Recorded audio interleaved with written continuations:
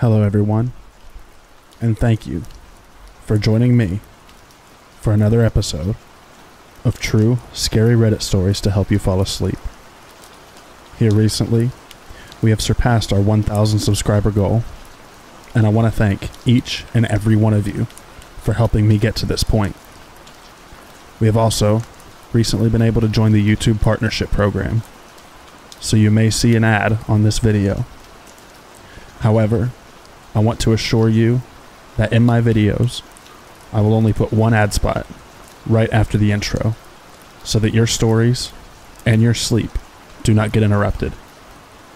I would also like to thank Grim Reads for reading a few stories near the end of this video as a collaboration. If you would like to check out his channel, it'll be linked in the description down below.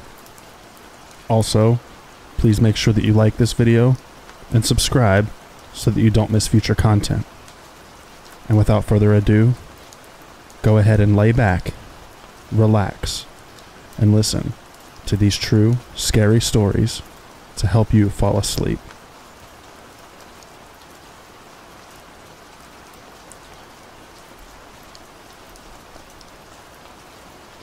This happened about a month ago, and it was a bizarre experience to say the least. I'm 15, and I was playing some video games before passing out to go to sleep. It was about 11 p.m. when I hear the doorbell ring. Out of instinct, I begin walking downstairs, but about halfway, rationality came to mind. Who the fuck rings a doorbell at 11 p.m.? I silently strode back upstairs and stood in the hall, kinda expecting something bad to happen. Exactly a minute later, it rings twice. My parents begin to leave their room and give me a quizzical look, and all I had to respond was a shrug. Then, he starts banging on the door. My mother jumps at the first bang, and my father's eyes widened, but more in confusion than fear. He decided to go downstairs and peep through the view hole. It was our neighbor.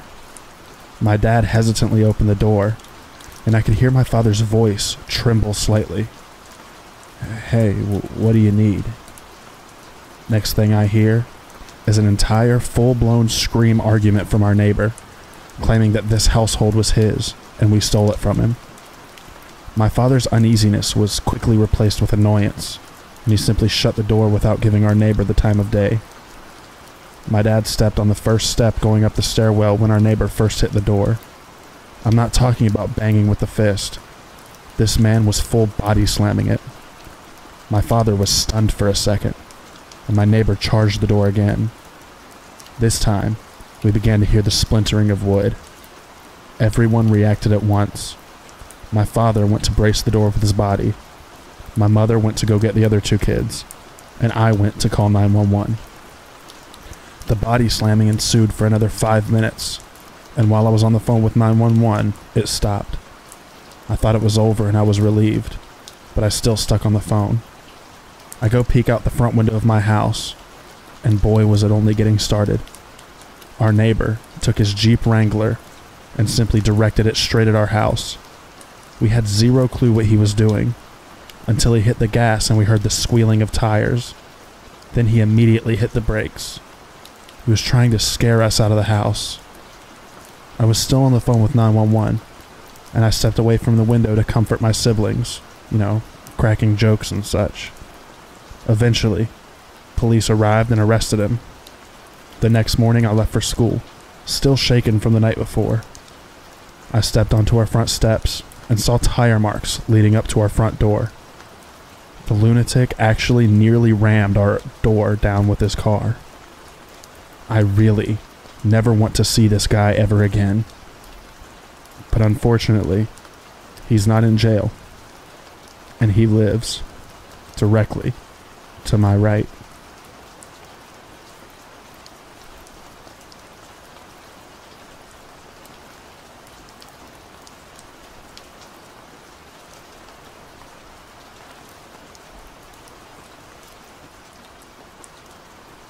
I grew up in Ohio in the 70s, and me and my childhood friend Joe were outside all the time we could manage it. Joe lived on a farm that bordered a pretty big forest, and my parents would drop me off in the morning, and we'd stay in the woods all weekend. We'd only come out for school. We loved pretending that we were frontiersmen. We'd build shelters, traps, practice making fire with sticks, the whole 9 yards. When we got to be in high school, we got this notion to pull a Stand By Me. This was based on the movie of the same name that had just come out.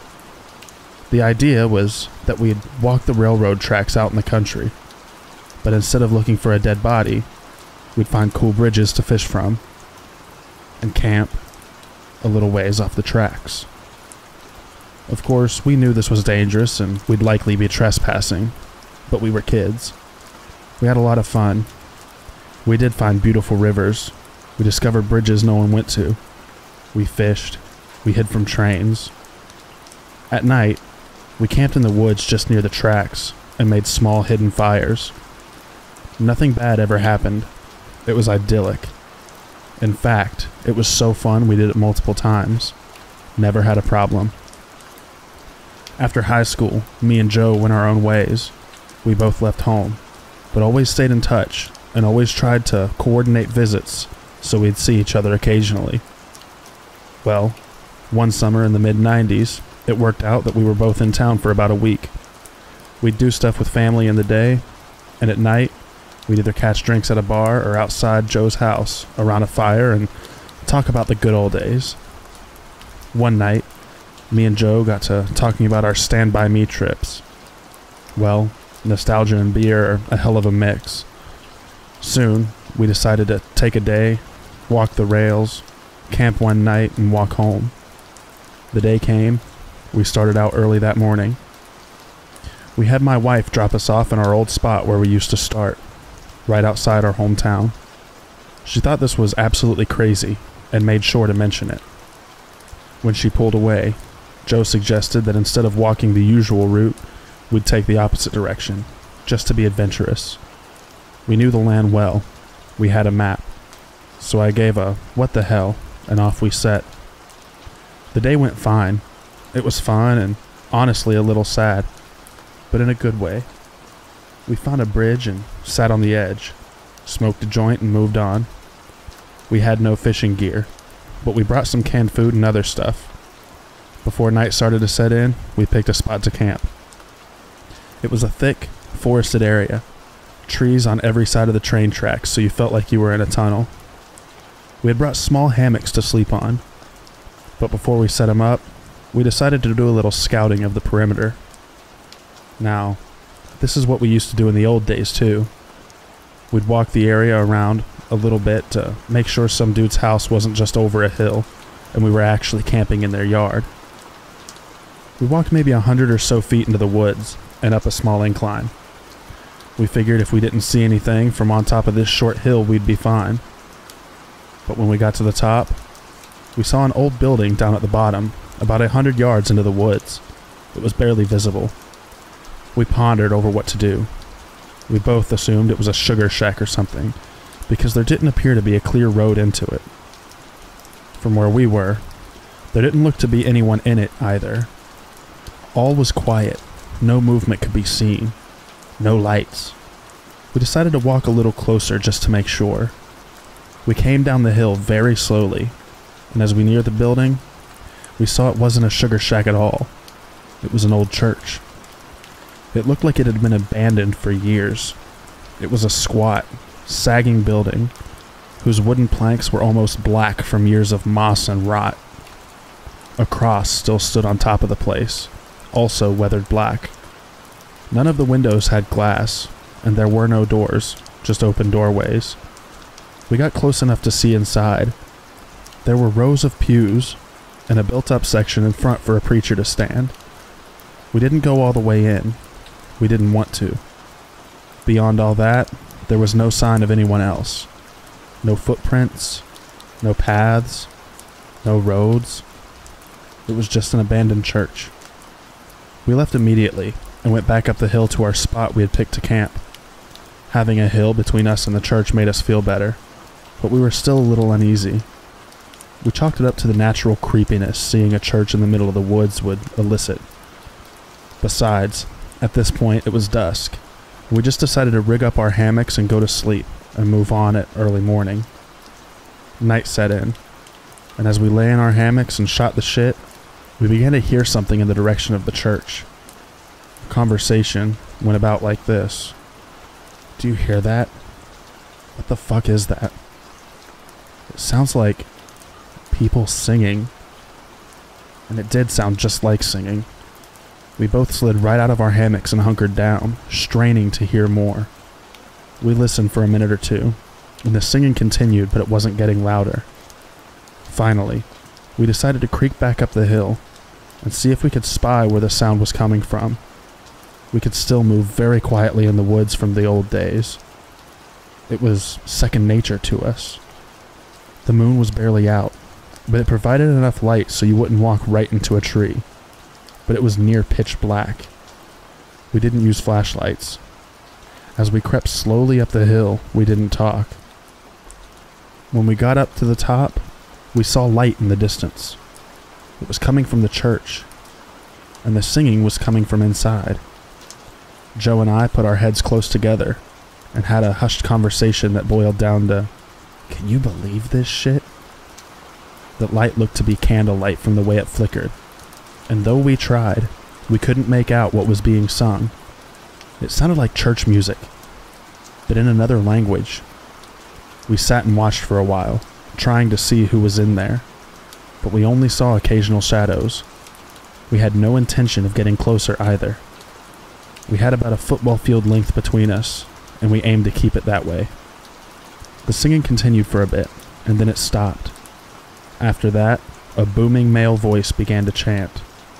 I was already freaked out, but this voice thoroughly scared the shit out of me. It sounded like some Old Testament preacher you see in movies. But again, it was like he was speaking in a different language, because we couldn't understand a single word. Eventually, it got to where the single male voice would say something, and then a bunch of voices would answer in song. This lasted for a while, and then they all broke into this long, sustained wail that just kept getting louder. It was so loud and so disturbing that I covered my ears. Then it stopped. At this point, I was just getting ready to say, "Let's get the fuck out of here," when Joe put a hand on my shoulder and hissed, "They're coming out." We were far enough away that we couldn't make them out really well, but what we could see was a line of figures walk out of the open doorway, all holding hands in single file. We could see some of them had flashlights. They began to sing again, and the light from the flashlights began to move toward us and the hill. We booked it back to our campsite, grabbed our shit and ran to the tracks. Once there, we ran down the tracks in the direction that we had come from. After a few minutes, we stopped and looked back. We saw lights coming down the hill.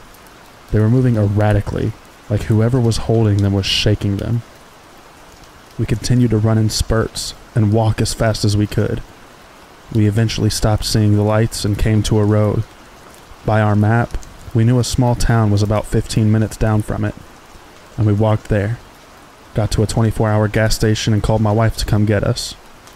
My wife and other friends all thought it was just kids messing around, but I heard these voices, and they sure as hell didn't sound like kids to me. Not sure who those people were, but it was definitely the creepiest thing that has ever happened to me out in the woods.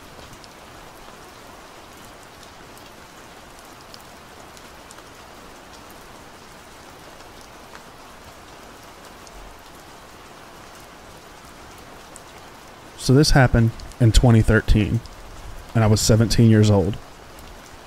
My family was looking at this house, and the owner showed up and talked with my parents. He seemed like a nice older man, built the house himself. It's a pretty nice, 2-story house overlooking a river.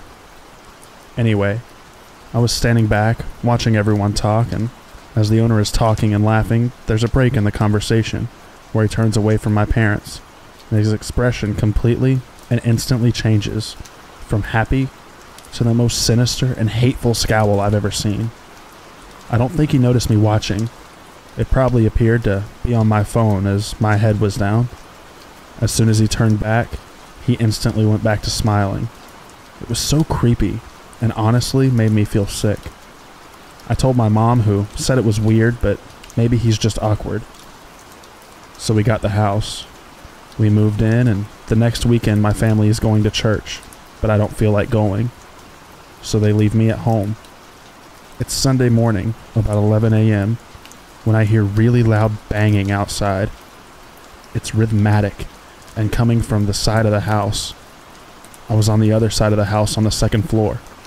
Honestly, my dumbass thought it was maybe the wind. It was stormy that day, so I didn't think much of it. It stopped about 5 minutes after it started. Then 10 minutes later, I hear walking around downstairs, chairs moving, kitchen cabinets opening, and the fridge opening. I immediately, quietly, lock my door, grab my baseball bat, and call 911. While I tell them my address, I text my mom and tell her that someone is in the house and that I've called 911. At that point, the operator said that someone was 10 minutes out. I tell her shh, because I heard footsteps walking towards the stairs. Basically, the house is so thin I could track where he was in the house. At this time, my mom responded that she's on her way. She's half an hour away. So here is a 17-year-old, 5'2", 100-pound girl, hunkered in a room, full well knowing that if he came in, he'd overpower me and take the bat. I was fucking terrified. I heard him walk down the hallway towards my door. I saw the handle turn and stop. It was locked, and I heard him stand there. He didn't move. I could hear his breathing. It felt like forever, but really, I think it was only about 10 seconds. I heard him turn and go back down. I heard the back door open and shut, and about 3 minutes later, the police pulled up. The 911 operator asked me if I could let them in or if they needed to force it. I knew he'd left, so I let him in. No one was there. No sign of forced entry. Nothing. When my mom got there, she looked at my stepdad and asked if he had changed the locks. He hadn't. I think the creepiest part, and what really validated my story, was that my mom had just vacuumed the hallway, and there were shoe prints that were larger than anyone in our house, and the police hadn't been up there. They stopped just outside my room. He died about a year after that. So when you buy a new house, please don't forget to change your locks.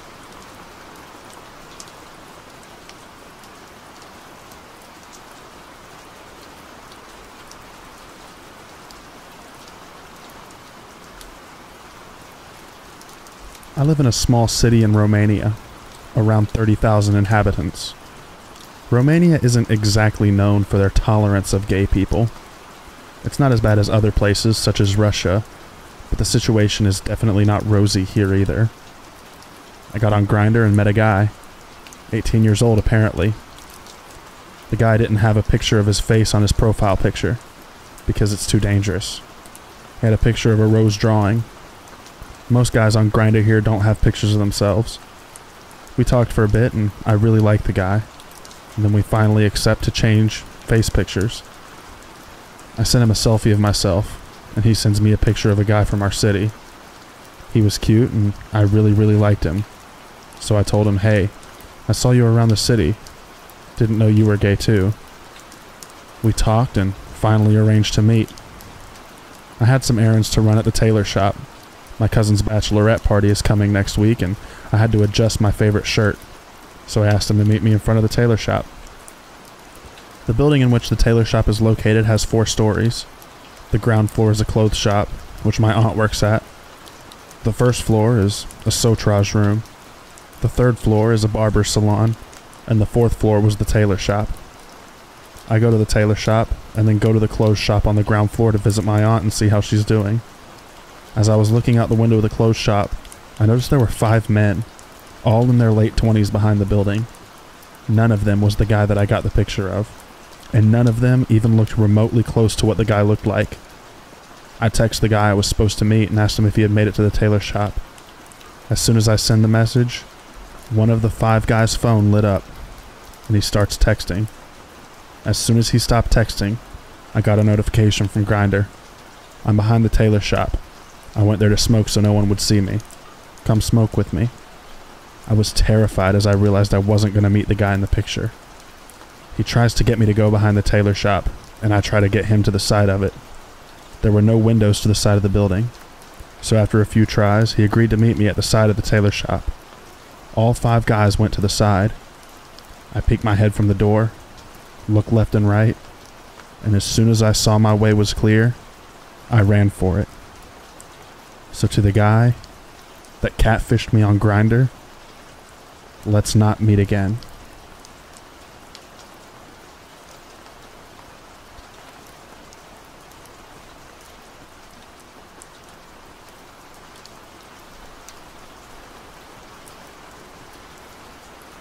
For 6 months last year, I lived in the north of Spain. About a week before I was going to move back to Ireland, my friend and I were at the house having dinner and drinking a little. I was renting an apartment in the city and my roommate was an older lady, maybe in her 50s. I'm 20 for reference. That night, my roommate left to go have dinner with her friends. About a minute after she left, someone buzzed our door to be let into the building. I looked at the camera and didn't recognize the woman buzzing our room. She looked to be in her late 20s to early 30s, so I just assumed that it was one of my roommate's friends, and she was coming to meet her or something like that. I buzzed her into the building, assuming that they would meet in the lobby. At first, I didn't buzz her in, because I didn't recognize her, and she walked away from the door, but then hit the buzzer as soon as she walked away, and then I, myself, walked away from the camera, meaning I couldn't see if she actually entered or not, assuming that if she didn't enter, she would just call or text my roommate. Boy, was I wrong. This woman came up to my apartment building on the 6th floor. She came up just 2 minutes after my roommate left, so I know she didn't take the stairs, and I know that they must have seen each other when my roommate got off the lift and the lady got in. Realizing that this is weird, I do not open the door when she rings it. I look through the peephole, just to confirm that it was nobody that I knew. At this point, I back away from my door and gesture to my friend to be silent. We creep back to my room, which is at the far side of the apartment, and I begin calling my roommate who isn't picking up. Meanwhile, the lady is incessantly ringing my door. My roommate is not picking up, and my friend is just telling me to open my door. In her mind, it's a woman, so she must be harmless. I tell her she's an idiot for underestimating the female sex. Women can be criminals too. She keeps telling me to open the door, and I refuse. The door keeps ringing. I keep looking out the peephole. At this point, I understand that if she knew my roommate or was looking for someone specific, she would just call or text them. She didn't take out a phone at all. She just stayed eerily silent. Didn't call out any names or ask if anyone was home. This was weird to me. I finally get through to my roommate. She says she wasn't expecting anyone and that she doesn't know if anyone in that age range. She asks if I'm okay and I say I'm fine. Now it's been at least 20 minutes. I know the lady knows someone is home because the lights are on and my understanding is that's why she's not leaving. I continue watching her through the peephole and see her go into the lift for a minute and then come back out again. The lift is really loud and I would have heard it move. It didn't. She just went in and came out. In my mind, this means someone is in the lift waiting for her, and this screams sketchy to me. After about 40 minutes, she finally leaves. I run to our hall and flick on the outside camera. The lady left the building with 2 men. They all had backpacks on. I will be eternally grateful for trusting my instincts and not listening to my friend. Sometimes, it's better to be safe than sorry. So creepy lady, with the henchmen, let's not meet again.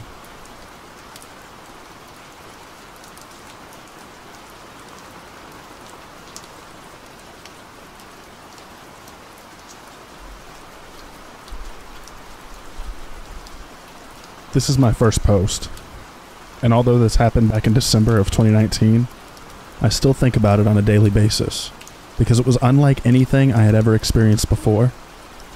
I hope it offers some sort of enlightenment on what to do or not to do if you find yourself in a similar situation.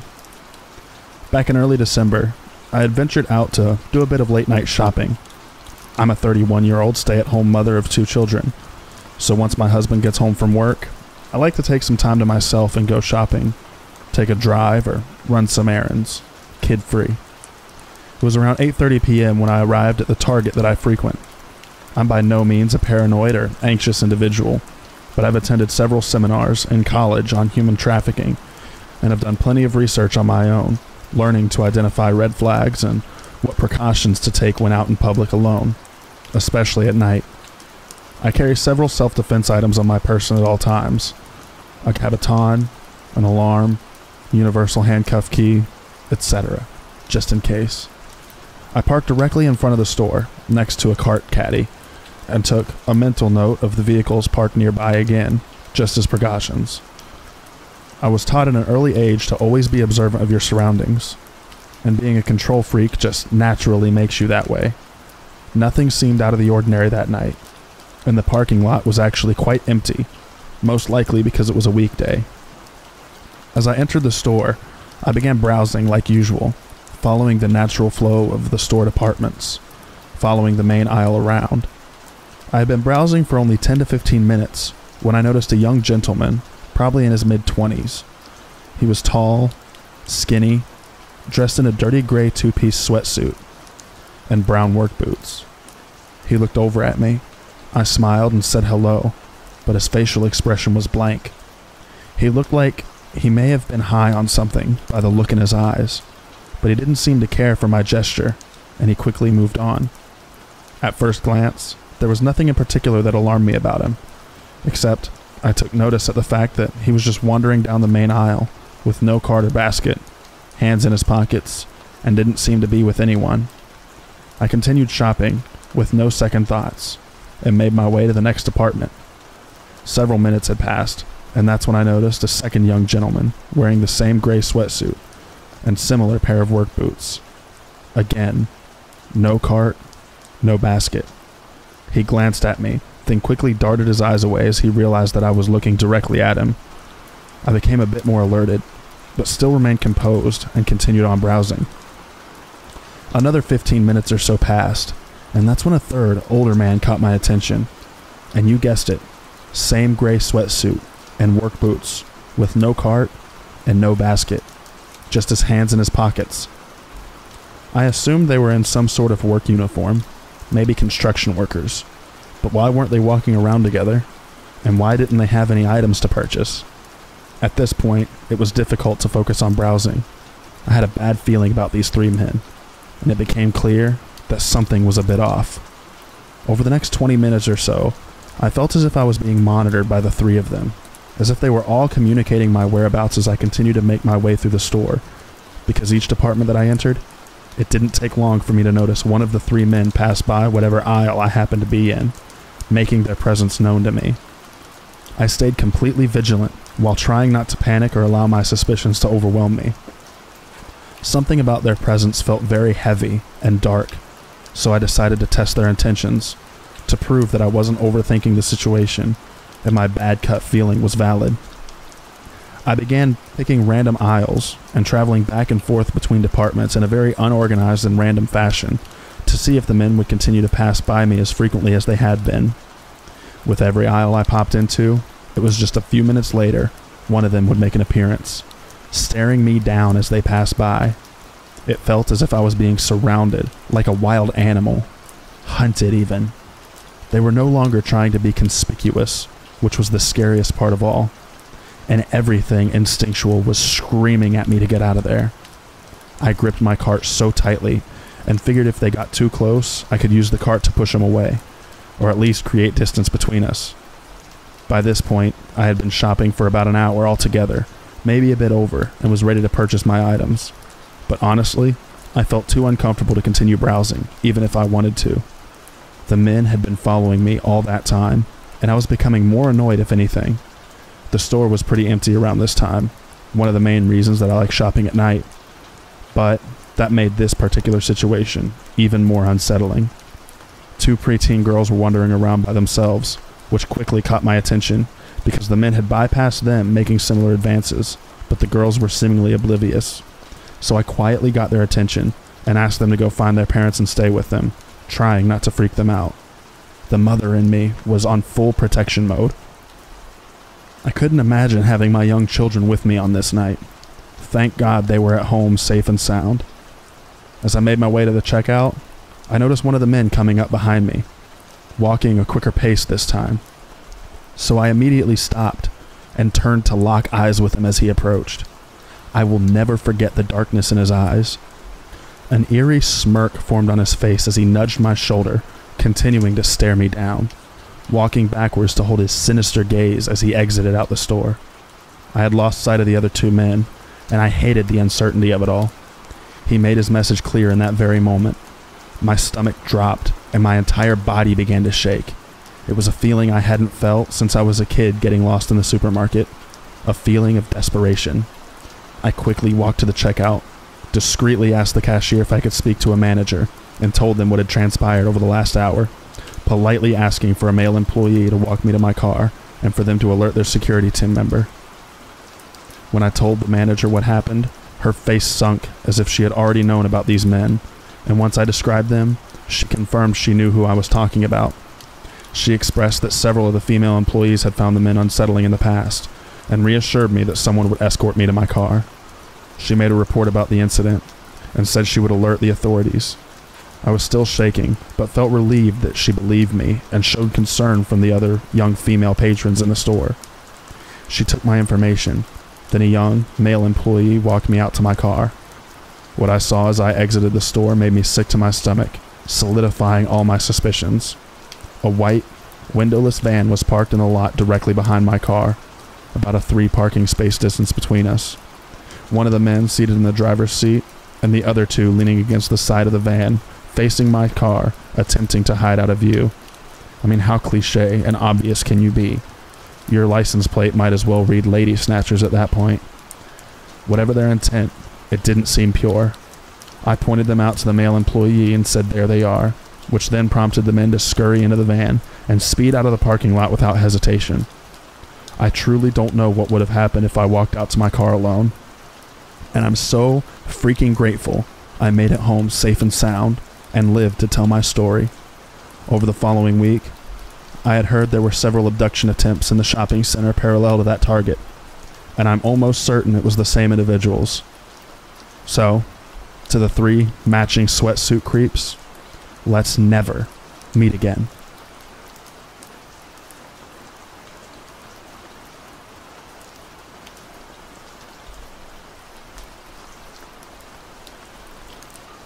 This is something that was super traumatic for me, but it was never discussed again in my household.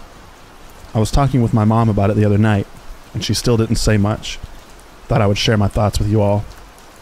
When I was 13, I got a Dell desktop for school.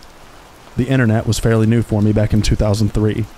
AOL and MySpace, Yahoo Messenger, AOL chat rooms, 16 female Cali, anyone? AOL chat rooms was where I went. I was a shy, overweight kid back then. Still shy to this day.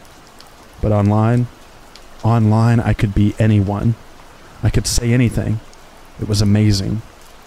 I discovered so many things when I got the internet. If I could be anyone, so could someone else. This was how I met a 27-year-old man. One night I logged on. The AOL dial-up sound still makes me feel uneasy. I was sitting in my cold, dark kitchen. The computer was here so I could be monitored. It was just me and my mom, though, and she was always working, so no one ever really monitored me. Plus, she had no idea how to use a computer, so I got away with a lot.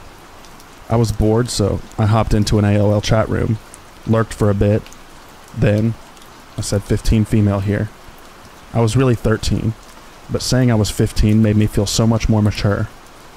Private message incoming. "Hey, my name is Rob. Where you from?" And that's how it started.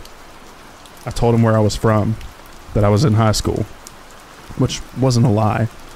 My school was from 7th to 12th grade. "You?" I replied. 19 male, New York.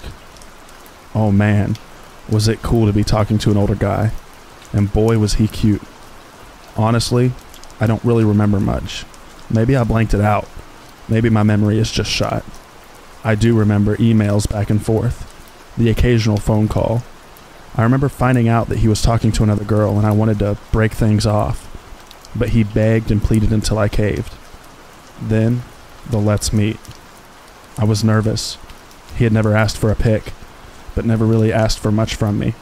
Just the emails back and forth, a phone call a day. But somehow, he made me feel safe. Made me feel wanted. Cared for. He drove from New York to West Virginia one day. My mom was working right beside the house, so he parked about a quarter mile away and took the back alley to enter my house. My friend was with me when he showed up, but was scared when she seen him and ran out the back door. I maybe should have taken a hint from that, but I just stood on the back porch with my head down, was given a big hug as he led me inside. Not 5 minutes after being there, sitting on the couch, did he move things further. Then further, even into my bedroom. I won't get into the details on what happened next. I assume most can guess. After that, he left, with instructions to get into his car after I get off school bus and we'll go on a date. I had no idea where he was staying. I lived extremely far into the country, an hour's drive from the closest hotel. The next day I got ready for school, ride the bus for the 45-minute drive, and as soon as I hop off in the school parking lot, I get directly into his car. No one noticed. No one said anything. We drove around. Never went on a date. He just finds different places to park so that he can use me. I notice a photo of another young girl, 15 or 16, in the visor of his car. I question him, but I believe me when he tells me it's his cousin. Believe when I question why his hairline is receding so much. Believe him when he tells me I can't see his driver's license because he left it at the hotel. Believed him when he said he loved me. I get dropped off back at school, super sad that he was going back home, with promises that he will call. Again, everything feels fuzzy. I can remember many emotions from this time. I do remember that a few days later, my mom says she found out I skipped school with a man, that I was never to see him again, and that was that. I do remember sending an email. I do remember a late-night phone call. I do remember saying, I wish I could just live with you.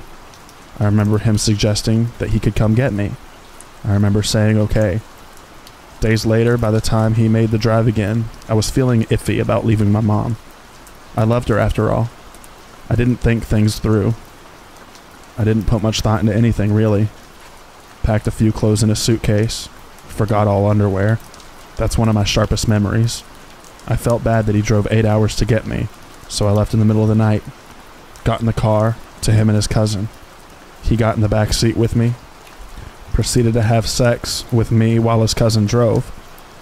Then got back in the front seat. This happened a few times between my home and his. The drive took forever. I had nothing to drink. I was offered nothing when they got something. They stopped to take a nap at a rest stop, and I attempted to call my mom, which was disabled on our phone. I dug around for some change to get something to drink, but couldn't afford anything in the convenience store, so I drank out of the truck stop sink. Hours later, we park a block away from his house while he runs to get something. I'm sitting in the back seat, waking up from a nap when around 8 or so men and women in black suits surround the car, screaming for us to get out with our hands up. My first thought was shit. First 10 minutes in New York and I'm already being robbed. I'm terrified. I get out and a man pulls me over to the curb while the other officers force his young cousin onto the ground. All the while they're asking me my name and age, telling me to tell his cousin my age. I'm put in the back of an unmarked car, driven to the New York Police Department, past reporters, cameras, and news trucks, snuck into the back of the station, where I see Rob in handcuffs for the last time. And for in love 14-year-old me, this is devastating. I'm taken into a room and questioned for hours. I am then taken to the hospital, then a hotel where a nice woman brings me Taco Bell and stays with me as I fall asleep. The next day, 2 FBI officers escort me onto a plane. When I get off, and where I'm greeted by police officers, my mother, and a horde of news reporters. I later found out that when my mom reported me missing, the police didn't want to do much. They didn't even take the picture of me. She had his license plate number. She remembers seeing his car parked by the road that first meeting. She took note, since it was an out-of-state car. Thanks to her being vigilant, I do find this is the only reason that I'm alive today. The police said that they would look into it, but that wasn't enough for my mom. She contacted a family friend who in turn contacted the governor of West Virginia, who in turn made the police look further into it. After they ran the license plate number, looked into the man, found out who he was, that was when they issued an Amber Alert, noting that I was in extreme danger. My cousin told my mom that he looked at Rob's rap sheet and it was a mile long, but wouldn't tell my mother what was on it for fear of scaring her more. I never went to court. I never went to any hearings, but I did fall into a horrible depression. My friends wouldn't let me hang out with them anymore. People spray-painted slut on my locker at school. I had no friends, but most of all, I thought a man was in prison for loving me. When I learned he got sentenced to 10 years in prison, which he served every year of, I became deeply troubled. I was in and out of the mental hospital for self-harm for years, on a slew of depression medication. Psychiatrists never talked to me about anything. I had to process it all myself. My teenage years were better though. I transferred schools, made good friends, graduated, but still, in the back of my mind, I felt that I was the reason a man lost 10 years of his life, until I was told he was let out of prison. A couple of years after he was out, I contacted him on Facebook. At the time, I was around 24 or 25. He told me that if I ever contacted him again, he would kill both me and my mother, that he still knows where I live. I had no idea what he planned to do to me. My mom says selling me to a sex trafficker. I was told that he had other girls my age he was talking to. Some good things happened because of my kidnapping. Schools all over the state started internet safety education classes. Kids were taught safety. Parents were taught how to keep kids safe. No other girls were taken by this man. So, to the man that ruined so many years of my life, I'm 29 now.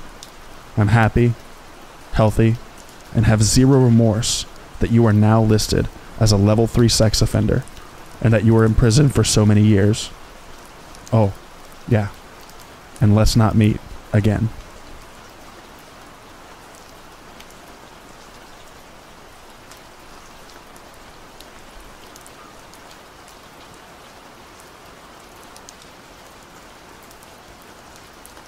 So, to start, I'm a transgender woman.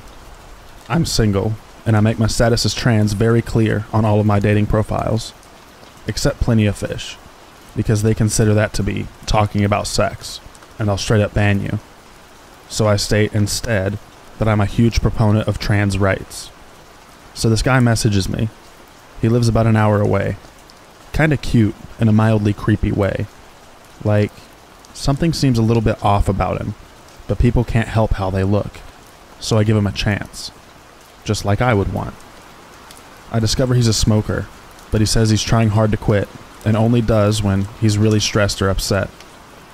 We have a nice conversation, and finally he asks for my number, and without thinking about it, I give him the number, but tell him I'm ready for my evening classes so I'll be slow to respond. A few minutes go by and I get, "Hi, it's me from Plenty of Fish." Now usually I send a standard quick message. "Hi, it's Allie, so just to be clear, since my profile might be a little vague, I'm a transgender woman. I know that's not everyone's cup of tea, so if you're not interested, I completely understand." About 20% of the time the guy isn't interested and gets rude and needs to be blocked, and the other 80% is split between immediate inappropriate questions and dick pics, casual acceptance, or dead silence. But like I said, I was getting ready to go to class, so I hadn't sent the message yet. A few minutes go by, and I'm about to text him my standard when I get another text. "Who the fuck is my full dead name? Why is he paying your cell phone bill?" Me in response, "Where did you even get that name?" Him, "Answer the question. Who is he?" I'm honestly stunned at this point, and I realized he must have paid one of those shady websites that offer personal info for a fee. Well, if you must know, I'm transgender, and that used to be my name. I was about to tell you when you pulled that stunt. Please do us both a favor and lose my number. That's incredibly invasive, and I don't want to talk to you anymore. Do you still live at my full address in my hometown? I'm coming to see you so we can talk about this in person. Me lying. No, I moved a few months ago, and I'm getting ready to head out like I said. You need to leave me alone. Don't contact me again. Him. Since you have something to hide, I'm going to run a full background check on you. You lied to me and I don't appreciate that. Me. I'm sending screen caps of this conversation, your Plenty of Fish profile, and your photos to my 2 best friends who work in law enforcement in your town, and my ex-boyfriend, who I'm still on good terms with, who works for the local sheriff's office. Don't text me again. I didn't hear anything else from him for a few weeks. I made sure my doors and windows were always locked, and the aforementioned friends and ex would check up on me from time to time. Eventually, it just became one of those weird things that makes you laugh uneasily.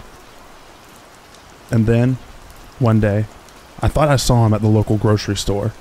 Same dark hair, thick glasses frames, and just creepy. He was staring at me, watched me as I shopped. I texted my ex about it, and as an upswing on those things, my ex and I got back together in a casual sort of way, and he stayed the night a few times a month off and on.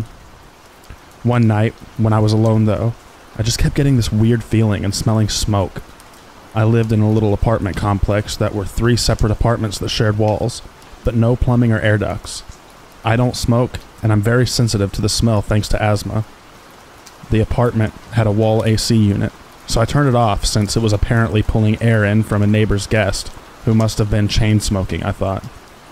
I had an ASL video due the next morning, so I was up all night practicing and recording the video, signing the same story over and over again, until it was almost a dance rather than narration. A couple of times I had to restart the video because my cat was going nuts. Finally, around 7 a.m., I had the video finished and sent in, and was ready for bed. So I double-checked all the doors and windows were locked, set an alarm, and went to sleep. I woke up and got ready for school. I was running a bit late and had to hurry out the door, but I noticed something weird, but didn't have time to stop and register it. Classes went smoothly.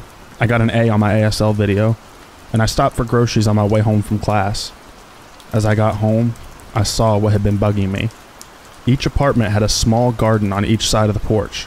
Mine was nothing but gravel and pavers the previous tenant had put in, but it was tidy, except for a pile of cigarette butts that looked like someone had dumped their car ashtray in my garden. There was no other trash, just that pile, right in front of my bedroom window. I don't think anything about it at first and just get a broom and dustpan to sweep it up. As I'm doing it, my neighbor, an old man, comes out and asks if my boyfriend ever got a hold of me.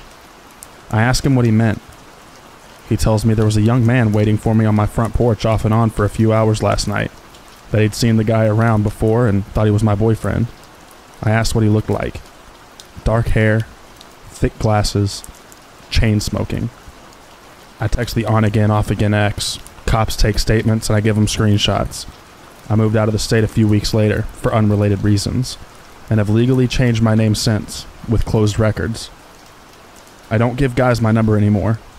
Ladies, and my fellow queer family, use a texting app until you get to know someone, because for like $5, creeps can get everything from your phone number.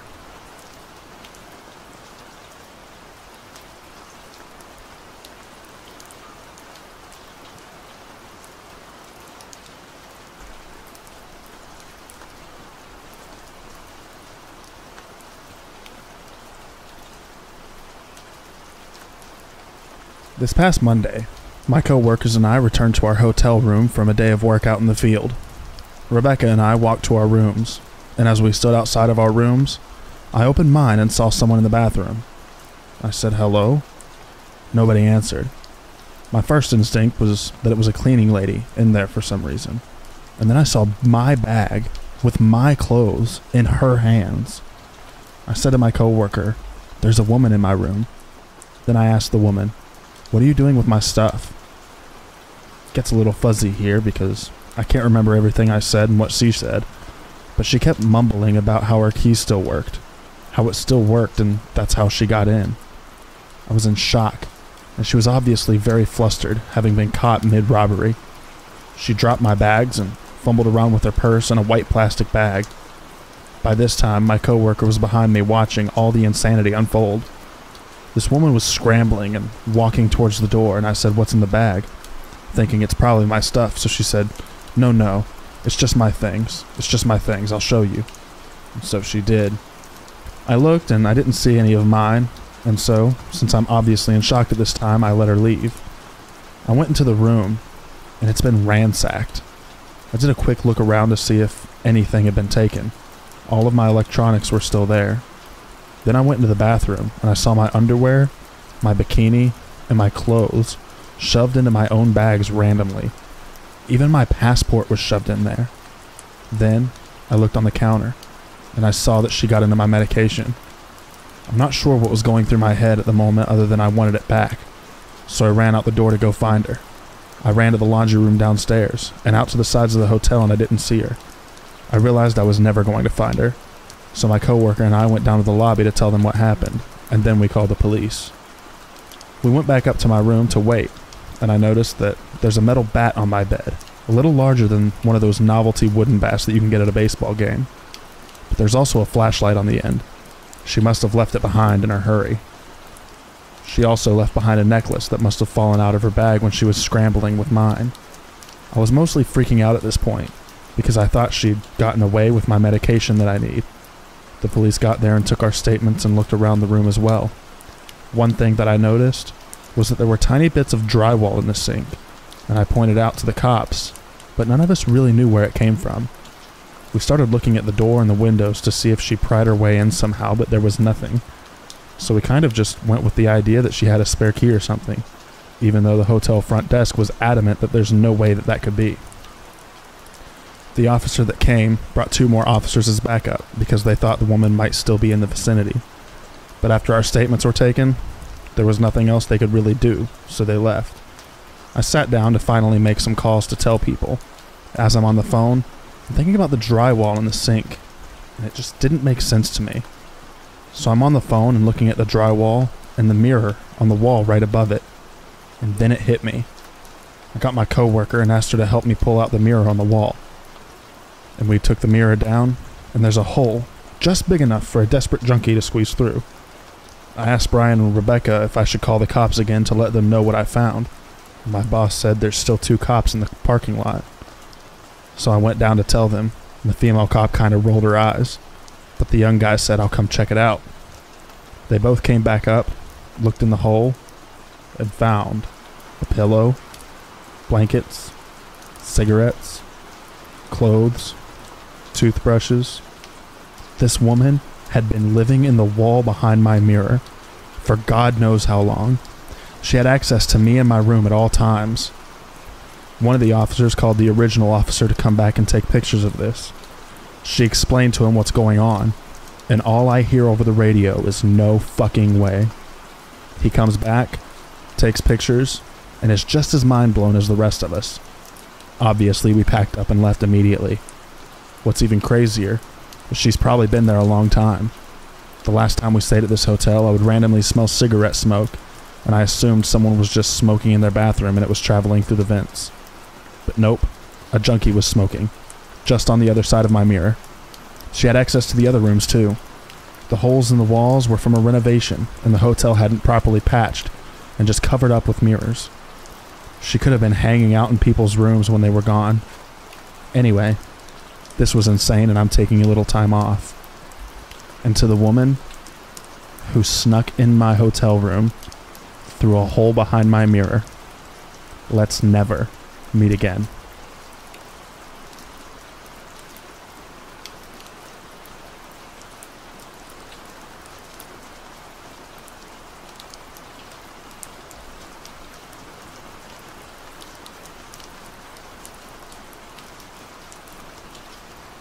It was the summer of 2016, and I had just married my longtime girlfriend. Over the course of our 12-year relationship, we had traveled to the mountains several times in both summer and winter for camping, but also to stay in nice mountain hotels and snowboard the slopes. Naturally, we both agreed this is how we wanted to spend the first few weeks of our marriage. We booked a 20-day stay at a mountainside campground on the other side of the country. We also decided to bring our dogs with us, as they too love being outdoors, and we generally bring them camping anyway. After 2 days of road tripping, we finally arrived, quickly set up, and settled in for a good long stay on the mountain. It was beautiful. A couple of days into our trip, and we had already met a bunch of fellow campers. We're very experienced campers, so we generally attract a lot of attention from novice campers asking for tools or supplies as they see we're all set up. We're usually more than happy to help people get situated if they need matches, cream or sugar, or help setting up their equipment. It was day 4 or 5 when she first made her presence known to us. I will refer to this person as she or her, as we never even learned her name. We were sitting down under the shade of a large pine tree at the edge of our site, drinking beers and playing cards when she seemingly appeared out of nowhere. She was suddenly just there. "Can I pet your dog?" she said. Even my dogs didn't see her approach, as the very sound of her voice triggered them into a startled frenzy. As the dogs were worked up already, I politely told her no, and she just stood there at the edge of our site. Didn't say a word, just stood there, sort of existing but not really doing anything. She wasn't exactly staring at us or looking at anything in particular. I asked her if she needed anything and she said no. After a few minutes, she walked off. I work with people with brain injuries, so I've had my fair share of experience with unusual behaviors, including people with poor social skills, so I wasn't about to write this person off as creepy just yet. But she had my attention. I casually watched her walk off and enter a campsite across the path, a few sites down from ours. There was already a small tent set up in the site, but she proceeded to pull an even smaller single tent from her backpack and begin setting it up. The day prior, we saw 2 young girls set up the other tent, and were clearly the occupants of the site. There was no further interaction with her that day, though. We did notice that the owners of the other tent on the site were not around at all that day, and we didn't see them return that night. Well, the next morning, I'm walking to the camp showers to clean up for the day. As I walk past her site, I see she's sitting there in her little tent reading a book. The door to the tent is open. I pay no attention and keep on my way to take my shower. When I'm done with my shower and walking back, I notice that her tent is now closed, but it's jiggling about, so I know someone's in there. Then, she made her presence known in a big way. Just as I'm approaching her site on the way to mine, she unzips her tent, and I immediately see that she's completely nude. She then positions herself just inside the tent at the door, and lets out this over-the-top, full-body stretch, and held her arms way up to the sky, while pushing her chest forward like it was some sort of mating ritual designed just for me. While she does this, she lets out only what I can describe as an exotic moan. It was pretty obvious that she was putting on a show for me. I continue on my way to the site and tell my wife about the display I had just been witness to. We both laughed it off and moved on with our plans to day hike a good trail to the waterfall. The trailhead for this hike was accessible from the campgrounds, so we didn't have to drive to get there. We just walked the additional 2 kilometers to the trail. We walked at a good pace, so when we got to the trail we decided to stop for a few minutes and take some photos of the surrounding mountains before heading into the thicker bush. After sitting there for maybe 5 minutes while my wife is taking pictures, she emerges from the trail that leads towards the campground. At first I thought, okay, it's just a coincidence. She's staying here and this is a pretty common trail. But then she sees that I see her, and she stops dead in her tracks and just stands there. Same demeanor as our first encounter, just standing, not doing anything in particular, but also sending creepy vibes our way. This was the first time I said to my wife, I think we have a stalker. Confused, my wife then looks to where I'm looking and is immediately creeped out. Once again, I think, whatever, maybe she's just hiking the trail, no big deal. So we continue on the trail at a good pace, and she maintains a consistent distance behind us.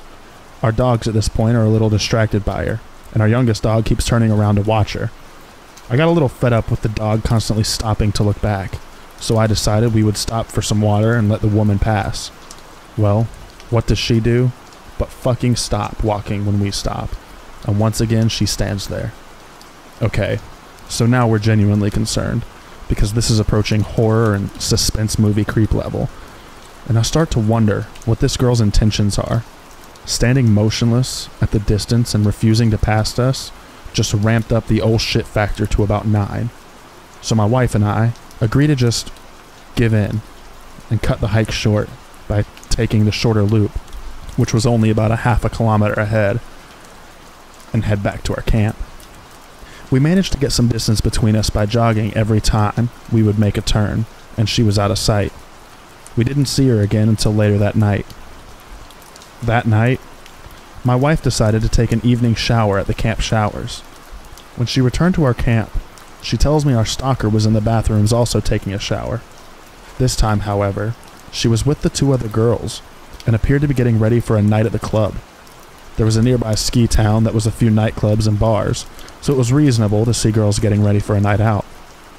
The 2 girls she was with were the 2 we saw previously set up at her site.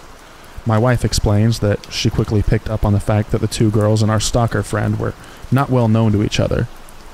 It was clear that the 2 girls were close friends with plans to go out partying, and our stalker was making an attempt to be friends and sort of invited herself to join them in their night out. Now we know the ski town well, and the girls kept reinforcing that they were meeting at a specific restaurant before going to the bar. It was currently 10:30 p.m., and we know the restaurant they were telling her to go to was closed at 10 p.m. They were lying to her about their plans. The stalker kept asking them too, "Are you sure this place? Are you sure?" They convinced her, and she then left to her tent to finish getting ready, while the 2 friends stayed in the bathroom to finish their makeup. My wife went on to explain how after she left, the 2 friends were mocking and making fun of our stalker. They were young 20-somethings acting like little girls in elementary school. My wife has no time for that. Creepy stalker or not, she had to say something to the girls for their behavior. My wife calls them out on their behavior. Well, putting all the catty bitch bullying aside, the girls explained to my wife that the stalker girl had set up her tent on their site when they were staying with a friend in the ski town. When they returned, they found her living at their site without invitation. She'd just taken upon herself to take a little corner of their site without knowing them at all. The girls said they were upset with her and trying to make her feel uncomfortable so she would leave, but she wouldn't leave. Of course, my wife asked them why they didn't just report her to the park warden. The excuse they gave was they were leaving the next day and didn't want to make a huge deal out of it. So, whatever happened between them and the fake late dinner plans and clubbing is unknown to us. About 3 a.m. that same night, we were all awoken to a blood-curdling scream right outside our camper. At first, I was like, holy shit, that must be a wild animal. My wife is trembling, dogs barking, and I'm startled but curious.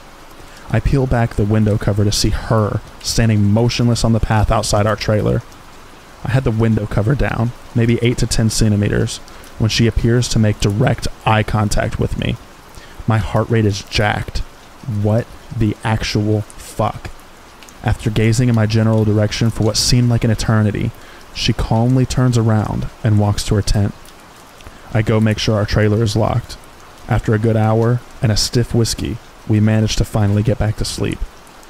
So the next day is a Friday. We have friends from a nearby major city coming up the mountains to spend the weekend with us.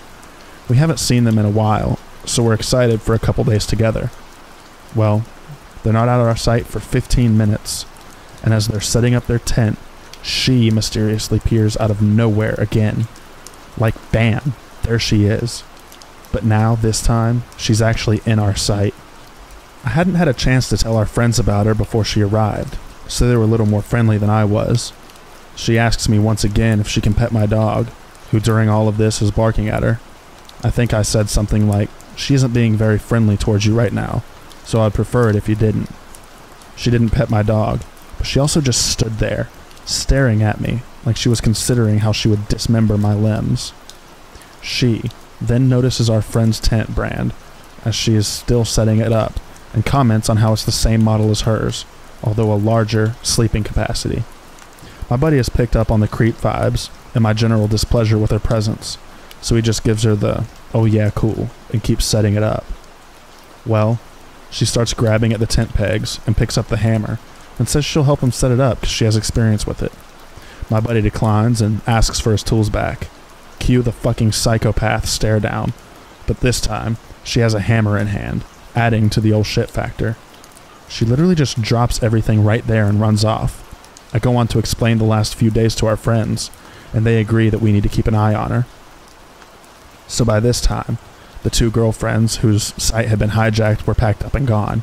It's now Friday night, and we've been drinking all day, so we're feeling pretty good. It's maybe about 11 p.m. when she walks over to our site again. She says, "Hey, you guys seem to have a lot of extra room with the tent and the camper. Think I could stay with you guys tonight? We can have a lot of fun in there together."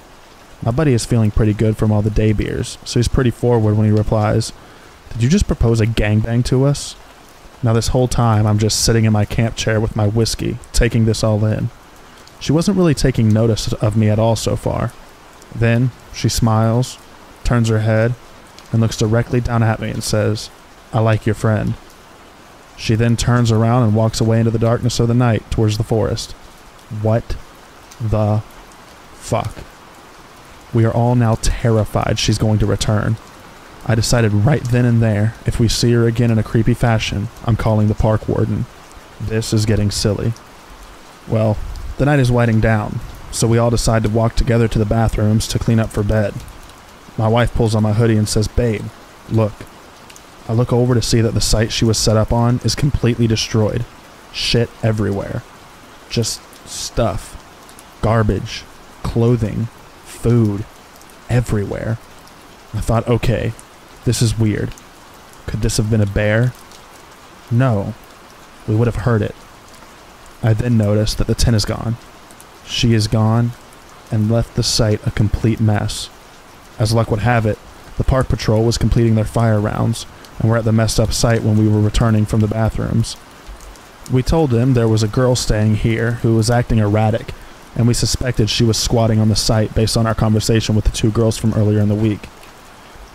We didn't see her again for the rest of our trip until the last full day. There was a great little lookout point not far from our site, which has amazing views of the river and valley below, and it was a perfect evening to see the sunset beyond the mountains.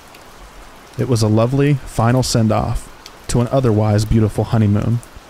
Just when we thought we were done with her, she emerged once again from seemingly nowhere.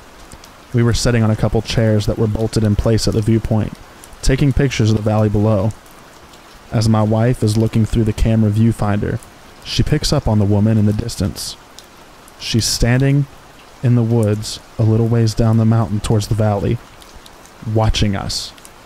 As her final act, she walked up the mountainside and sat right beside us on a boulder that was beside the chairs. She says nothing, just sits there.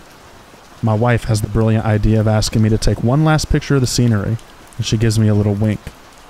I pick up on her idea right away, and I position myself so the woman is going to be in the picture. My wife wanted this lady's photo in the event that something bad happens with her before we can leave the area. We took our final looks out at the beautiful scenery and headed to our camp for the night.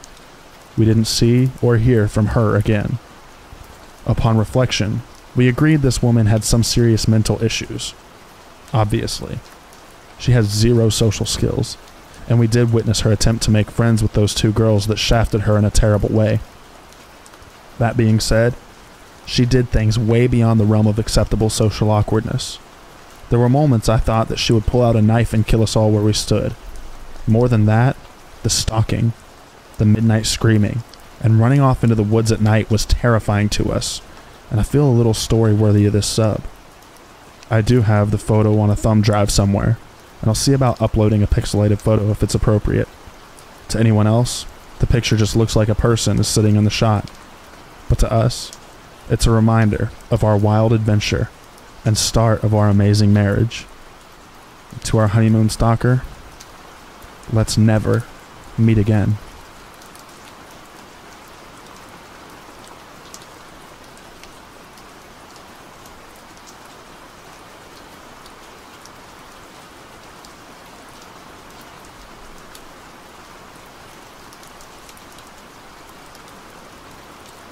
Wendell was a panhandler near my college. I always gave him my change when I had extra. Usually, I keep a hard rule not to give money to individuals because I give it to known local charities instead, where I can be sure the money is going to a specific cause. This one panhandler, though, he always sang opera music, quite beautifully, all things considered, even though it was clear he was begging for money due to poverty and homelessness, not busking for tips. I always thought it was admirable that he was trying to perform a service in exchange for the money, and I don't like carrying coins, so I gave what I could. It wasn't much, barely $1 each time. I would occasionally strike up conversations with Wendell, even if I didn't have any money for him. He liked to make students laugh with funny impressions or jokes. He was a bit older. I'm an undergrad. He was probably in his 40s or 50s. So we'd mostly have quick chats about the news or the weather or whatever. Nothing deep. Sometimes, he'd randomly share something so intimate that I'd feel obligated to reciprocate with something at least superficially personal. For example, he'd blurt out that he almost went to college on a baseball scholarship, but drugs ruined everything. And in response, I'd say something along the lines of, "Oh wow, sorry to hear that. I play volleyball. Not for a scholarship though. See you around, okay?" Once, Wendell called me over while I was walking with a professor, and I didn't want to be rude. So, I went over just to say a quick hello and introduced him to my professor. When we walked away, my professor was pretty clearly horrified and asked why Wendell knew me by name. I explained our friendship. He said the homeless in this city weren't like the homeless in my smaller town back home. I figured he was just being elitist, and I think he could tell I hadn't taken him seriously, because after we'd dropped the subject, just before I left, he reiterated that I shouldn't forge friendships with the homeless population in this city, or even give them money, because the chronically homeless, the ones on the streets enough that you could get to know them, tended to have criminal or addictive histories. I was surprised, because my professor is usually pretty progressive and compassionate, so I appealed to him with Wendell as a victim of a post-capitalist society, and all the other things I'd learned in his very own class. But he wasn't having any of it, basically saying however Wendell became chronically homeless, now he was, and I should act accordingly. So my professor strongly implored me not to even continue talking to Wendell at all. I kind of shook my head thinking, okay, boomer, and if anything, felt horrified by the warning. Like, it was a confirmation that I was a radical doing the right thing, leading a new path, breaking down barriers, bettering society. I got closer to Wendell and shared more about my life with him. But the very next time I talked to Wendell, he was really irritable and distant, and I wasn't sure why, until he said, "So your boyfriend, you two live together or what?" And I had no idea what he was talking about. I said, "What boyfriend?" And he said, "The guy I met from yesterday. You were walking down the street with him." And I laughed, explaining it wasn't my boyfriend. It was just my academic advisor. Then, all of a sudden, he wasn't irritable anymore. He was as chatty as he'd ever been. I probably should have taken that as a red flag, but I didn't think about Wendell much at all then. I only saw him once or twice a week, and only for a few minutes even at that. It was around that when Wendell started bringing me gifts. I'd pass him, and he'd have a flower for me, or a metal machine piece. I never refused, because I figured it was a means of preserving his dignity when accepting money, kind of like with his opera singing. One of my roommates did remark on the flower once. When I explained, she said it was weird. I thought she was also just being elitist, and that I was enlightened, bridging the class divide, and superior to her neoliberal paranoia. I mean, come on. It was just a flower. My advisor clocked all this, so brought it up with me again a while later, saying he was worried that I was being manipulated. I tried to tell him about Wendell's opera singing and impressions, and how he even almost went to college, but then I remembered the reason he lost his baseball scholarship, and I stopped short. Looking at it through that lens kind of made me reconsider the whole thing. I thought about what my professor had said. Sparing the details, we did talk for like half an hour, and I finally connected the dots that Wendell did have a history of drug abuse, and he did sometimes mention how a previous girlfriend overreacting to something he had done had derailed his life, other than the drugs. So, I decided maybe I should think about distancing myself a little. But very shortly after, the pandemic hit and classes went virtual. So to save on rent, I went home to my parents' house. Still in the state, but not near campus at all. About 3 weeks into being home, I was watching a friend's Instagram story when I heard Wendell singing opera in the background, and I thought, aw, I forgot all about him. Hope he's doing alright. And that was that. I kept watching different stories. Later that night, something about the story kind of stuck in my gut. It had popped into my mind a few times subconsciously and I'd ignored it, but it kept coming back, so I decided to go and watch it again. That's when I realized my friend's video wasn't from our college town. It was from my much smaller hometown, which is nowhere near my college. That freaked me out a little, but I figured everyone moved around when the pandemic hit. My town isn't that small. It isn't that far from college. It's probably just a coincidence. I really wanted to mention it to my parents. They had always warned me against talking to homeless people. Besides, like, can I buy you a meal? So I felt too embarrassed to explain the situation to them. Especially since it was probably a coincidence, and I would sound so conceited if I were like, he definitely followed me, because aren't I just so great that he's probably obsessed with me? We have a type 1 diabetic in the family, so we took quarantining very seriously. I figured, I'll never see him anyways. I'm not going out anytime soon. It doesn't matter where he is. And nothing happened. Well, one thing. A girl from my high school who also ended up at my college called me and, in summary, said, "This is going to sound really weird, but I feel like I should say something. I was downtown and a beggar asked me about you. Like, specifically you. He knew you were on club volleyball. He knew your major. I didn't tell him anything, but I thought you should know." I was pretty alarmed at first, because how would he know that I know this girl? But once we talked, I learned she'd been wearing a sweatshirt from our college, so I thought about it and decided he probably saw the sweatshirt. Figured she might know me from college, since we were both from this town, and was just trying to find out how I was doing. I thought it was sweet. Also a little weird, but he was a little weird. That was part of his charm. I thanked her, but told her not to worry about it. Besides, I wasn't in town much longer anyways. I decided to go back near campus. It was impossible to get my coursework done with my whole family around all day, so I went back to campus a while later. Didn't think about Wendell at all, until I saw him back on the same corner just a week after I returned to campus. Okay, even I knew at the time that something was wrong. I stopped giving him money, stopped talking to him, but I was so humiliated by how high and mighty I had been, insisting that nothing was wrong, believing that everyone else was just being paranoid and elitist, that I decided not to tell anyone what I had noticed. I was already barely leaving my apartment, never going on campus, and his usual spot was right by campus. I felt bad about potentially hurting his feelings or reading too far into the situation, but I figured he'd get the message, and better safe than sorry. After finals, I decided to visit my brother. It was in a totally different state. His roommate had moved home, leaving an extra bed, so I drove up to his place to celebrate the end of the year and just get away from it all. About the 9th day in, I was woken up way earlier than usual, to the sound of my brother talking at the door.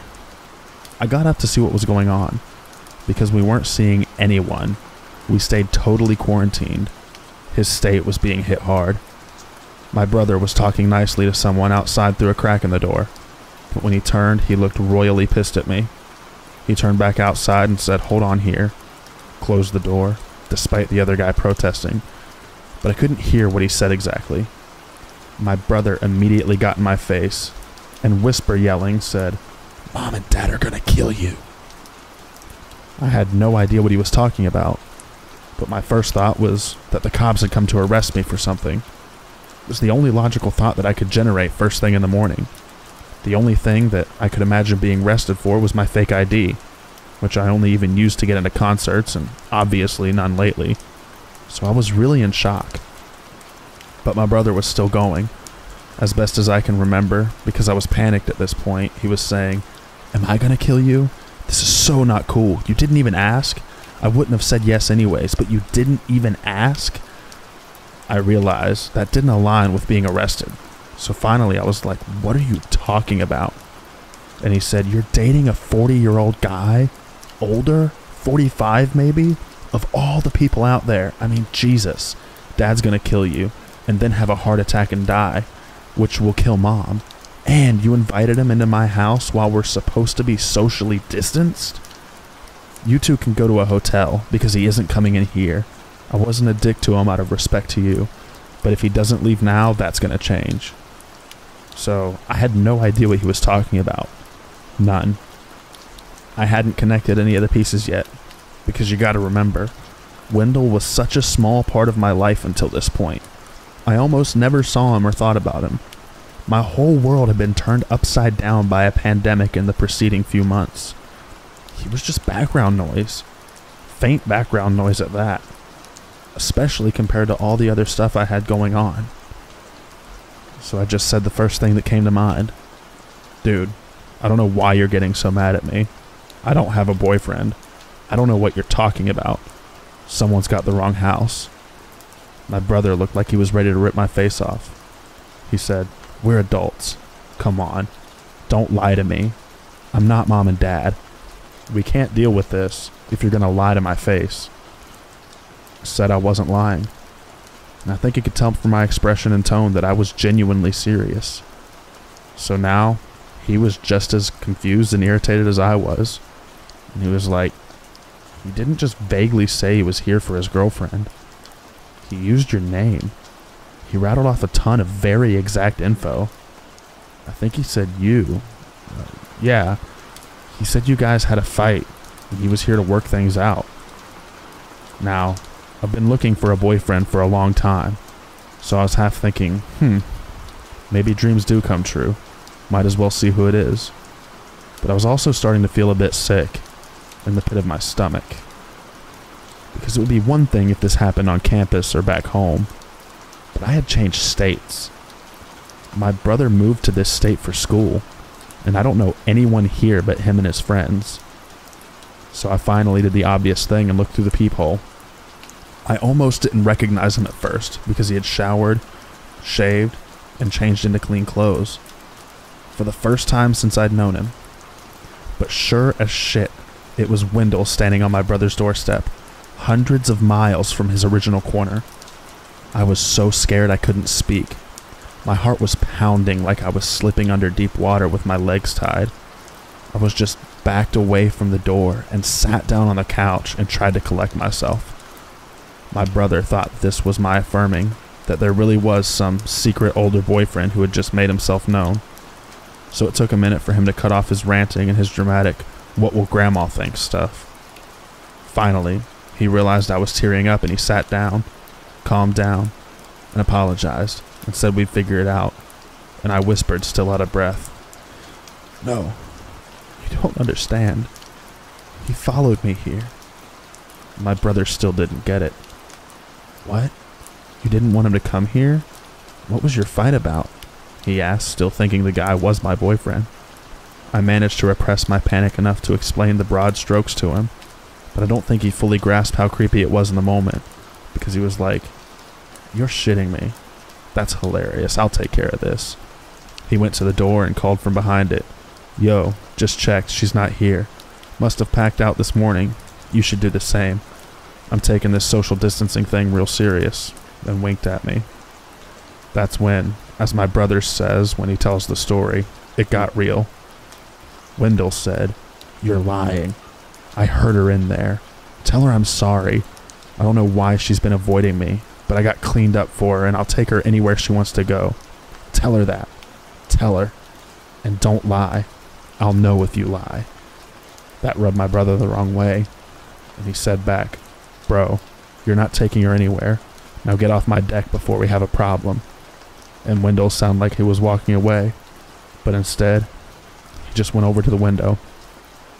When I saw him staring, he looked different than I'd ever seen him. Even than a few seconds earlier when I glanced through the peephole. His clothes were clean, but they didn't fit or match. Eyes bugged out of his head. White stuff caked in the corners of his mouth that I hadn't noticed at first. Shaking, just kind of disconnected from reality. He started banging on the window, shouting things like, "That's my girlfriend. You can't keep her in there, you little bitch. Let her out. Let her out. Let her out. I'm coming in there, baby. I'm coming in, and he won't keep you from me. I couldn't tell if it was meant as a threat or a reassurance. I was so scared. I was too scared to run or even move. I think my brother was almost as surprised by the sudden outburst. He was rolling up his sleeves like he was preparing to go out there, and I was trying to make my voice work to beg him not to. But I was so anxious, scared, embarrassed, and sad that I had missed all the signs leading up to this, all the opportunities to prevent it, that our friendship was never the wholesome thing that I thought it was. And I had so many thoughts swirling around in my head, fear being chief among them. All I could do was scream. Not words, just ah, and cover my ears to drown the whole situation out. Before my brother could charge out the door, he's an athletic guy, but I don't think he's ever actually been in a physical fight, Wendell punched through the window. Nothing actually happened when he punched through, and there was an eerie moment of silence where nobody moved. I think even I stopped screaming, but when he pulled his hand back, all hell broke loose. A fair amount of blood started spurting out when he pulled his hand back through the glass. The things he was shouting started to make even less sense, along the lines of, "Look what you did to me. This is a test. I told you I couldn't be stopped, you little bitch." And the look in his eyes got even more distant. I think the sight of blood, which has always made my brother really squeamish, made him realize that this was real. And he finally yelled, "Damn it, sis, call 911, while he leaned against the door, which Wendell was now repeatedly running into, even though he was nowhere close to breaking it down. I don't even remember making the call, but apparently I did, because within 10 minutes the police arrested Wendell without resistance. He kept trying to tell him his girlfriend was trapped in the house, and he came all this way to save her. My poor brother was even momentarily handcuffed, and had to explain he hadn't taken me hostage. Probably one of the most haunting memories of the whole event is as they carted Wendell away for arrest, he started singing opera music. I've learned a lot of important common sense and life lessons from this saga. But most of all, Wendell, let's not meet.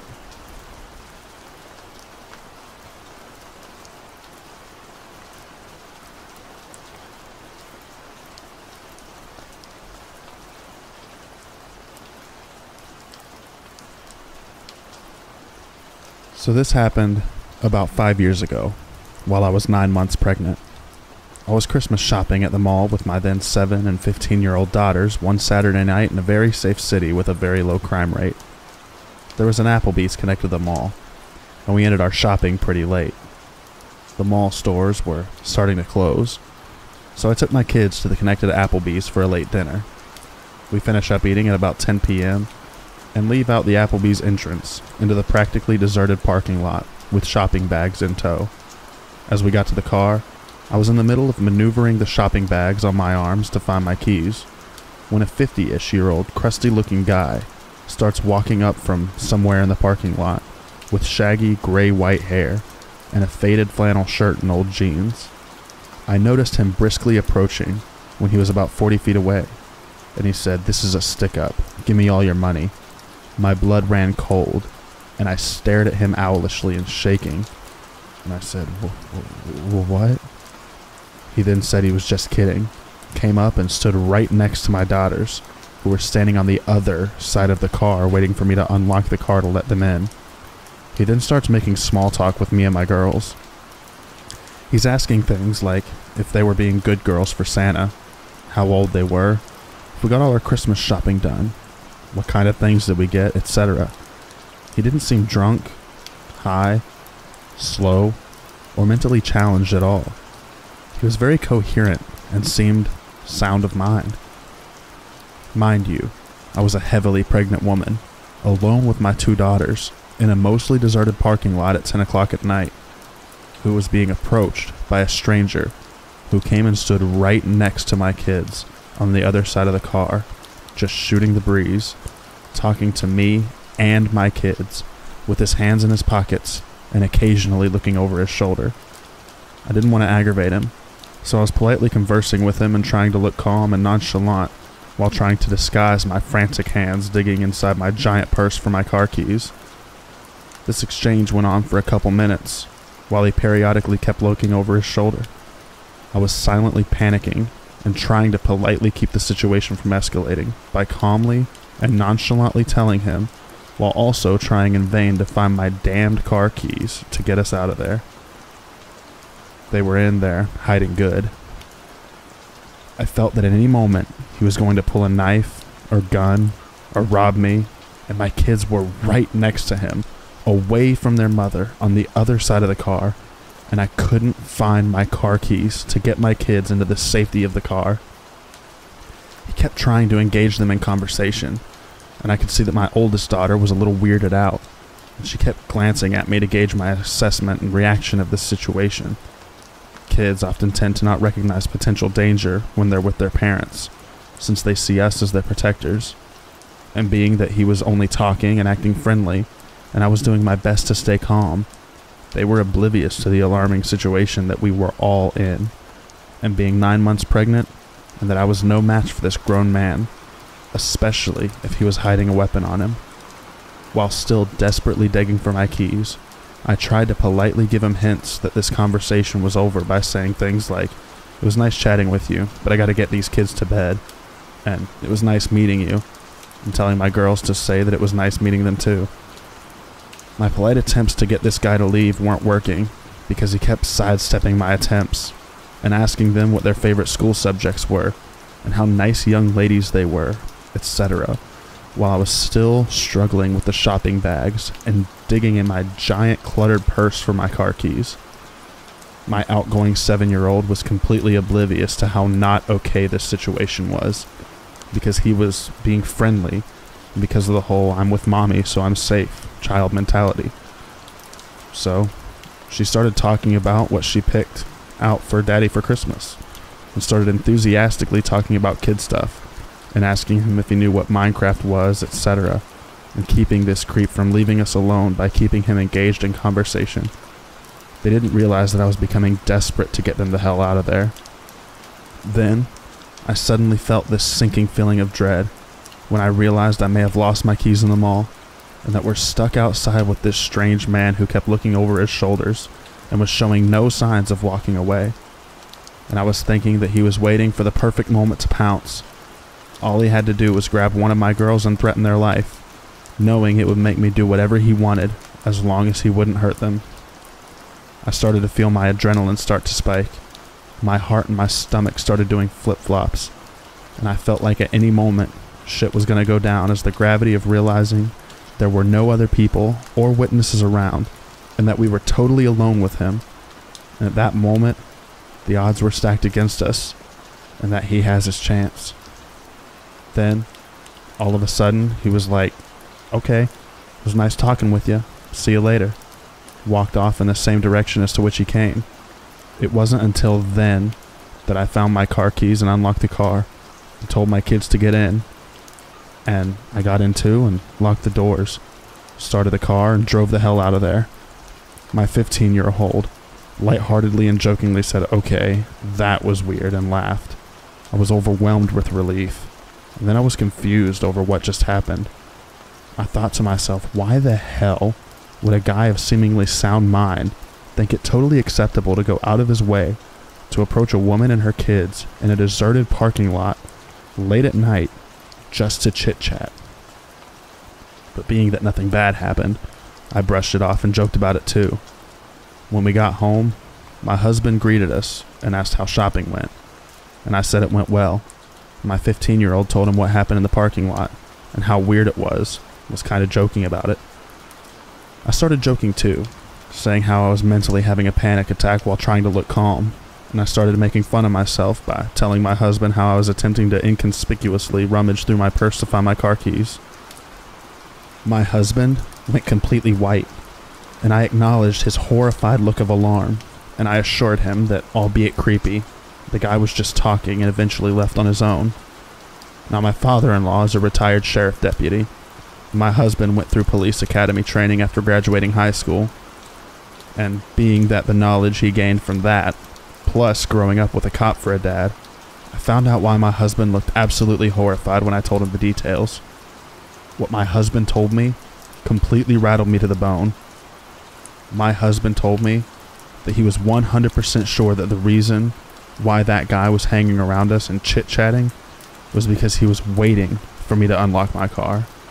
And the reason why he was standing next to our kids was because once I unlocked the car and the kids started to get inside, he was most likely going to force himself into the car with the kids and hold a knife or gun to them to gain leverage on me to force me to cooperate, knowing that I wouldn't abandon my kids, which would force me to get into the car with them and do whatever he wanted me to do, which most likely would be to drive to a remote location and do God knows what. And being that he wasn't wearing a mask suggests that his intentions were to also leave no witnesses to identify him. I then remembered that he was positioned by the backseat passenger door where my 7-year-old was standing by waiting to get in. My husband then told me that the most likely reason why the guy ended up leaving was because it took so long for me to find my keys, and the longer it took, the more anxious and spooked it made him. And that whole time, I was desperate to find my car keys, which through some sort of divine intervention, stayed hidden in my purse, thus saving us from potentially being abducted.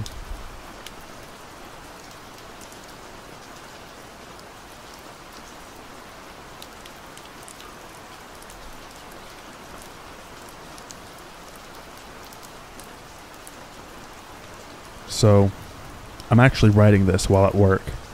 I work security, and recently in September I changed companies and sites.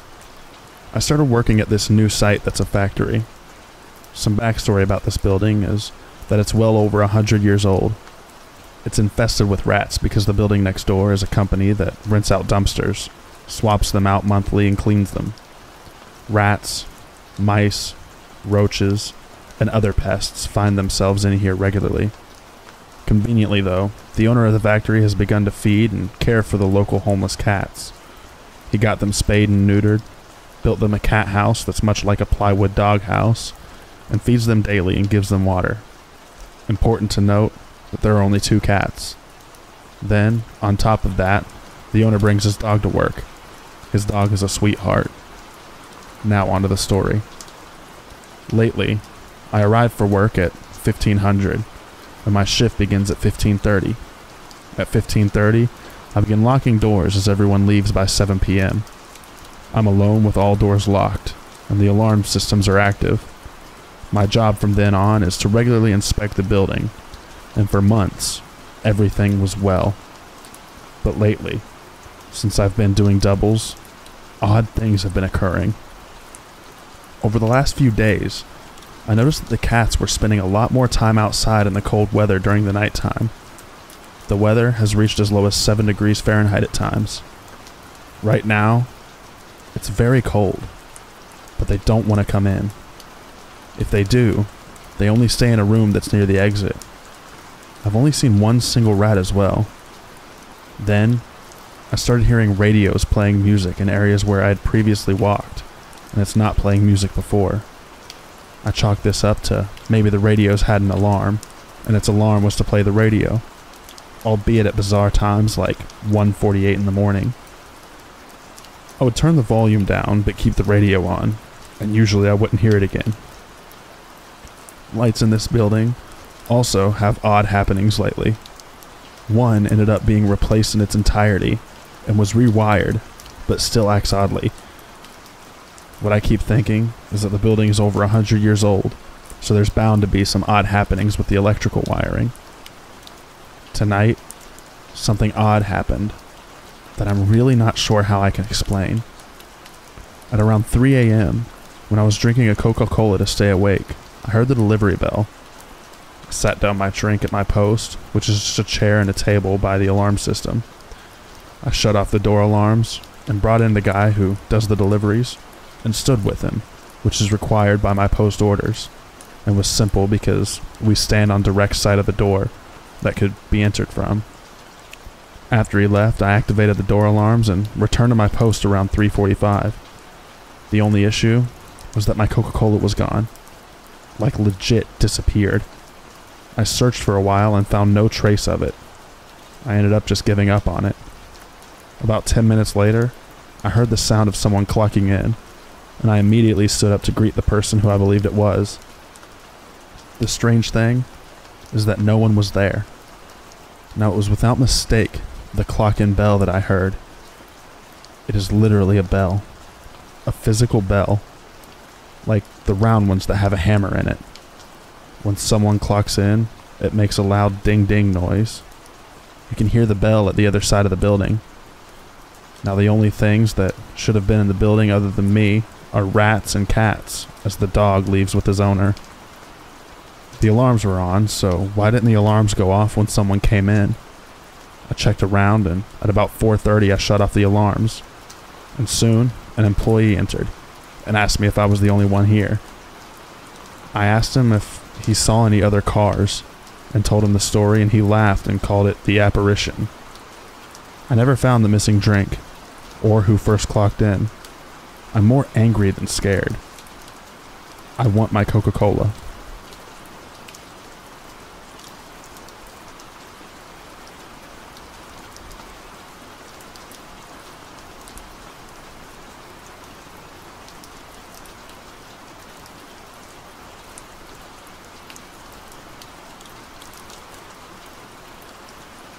I am 30 years old, and I work in a bakery on night shift because it's open on weekend nights. I'm a girl, so my boss tries to never let me alone at night.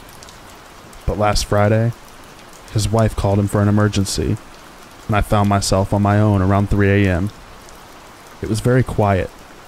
I guess that the club was closed, so very few people walked in so far. And I was in the back of the shop working on a cake we should deliver in the morning when I heard the doorbell ring. I quickly went to the shop, but nobody was there. The door doesn't close properly if you don't push it hard enough, and it looked slightly moved, like someone just entered. But even looking out through the big glass on the street, nobody was in sight. There's a parking lot and a bar in front of the shop, but not even a car was there.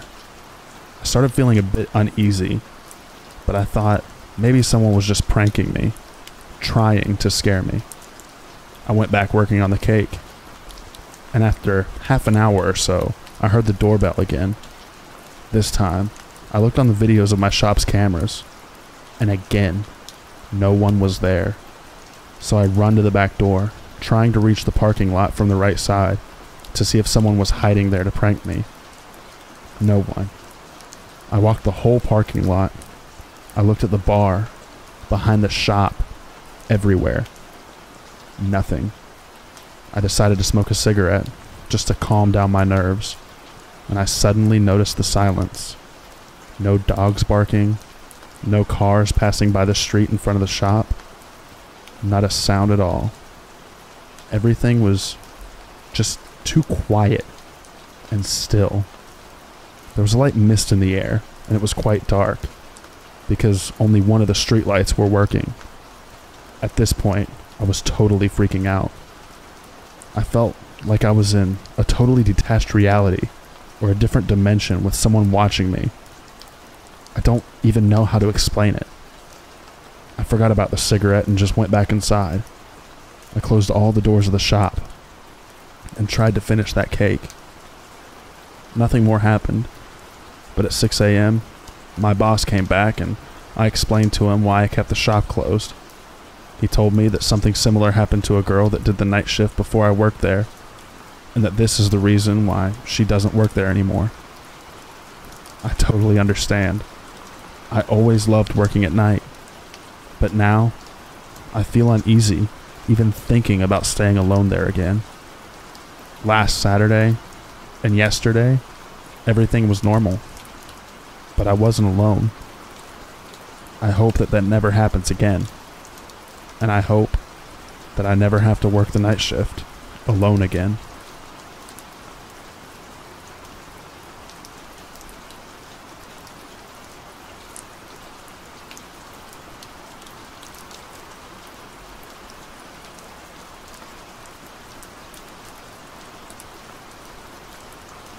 This happened to me when I was 11, and I was staying at a friend's house who I'll call Kit. Kit was one of those cool kids in school who was always up to trouble. Looking back, I don't understand how I managed to remain friends with him for so long, as I was anything but cool, and never did anything he did. One night, I was staying over at his place on a Friday after school. We started playing touch football in the backyard, one-on-one. After playing for about 20 minutes, he asked if I heard of a game called Mop, which I didn't. He explained to me the way the game works is you hide by the road, and when someone walks or drives past, shout the word mop, hoping to get some kind of reaction. I suppose the game can be known by any other name, but in my case, he called it Mop. I agreed, so we went down his front yard and looked up and down the road to see if anyone was heading our way. I should note that Kit's house isn't actually on a main road, so the only reason you would drive down past is if you had a house further down, or had to turn down an intersection street for more houses, and about 20 houses past Kit's is bush. So I wasn't expecting many people to pass by. I hid behind the garbage bins, which stand by the driveway fence, and Kit was hiding on the opposite side in the garden. At this point, it was about 4 p.m., so it was still light out, which made the game sound much less fun. About 2 minutes in, a car drives by, and Kit shouts out Mop. Nothing happened, which was no surprise. I knew someone driving by wouldn't be able to hear us. Not long after, a man and a woman were walking their dog, and as they were about to walk out of my sight, Kit shouts Mop. The man and the woman stopped and looked around confused for about 5 seconds. Then they started walking again. That was the exact reaction that I was expecting. After about 10 more disappointing reactions, I was starting to get bored, but Kit was just having too much fun. Eventually, I noticed a homeless-looking man making his way over. Kit couldn't have seen him yet, so I gave him the signal that someone was near and he waited. As the man was getting closer, I could see that he was talking to himself, like he was arguing with someone. As he got closer, I could see that he was at least in his mid-40s. I could see how dirty he looked. He had long, greasy black hair, and his face was covered in dirt. I was starting to get nervous. When the man was going past my sight, I heard Kit shout something that I was not expecting. He shouts, "Dickhead." The man looked right towards the house, in an instant looking absolutely furious. I was freaking out as the man could have easily spotted me hiding behind the bins. The man started passing back and forth, with his eyes fixed on the house, looking, muttering to himself. Eventually, he started walking back the way he was heading, and once he was out of my view, I got out from behind the bins and made my way over to Kit. I was about to open my mouth to tell him how stupid that was when he said, "Let's follow him." I told him that was a terrible idea, but as a stupid 11-year-old kid, I agreed. We kept doing it at a distance and followed the man off the road and at the entrance to the bush. We hid behind a car and watched the man as he went into the bush. I wish I could stay. We headed back right then, but Kit wanted to see where he was going. So, we followed. Kit went in first, and I followed close behind. I was walking as quietly as possible, but the leaves were all dry, so they crunched really loudly as I walked over them. About 5 minutes into me following Kit, he stopped, dead in his tracks, and I heard him mutter to himself, "Oh, fuck." I walked next to him, and just ahead behind some rocks, there was the man, crouched, looking right at us. I didn't have time to react as the man stood up and sprinted towards us, shouting like a madman. Kit and I turned and ran screaming. I could just sense the man's presence, closing in on me, and I was fearing that any second he would grab me, and that would be the end. Luckily for me, the man tripped and fell. I remember just feeling the air move under the man's body, just inches behind me. He was easily within arm's reach. Hearing the man fall, I slowed down and looked back and saw him lying flat on his stomach, and he let out an angry growl. I turned and continued running. I couldn't see Kit at that point, but I could hear the crunching of leaves and branches, so I knew he was close. Eventually, I got out of the bush and started running onto the road back to the house. When I got there, Kit was already there, out of breath and sweating. I started to cry due to fear that I could have been murdered. I never spoke of this story to anyone, and apparently, Kit hasn't either. I haven't been to Kit's house since, and my deepest apologies to the man who my friend and I mistreated.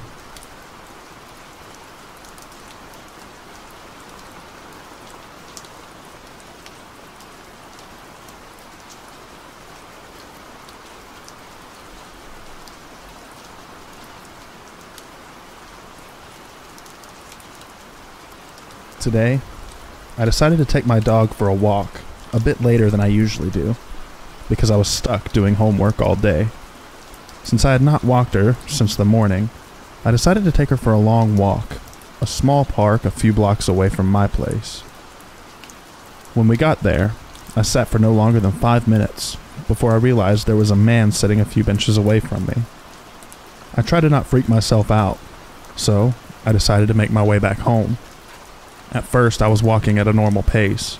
I didn't want the dude to figure out that I was freaking scared. I usually carry pepper spray on me, but for some reason, today was one of those days that I completely forgot to bring it with me. About a block and a half down, I realized the man was walking behind me. Enough distance to not seem too suspicious, but he was walking at the same pace as I was. I picked up the pace a little bit, and so did he. So, I took my phone out and pretended I was on the phone with someone. Then my dog decides to be annoying and starts smelling everything in the way. I decided to cut through the building next to mine to try and lose him, and it worked. Once I got to my building, I took the stairs, since my building is really old and the elevator is super slow. I didn't want to have to stand there until he saw me again. Once I got to my floor, I looked down and saw him roaming around the building looking around. He went around the building twice until he decided to leave. Could be just me being overdramatic and extremely paranoid, but I'm never going back to that park or walking my dog this late at night again.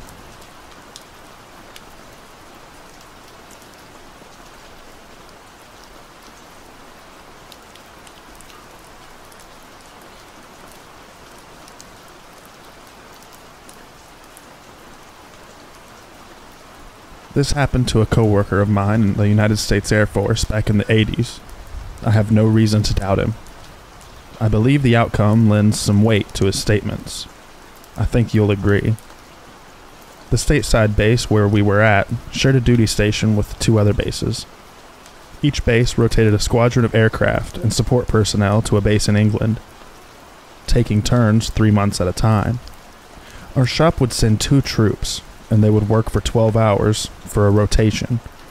Our work required that most work we did on an aircraft had to be done in a hangar with very limited access. The base we rotated to was one of those old World War II bases, and the hangars looked pretty close to original. The look, lighting, smell, and feel of the old building sets a good spooky stage.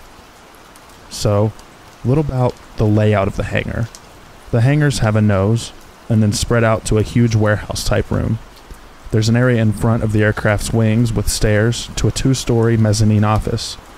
At ground level, there's a door that leads to a restroom/locker room. Due to access control, that's the only door to this room. So, my buddy is on mid-shift duty, a week or 2 in. The guys on shift with him went out on call and left him in the hangar alone. He takes the opportunity to grab a magazine and take a good poop. He picks a stall and, well, you get the picture. He reads and nature takes its course. Suddenly, the door opens and somebody walks in whistling a tune. He could hear the crisp steps of boots, even though he couldn't see them. My buddy does what he's supposed to do. He asks who they are and why they're in the hangar. He doesn't get an answer. He got scared shitless. The lights went out. There were no more footfalls or any more whistling. In a room without a window, it gets dark. After a few unanswered calls, my buddy finishes the paperwork and finds his way to the light switch as he spied the light shining under the door. Then it dawned on him that the door hadn't been opened after the lights went out. He would have seen that. with no other exit, the whistler should still be in the room. But my buddy was alone, so he was freaked out. How freaked out? He left the hangar and refused to go back. Under the Uniform Code of Military Justice, that's called failed to go, and you can get fined, a loss of rank, and or jail time, unless you're smart enough to get the chaplain on your side. A chaplain carries clout. A few talks with the man of the cloth, a few with a dock or two, and they put him on military bird coming home. We scrambled up a replacement in a hurry. He told his story to a few of us once he was in the shop again. His story had been through the rumor mill already and gotten outlandish, but the truth of it is chilling enough if you think about it. He told me it was the whistling that haunts him. It was a pretty sound. You just don't hear people whistle like that anymore. From then until I shipped out, he stayed on day shift, and we never pulled a rotation. I'm pretty sure the chaplain wrote some rules. He was a good troop, do anything you asked kind of guy, so long as it didn't include a certain hangar.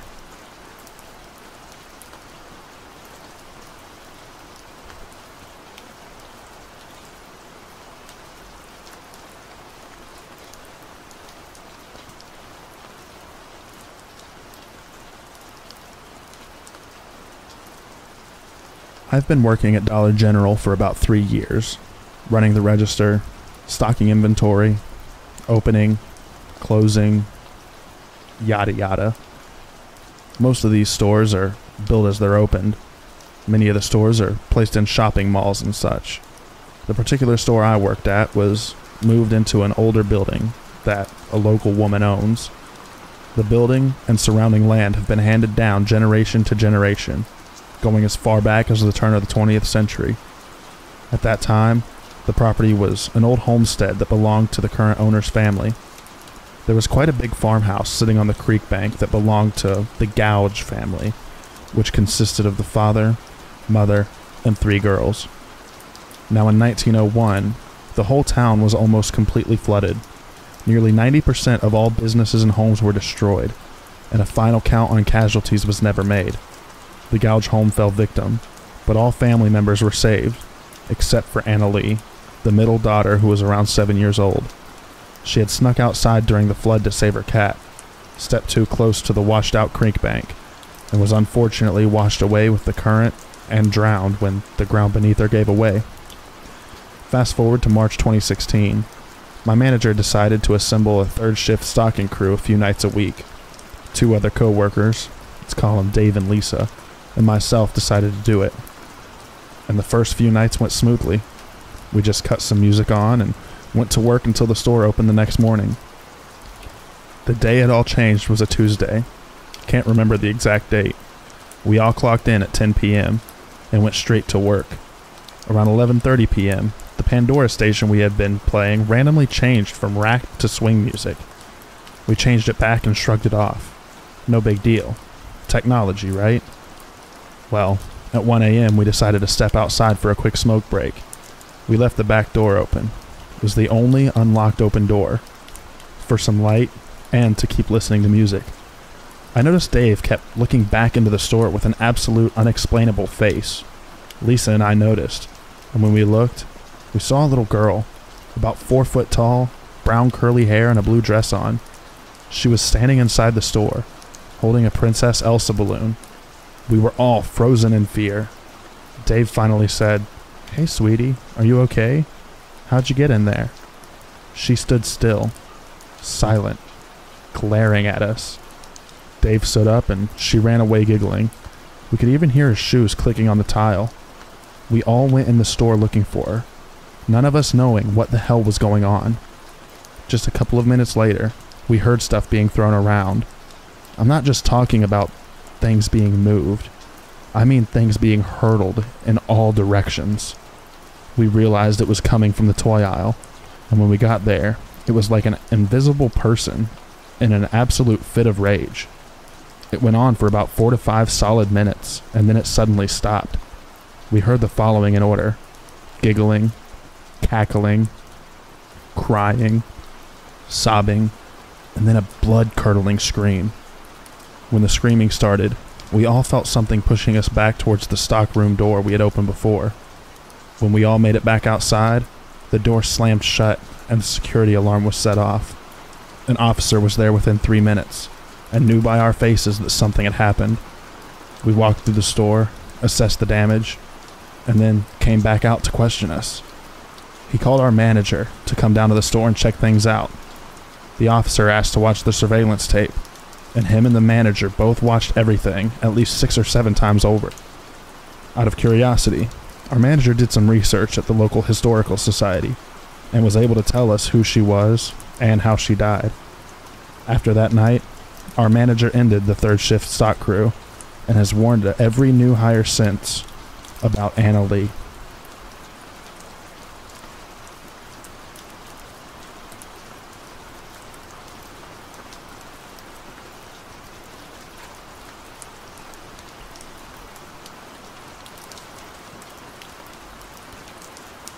When I was 19, in the early 90s, my brother and his wife were newly married and living in Baltimore.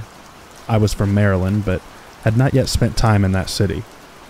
I knew it wasn't totally safe in parts, but I also knew that I was just going straight to my brother and sister-in-law's house, so it would be fine.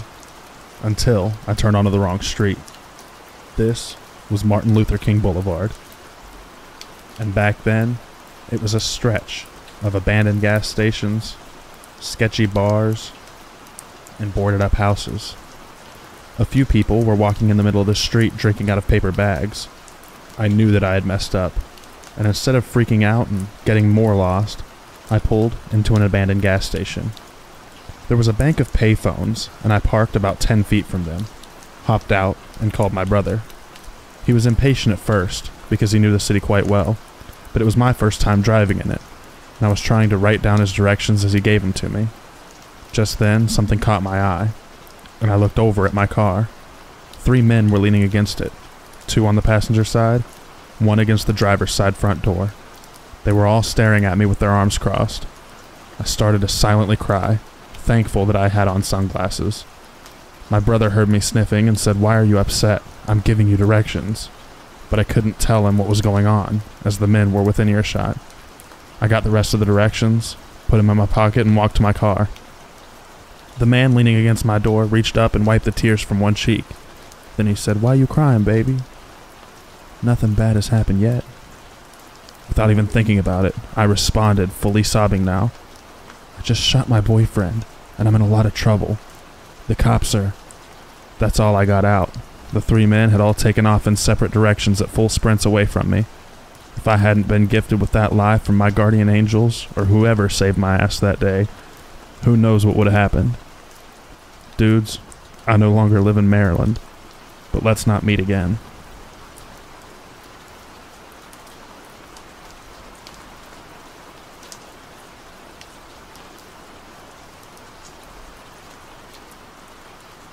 This was a long time ago, so the timeline might be a little bit off and some details are fuzzy, but I've written it out exactly as I recall it. In the early 2000s, my family was living in Europe, and in December of 2001, we were coming back home to Latin America for Christmas vacation. My brother and I, both in high school at the time, and my dad were flying from Paris to Miami.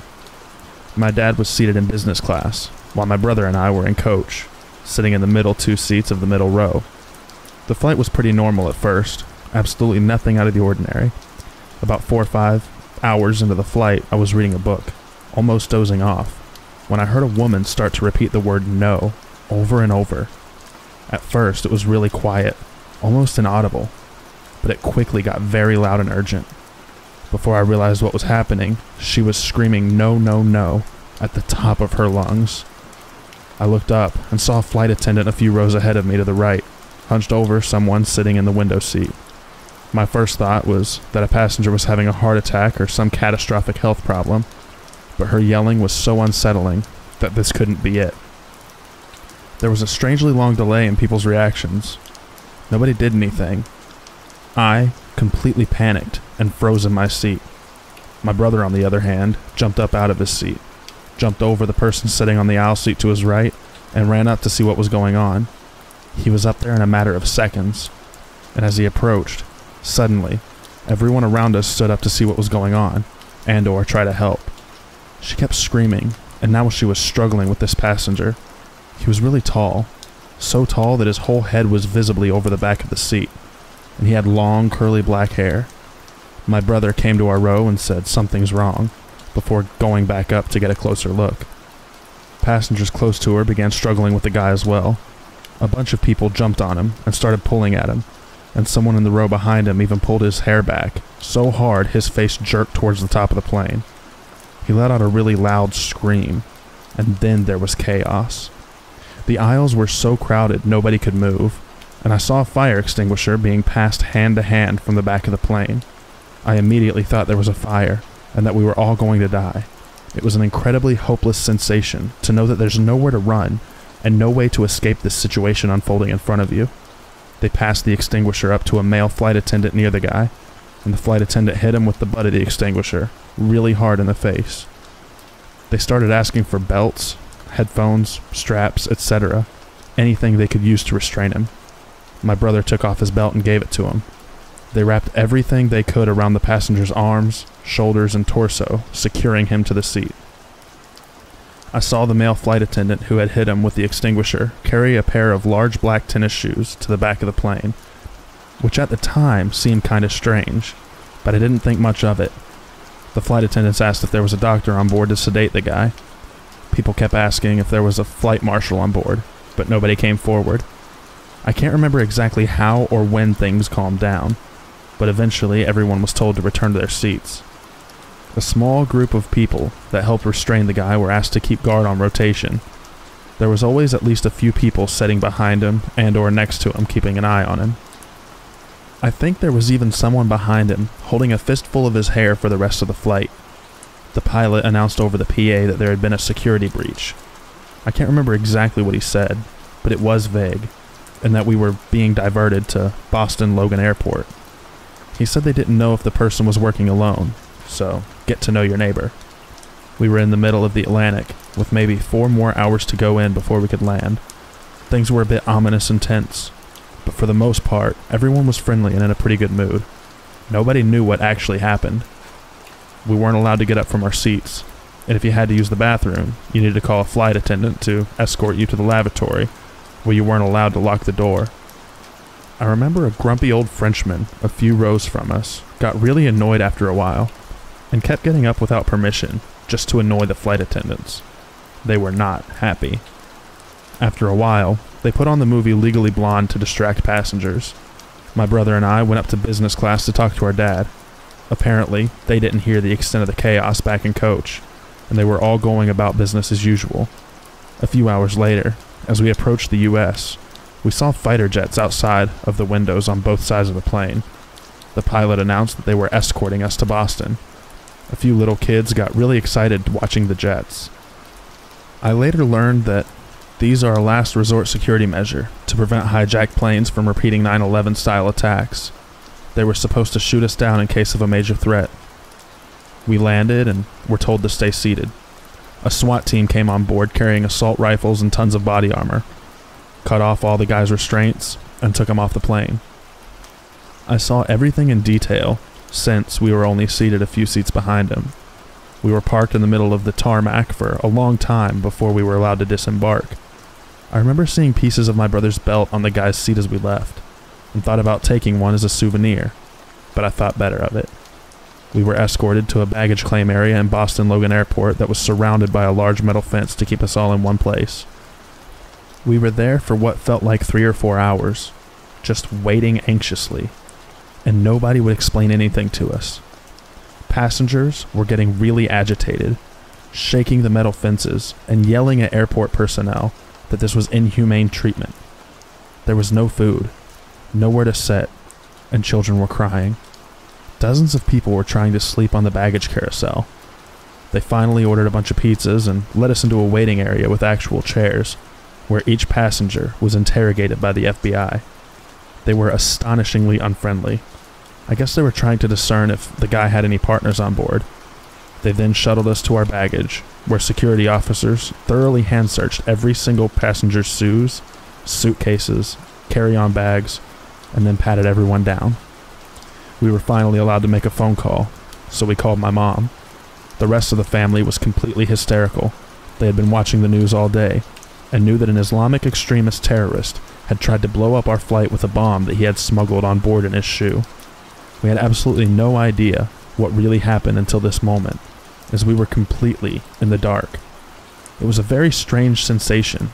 Up until this point, my dad, brother, and I actually remained pretty relaxed considering the circumstances, and were more annoyed about the inconvenient changes to our travel itinerary than the crazy experience on the plane.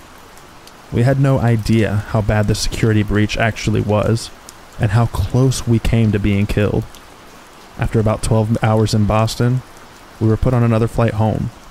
My brother made the mistake of giving a few interviews to CNN and other networks while we were in Boston. So, when we landed in our small country, he was immediately swarmed by the press, and he gave a bunch of interviews despite being exhausted. I was happy to finally sit and relax with my family after the longest and most stressful trip of my life. We later learned that the bomber, Richard Reed, had actually tried to board the same flight on the previous day. He was detained and questioned by French security because of multiple red flags, causing him to miss his flight. They put him on the next day's flight and put him up at a hotel kind of far from the airport, since everything nearby was booked. The following day it rained, and on the walk from the hotel to the airport, his shoes got wet. This might have been why he had trouble lighting the wick in his shoe. His plan was to light it in mid-flight. He waited until the passenger next to him went to the bathroom, then tried to light his shoe with matches. The female flight attendant that first engaged him had smelled the matches, and was walking up and down the aisle looking for a passenger who she assumed was trying to smoke a cigarette. She saw him with the shoe in his lap, and immediately tried to take it from him. They struggled, and he bit her hand. Reed is now serving 3 life terms in prison. Oh, and to the guy who tried to blow up the airplane that I was in with my brother and my dad, let's never meet again.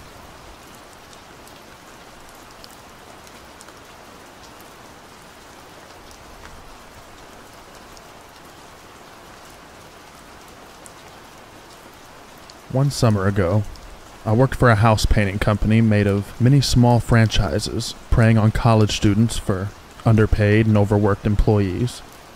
Said indentured servants/workforce generally returned to school in late August, and the franchise would close until the next summer. I was a lackey who hired everyone, formed crews, met with customers, transported materials, etc. AKA my boss's job, but he preferred, not doing it. Late in the summer, my boss decided to continue into the fall months so he could make more money while depriving me even further of the will to live. So, I had to hire people who were in the painting business, but for whatever reason, couldn't find a job with a reputable company, and so had no option but to work with us. Yay. Enter Jim.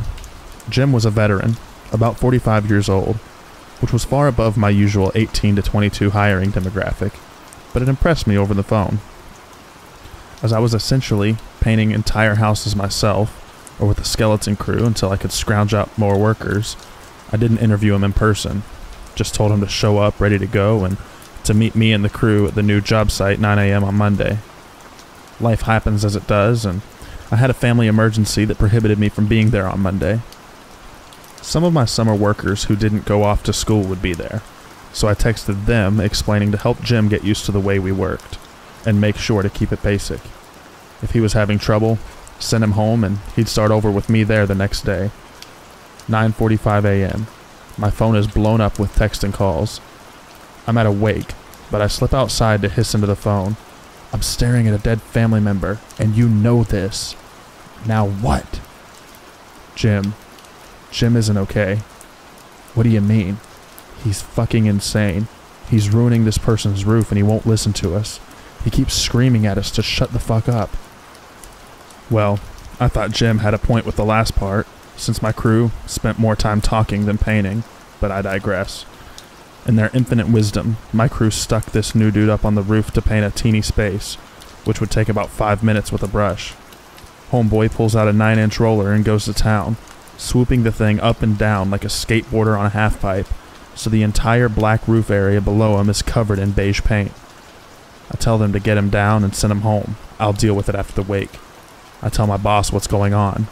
He brushes it off, saying that Jim called him to apologize and tell him he could bring his cousin, Oscar, a guy who's apparently worked as a painter in the union, to the next job. Boss doesn't consult me, says it's fine and I have to deal. Great.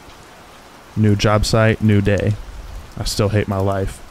Oscar isn't in a union, but he did work as a painter for over a decade, until he was put in jail for armed robbery, a jail stint that was fresh out of as of a week ago. To Oscar's credit, he was very polite, respectful, and deferent. Yes, bow before me.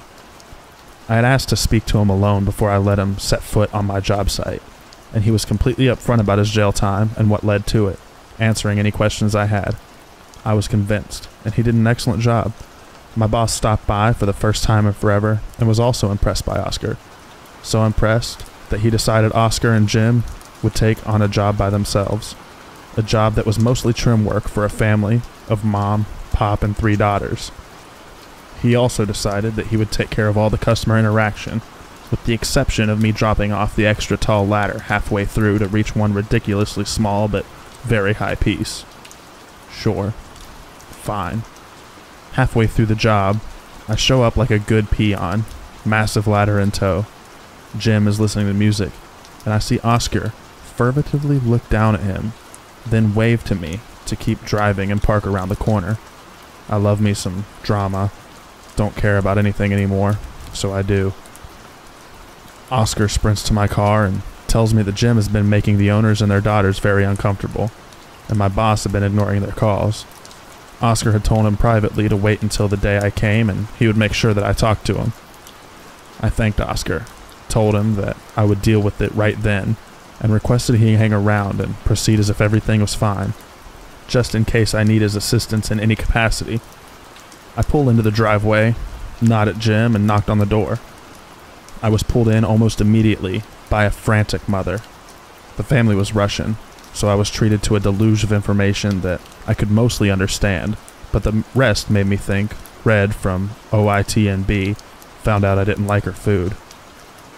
Apparently, Jim had been very opportunistic about his ladder positions as he worked on the second floor of the house, and they were conveniently always able to see directly into the girls' bedrooms, which he took pictures of on his phone.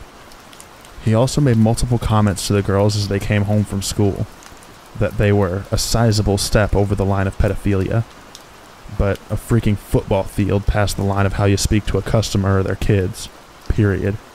Massively inappropriate, sexual innuendos, the works. I managed to keep myself from melting into the floor, and promised them that this will be dealt with immediately. With that, I walk out to confront Jim. I ask if I can use his phone, because mine was dead, and after he hands it over, I find almost 100 pictures of the various bedrooms from every angle possible, zoomed in, etc. He sees me open the pictures from his position on the ladder, and starts flying down and screaming at me. He launches at me, and Oscar puts himself in between us, yelling at Jim to calm down. Jim panics and flees for his car, leaving his phone with me. Police were called and I handed the phone over, was interviewed. Poor Oscar almost had a panic attack, but they said they would work with the family and take it from there. Great. I finished the job with Oscar. We get tipped, and the family thanked us for doing our role in helping them, as they really didn't know how to handle what Jim was doing. Time passes and I'm home watching TV in the living room. It's about 9 p.m. Lights flood the room as a car pulls up to my neighbor's driveway with its brights on. I don't care. I continue watching TV. A few minutes pass and I hear yelling from the neighbor's house. I look out the window and it's Jim's car in the driveway, because my boss had given him my home address as where to pick up the checks at the end of the week. He got confrontational, yelling at the neighbors, asking where I was, when really, all he had to do was turn around to see my idiotic, slack-jawed face staring out the window about 6 feet away. Then he pulled out a handgun and started motioning at the wife. Before I can even register that this is actually happening, or grab my own gun, which I would have heroically used to shoot myself in the foot or something, my living room is filled with red and blue lights as multiple police cars pull up and consequently arrest Jim. Jim had 4 guns in the passenger seat of his car, one of which was an AR-15 and another shotgun. He apparently had only taken one out to wave over his head, leaving the other 3 in the car because he wasn't 100% sure which house was mine. My neighbors were elderly, nosy, snarky, and called the cops on any and everything of little to no consequence. They called as soon as his beater car pulled up their driveway, and their knee-jerk 911 reaction likely saved my life. Let's not meet again, Jim. Also, you suck at painting.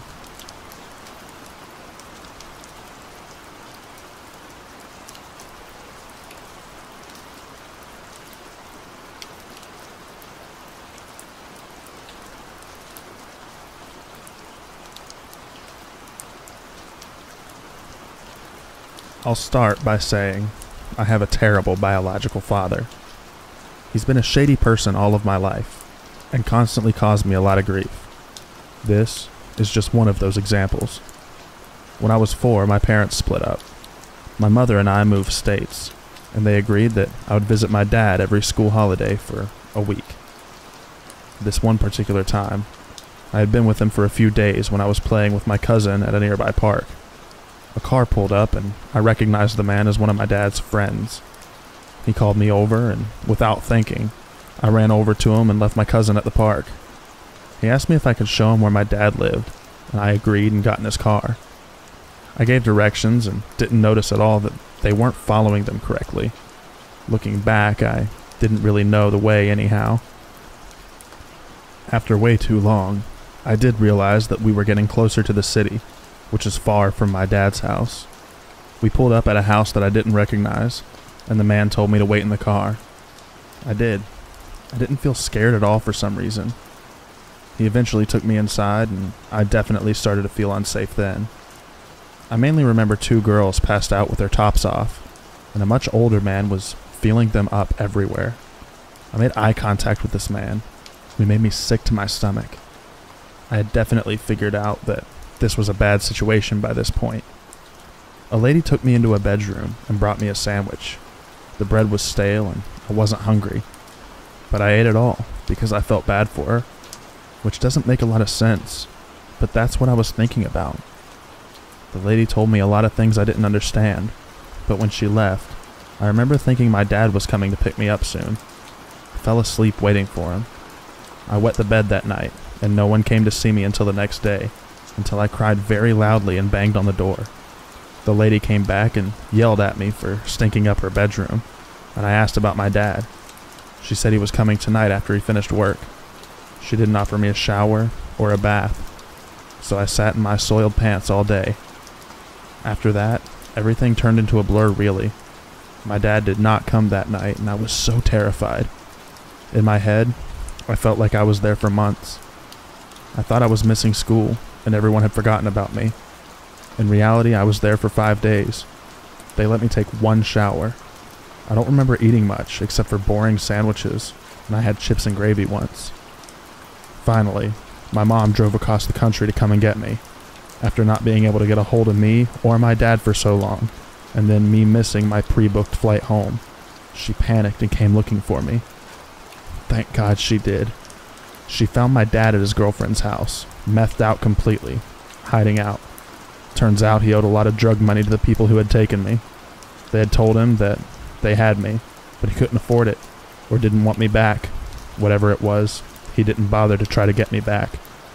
My amazing mom paid his debt for him after borrowing from a lot of people, and she came to get me back. I remember when someone came into that room and told me that my mom was here, and I walked out and I could smell her. It was the best feeling to feel safe again. She took me home, and I didn't see my dad again for a long time. She never called the police. My parents' relationship was very complicated then, and I fully understand the choices she made. I'm definitely okay now. I've spoken about this in therapy, and I've come to terms with most of the things that I went through as a child. But still, a fucked up situation for a 4-year-old girl to have to be in. So, to my dad's friend, the sandwich lady, and even to my dad himself, let's not meet.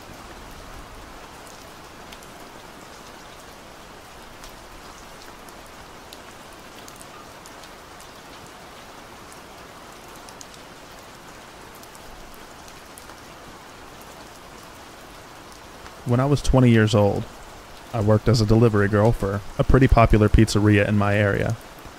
Initially, I worked the late morning to mid-afternoon shift, but when the guy who delivered for the late night shift ended up getting fired due to him losing his license because of a DUI, I was placed on the night shift, since my boss hired a family friend who could only work my shift for whatever reason.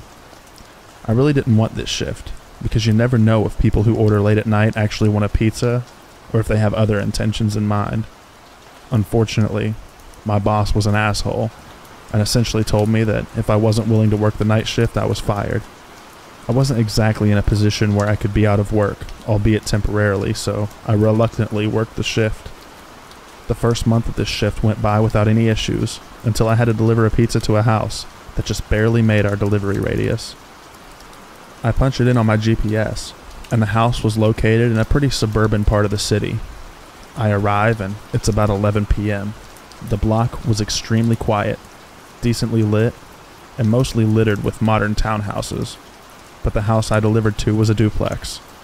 I ring the doorbell and wait for about 30 seconds. No answer. I ring it again and wait another 30 seconds. Still no answer. I'm standing there getting pretty nervous that something's about to go down, but thankfully, a man finally opens the door. He looks like he was in his late 40s. He was pretty tall, maybe a little over 6 foot, and he was very skinny. I tell him his pizza is here, and he just stands there staring at me. I asked him if he was okay, and he responded by saying, "Yeah, I'm fine, sorry. I got off work not too long ago and I'm zoning out a bit." Fair enough, I suppose. He hands me the money, I hand him the pizza, and as I'm making change, he says, "You're really beautiful, you know that?" Not really thinking too much into it, I thanked him for the compliment and gave him his change. I said goodnight and he did too. I walked back to my car and finished my deliveries for the night. A few days later, I get a delivery order to the same place. I head over there around the same time as last time and ring the doorbell. He answers the door very excitedly and said, "Hey, it's you again. How are you?" I told him I was tired and can't wait to go home, to which he chuckled and said, "I know that feeling pretty well."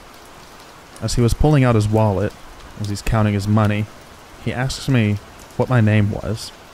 Being kind of tired at this point and not really thinking straight, I stupidly tell him.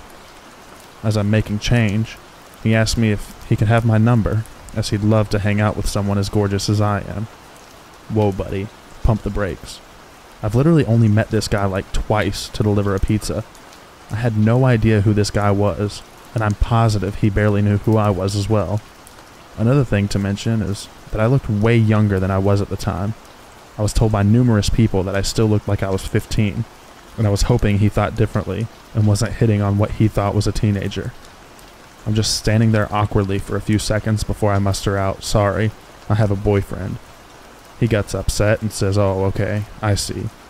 We stand there in silence before I tell him to have a good night and walk back to my car. He says nothing and still stands at the doorway, staring at me until he finally went back inside once I started my car. I got a pretty creepy vibe from this guy, and even brought it up to my coworkers, and they agreed that it was really creepy. Except for my boss, who overheard everything and claimed I was making up stories and trying to gain sympathy for having to take the shift. Fucking asshole. A week later, as I'm working the night shift, and we get an order from the same guy again, and this is when shit finally hit the fan.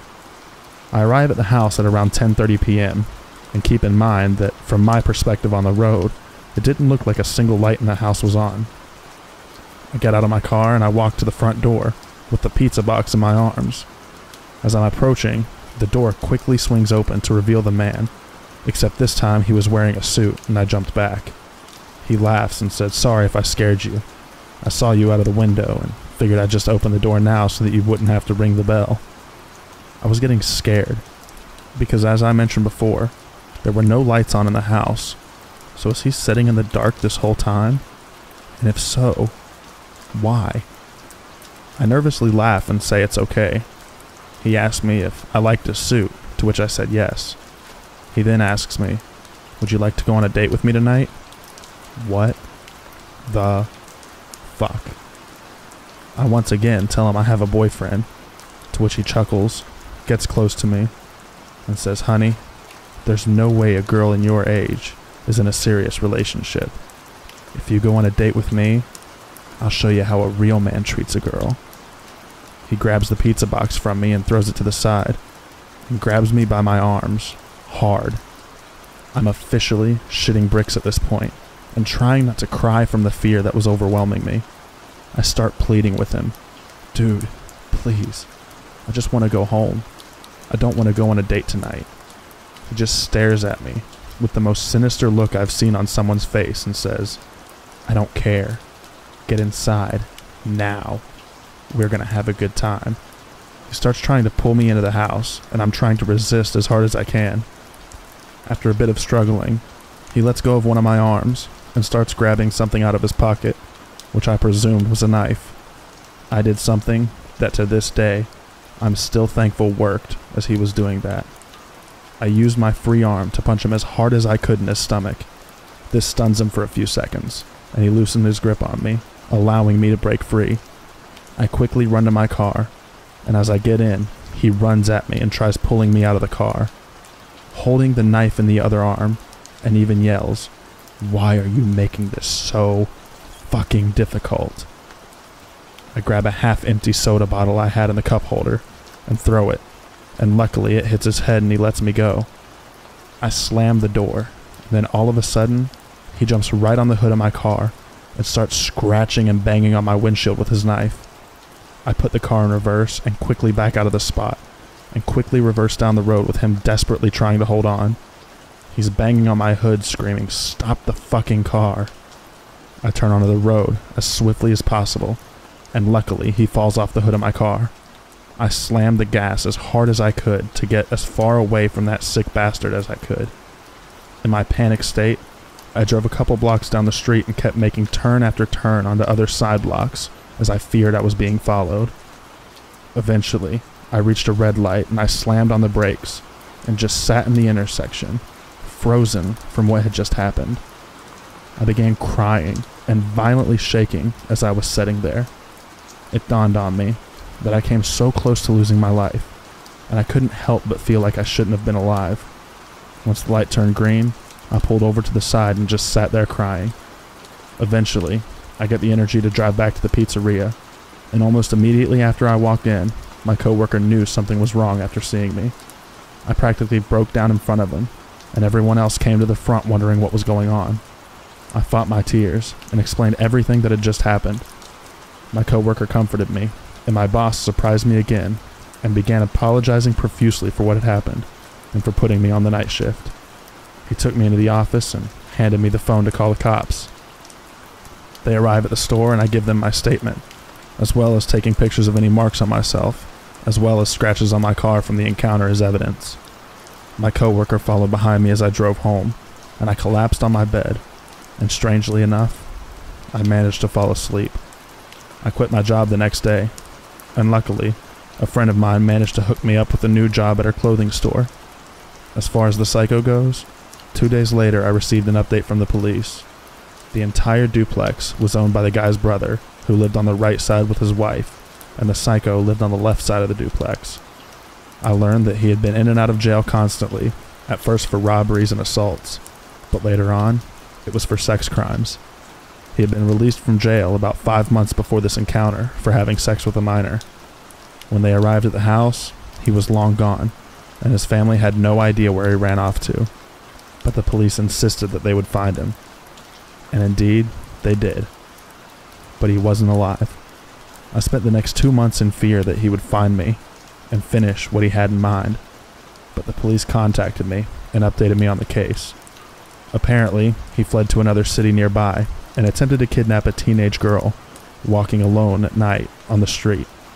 Luckily, somebody happened to be looking out the window at the right time, called the cops, and the police caught him trying to force her into his car. He manages to flee and the police chase after him. He blew a red light near a busy boulevard, and a van slammed right into the driver's side of his car. By some sort of miracle, the driver of the van only sustained minor injuries, while the psycho succumbed to his wounds long before the ambulance even arrived. I thanked the officers for everything they did, and for informing me, and I walked out of the station. I walked down the street and I light up a cigarette as I'm taking in everything that I had just been told. I don't wish death on people, But after hearing about his death, I felt relieved. I felt relieved that he couldn't hurt anyone anymore. I was relieved that I would never have to encounter him ever again, and that I wouldn't have to go through with charging him and reliving what happened that night. My last experience 2 years before this was scary, but I think this one takes the cake as being the scariest, as I was alone and face to face with this psycho. Who knows where I'd be if he managed to pull me into his house.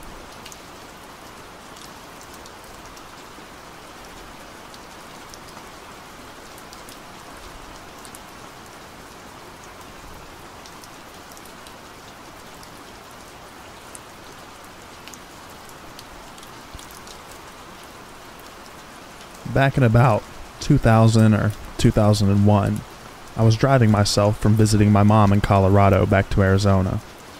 I was in a station wagon and had a desk my mom had given me that was my grandfather's. I've always been scared driving at night, that there is someone in my back seat that's going to get me. This might be because I've seen too many scary movies, or because my mom's paranoia rubbed off on me. I was in the Army and drove back and forth a lot to visit her. She would get mad at me for sleeping at rest stops or gas stations and tell me someone was going to kidnap me and kill me. But I just didn't want to be bothered with the hassle and expense of a motel most of the time. I digress. So I'm driving an empty stretch of highway late at night with no other cars around. This red truck comes up behind me, flashing his lights and honking his horn at me. I'm thinking to myself that there was something wrong with my car, or maybe there was something wrong with the desk in the hatchback. Because why else would he be so insistent on pulling me over? So I pull over. I was in my mid-20s and still a bit naive, and get out of the car. As I'm getting out of my car, he's directly behind me and still flashing his lights and honking his horn. I got to about the middle of the car. I planned on going back to see what could have been wrong with my car, when it hit me. Why is he still honking at me when I'm out of my car? That's odd. Then he gets out of his truck. That is when I knew something just wasn't right. I jumped back in my car and sped off. The next exit was 45 miles or so away. He followed me the entire time. I take the first exit and go to a crowded grocery store with a laundromat next to it. There was an ambulance parked at the laundromat with its lights flashing, and I was next to it. I figured if there was an ambulance, then eventually a police officer should come. The man stayed in his truck in the grocery store parking lot, watching me the entire time. I was terrified.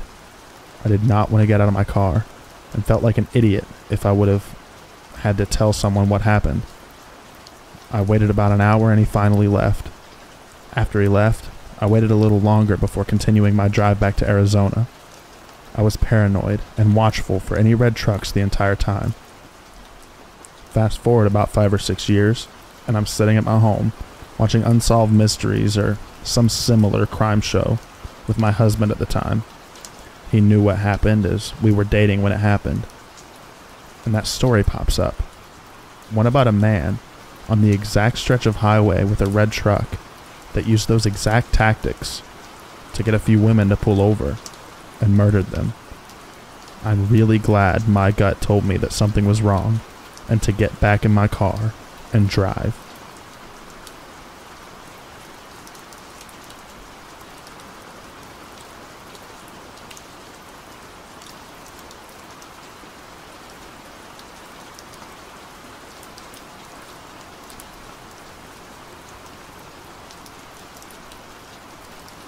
This just happened a few days ago, and I'm extremely shaken up. Some backstory. I live on the second floor of a 3-level apartment. We have a crawl space that connects to all the apartments. We aren't sure why it's there, but we all have stuff in it, and none of us would ever even attempt to go inside of it, so we still felt pretty safe. The other night, the sun was setting, but it wasn't pitch black out or anything yet. I'm walking through my living room when I see a short woman on my fire escape looking into my windows. This is extremely bizarre, considering it's still semi-light out, and she had to go literally get in our fire escape somehow. We have 2 windows that the fire escape reaches, and she was looking in both, but didn't see me. I crawled onto the ground and my heart was racing as I watched her try and open one of the windows. I didn't know what the fuck to do, because my phone was in the other room. After what seemed like an eternity, she finally left. I went in my room to get my phone and text my landlord and call the cops. I came back into the living room and was looking out the windows to see if I could locate her, when all of a sudden, I hear a weird noise coming from the ceiling. We have one of those tile ceilings made out of separate slabs of cork/wood. I look up to see one of my slabs lifted up and two eyes staring at me. I have no clue how she got into the crawl space so quickly, but I grabbed the nearest thing next to me, which was a broom, and started hitting her with it through the ceiling and called the cops as soon as she crawled away. They showed up and searched the place, and didn't find her until a few days later when she was on someone else's fire escape. The cops said she was definitely on some hard drugs, and that she was violent towards them. I'm glad she's gone. But whoever that crazy lady was that came through my ceiling, let's not meet again.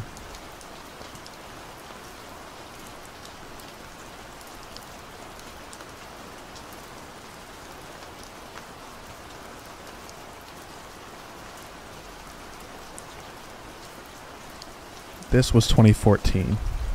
I was 17 at the time, and I would have to take the bus to and from school. The bus stop was on the main road, so I'd have to walk a few blocks to get to the apartment complex. This is important for later. I was walking home from school one day, and this Honda van pulls over.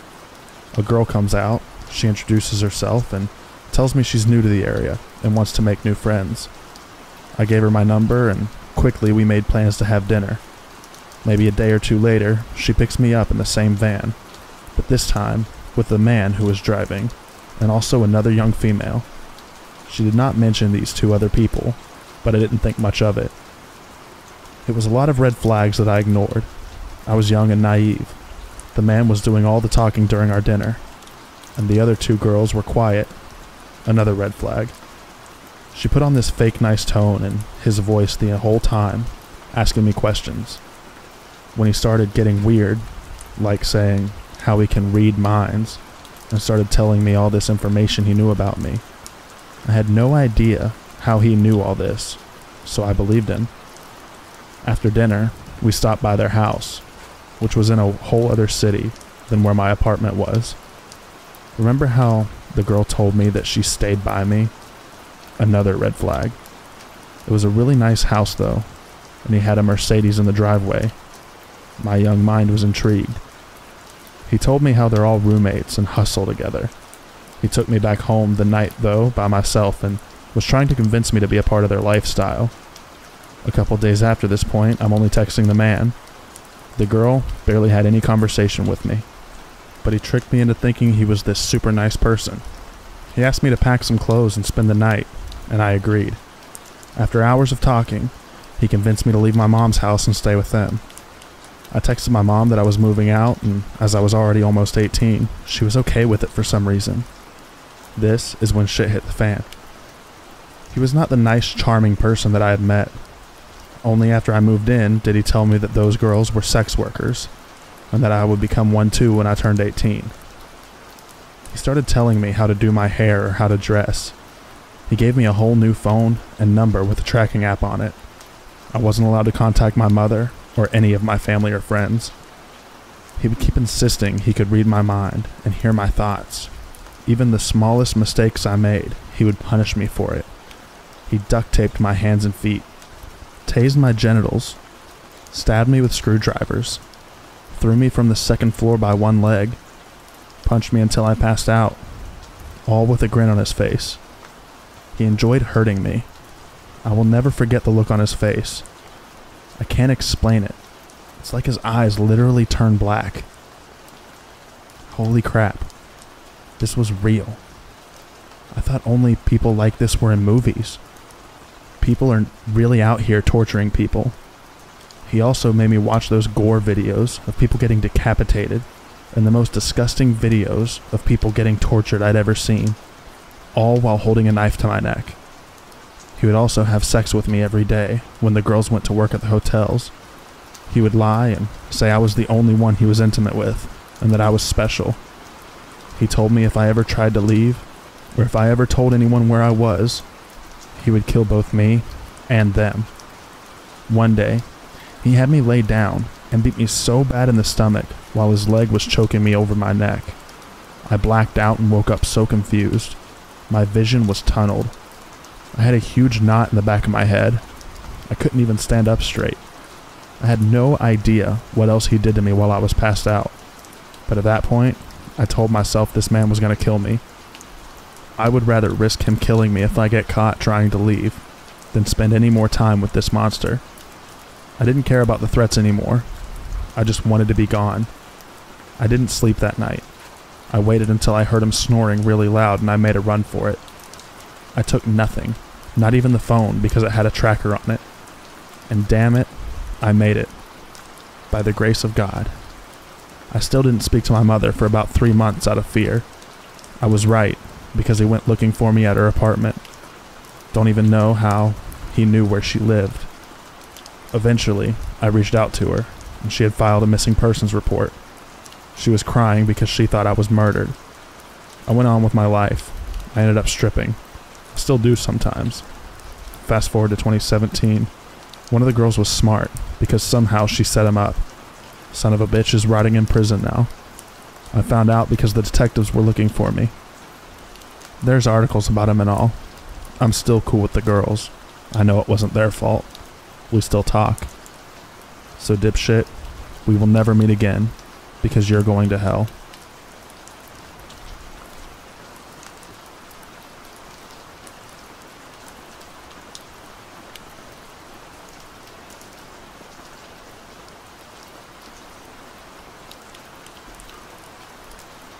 I was 21, recently became a police officer, and was also recently dumped. So my friend suggested Tinder. As a 21-year-old new cop, I had the I'm invincible and can take on anyone mentality. I matched with a very good-looking, out-of-my-league female. We chatted and eventually set up a date to meet. She said she had a great open field to look at stars and hang out, and we could meet up at her house. So the night came. I was excited, and she seemed to be excited when I picked her up. She guided me to the field, and it looked nice. Open space, woods, deer, and other wildlife. In the field, I noticed really dim headlights in the distance. Then, the van started driving towards us, and pulled up in front of us, almost close enough to block me from going forward. I told her to stay in the car and I'll go say hi. I grabbed my flashlight that I had in the car, and walked up. In the front driver's side of the van, there was a decently sized man. I asked him what's going on and if he could back up his car a little bit. He was very polite, said he was the owner of the property, and said he didn't mean to scare us. He told me he's been having trouble with poachers on his property and just wanted to make sure we weren't going to be shooting at anything. I assured him we only came out to look at some stars and wildlife. He was perfectly okay with that. Told me to have a nice date and drove away. After that, the girl was texting nonstop. Around an hour later, I saw headlights coming towards us again, this time at a really fast pace. We hopped in the car and I moved to a more defensive position. The man came close enough to almost hit my car. She hopped out of the car at that point and ran towards the guy. I immediately knew I was fucked. I got out and gave him commands to back up and get on the ground. Neither of them complied, obviously. He then proceeded to charge me and knock me to the ground. Luckily, I was able to get him on his back and get up. I saw my date grab a metal pipe from the van. She told me they had a gun and to give them my money and truck, and I won't get hurt. Of course, with my I'm invincible mentality, I said no. She started to cry, saying they didn't want to hurt me. He then started to go back towards the car. At this point, I told him I was a cop, drew my concealed firearm, and to lay on the ground. After a moment of shock from all of us, they complied. I was able to call 911, tell them my name and badge number, that I had two at gunpoint, and needed backup immediately. I gave our dispatcher the best directions I could to this field. While on the phone, they both fled. Again, stupid new cop young guy mentality, I chased him. I took off after the man, who ran into the woods around the field. I chased him for maybe 30 seconds and heard 3 loud pops and saw a muzzle flash. My I'm invisible mentality went right out the window at that point. I ran like hell back to my car and peeled the hell out of there. I went back to the area I picked her up in, called dispatch again and had officers come to that location. Of course, the first officers to pull up were my sergeant and my field training officer. Of course, they were both completely understanding and didn't give me any shit about it at all. The most used words were dumbass and fucking stupid rookie. I hopped in their car and went towards the field. Luckily, the van was still there. I was told to shut my mouth and only come out if they start getting shot at. They cleared the area and started looking in the van. They found meth right on the center console and searched their car. What scared me the most was when my field training officer and sergeant both came back to the patrol car, let me out, and told me to come look in the back of the van.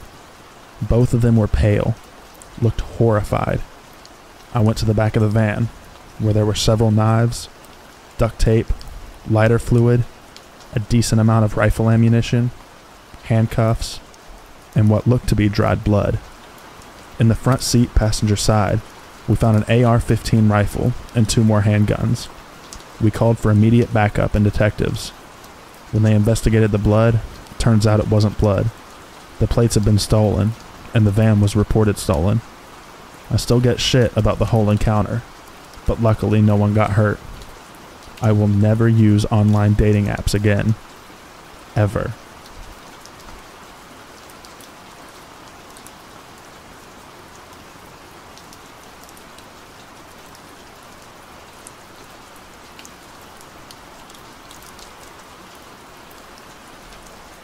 This happened to me when I was 21, after an OD suicide attempt. I woke up in the hospital in the middle of the night to a nurse saying he needed to replace my IV. He jabs me 2 or 3 times but doesn't hit a vein, so I ask if he could get someone else to try. He says no and keeps going. As he's doing this, he is pushing and wiggling the needles under my skin, saying he's trying to get the vein. By the 7th or 8th needle, it registers that he's intentionally trying to hurt me. I ask him, "Why are you doing this?" He just says, "It's your own fault you're here." I was too weak to fight back, and it was the middle of the night. There was no one else around I could call out to. I have no idea how many times he ended up puncturing me at the end. The next day, a different nurse was taking out my IV. She was horrified. She said it was the biggest needle she'd ever seen used on a living patient. A lot of people shrug this off when I tell them about it, but it was so terrifying being alone, helpless, and knowing that the person who was supposed to care for you hated you and wanted to cause you pain. So yeah, night nurse who loves huge needles and hates mentally ill girls, let's not meet again.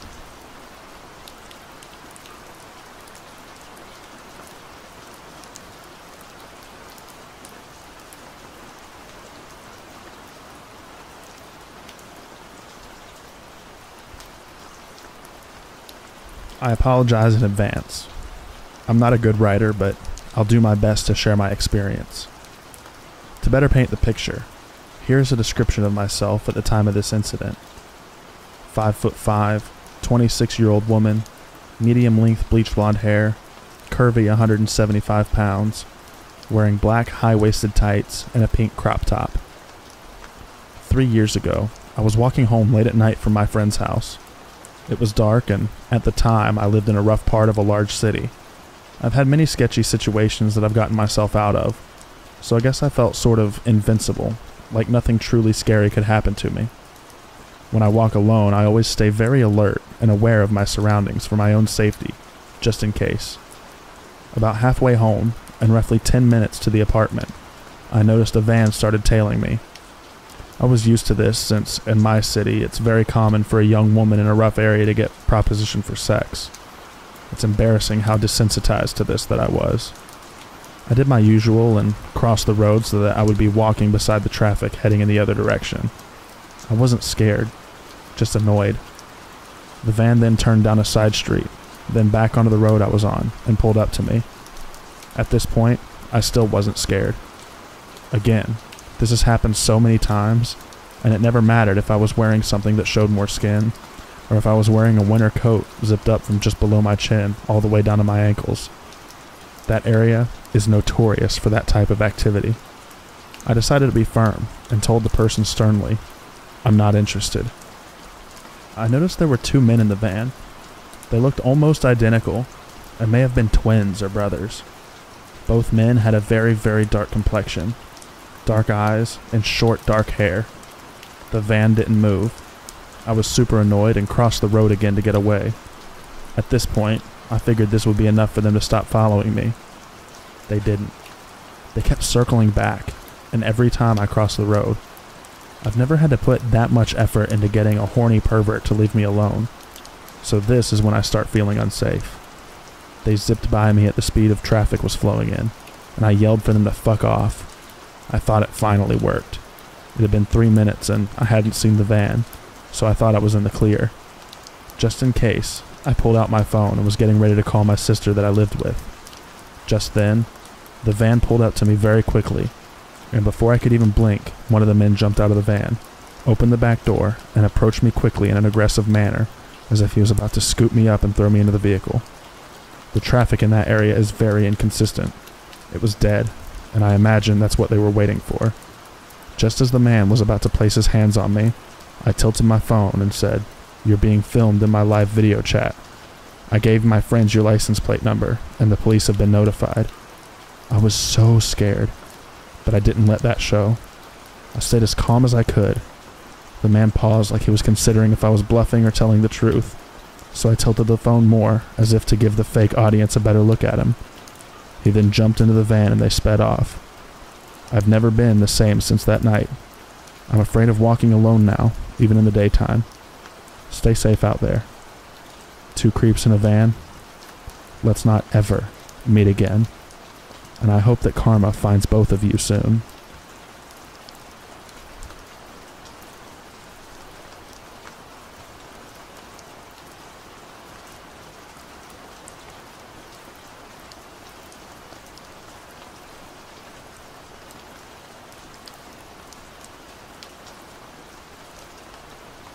I, a 25-year-old female, was living in Mexico on a tourist visa.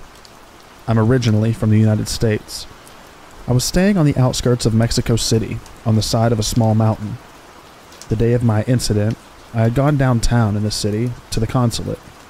One of the most common means of transportation is to take taxi cabs. There are areas at the cross sections of most streets where cabbies line up their cars and switch them off. You can walk up and state your destination and jump in the back seat of the cab in line. In the back right window, there is a photo in each cab. It has a zoomed-in image of the cabbie's driver's license. This prevents trafficking, kidnapping, etc. That day I was hot, tired, and not paying attention to my surroundings. That was my first mistake. I said my destination to a short, dark-skinned taxi driver missing one eye. He was driving a dark blue old-school Volkswagen Beetle. I hopped in the back seat. There was no passenger seat in the front, which was odd, but I didn't care at that point. I just wanted to get home and have a nice cold beer and get a shower. We took off. The cabbie said he was unfamiliar with the location I was going to, so I gave him general directions. He seemed to understand. I was trying to make small talk.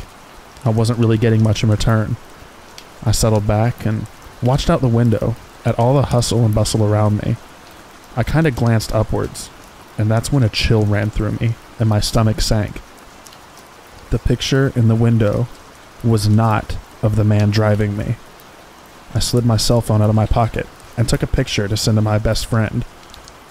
I looked up, and the cabbie was glaring at me. He flicked the lock shut on the door. Vomit flooded my throat. I had to do everything in my power not to get sick all over his car. Fight or flight was kicking in, and a surge of adrenaline ran through me. I just knew he had something planned. I began attempting conversation with him yet again, this time jumping from topic to topic, telling him about my life, about the things I loved, trying to get him to see me as a human. He simply would not engage with me. We weren't going in the right direction. I couldn't recognize any of the landmarks around me, and it was beginning to get dark.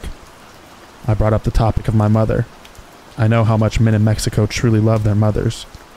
My mother abandoned me when I was only an infant. Yet, I told this man how much I missed her. How hard it was on me to be in another country without her. How much I wanted to give her a hug and to see her again. That seemed to bring him to life. He began to talk with me. I just kept following his lead, asking him questions to keep him engaged. You could just see him change, his posture and his tone of voice. We started heading in the right direction. I was so relieved that I wanted to cry, but everything in me told me not to act nonchalant. We eventually pulled up to a small store at the bottom of the mountain that I lived on. He unlocked the door. I asked him how much it was going to be for the fare. He told me to buy him 2 beers. I did and brought him back. I truly wanted to sprint off, but made myself place one foot in front of the other. He told me to be more careful, that he was going to kidnap me and sell me that day. And for the rest of my time in Mexico, I took the bus.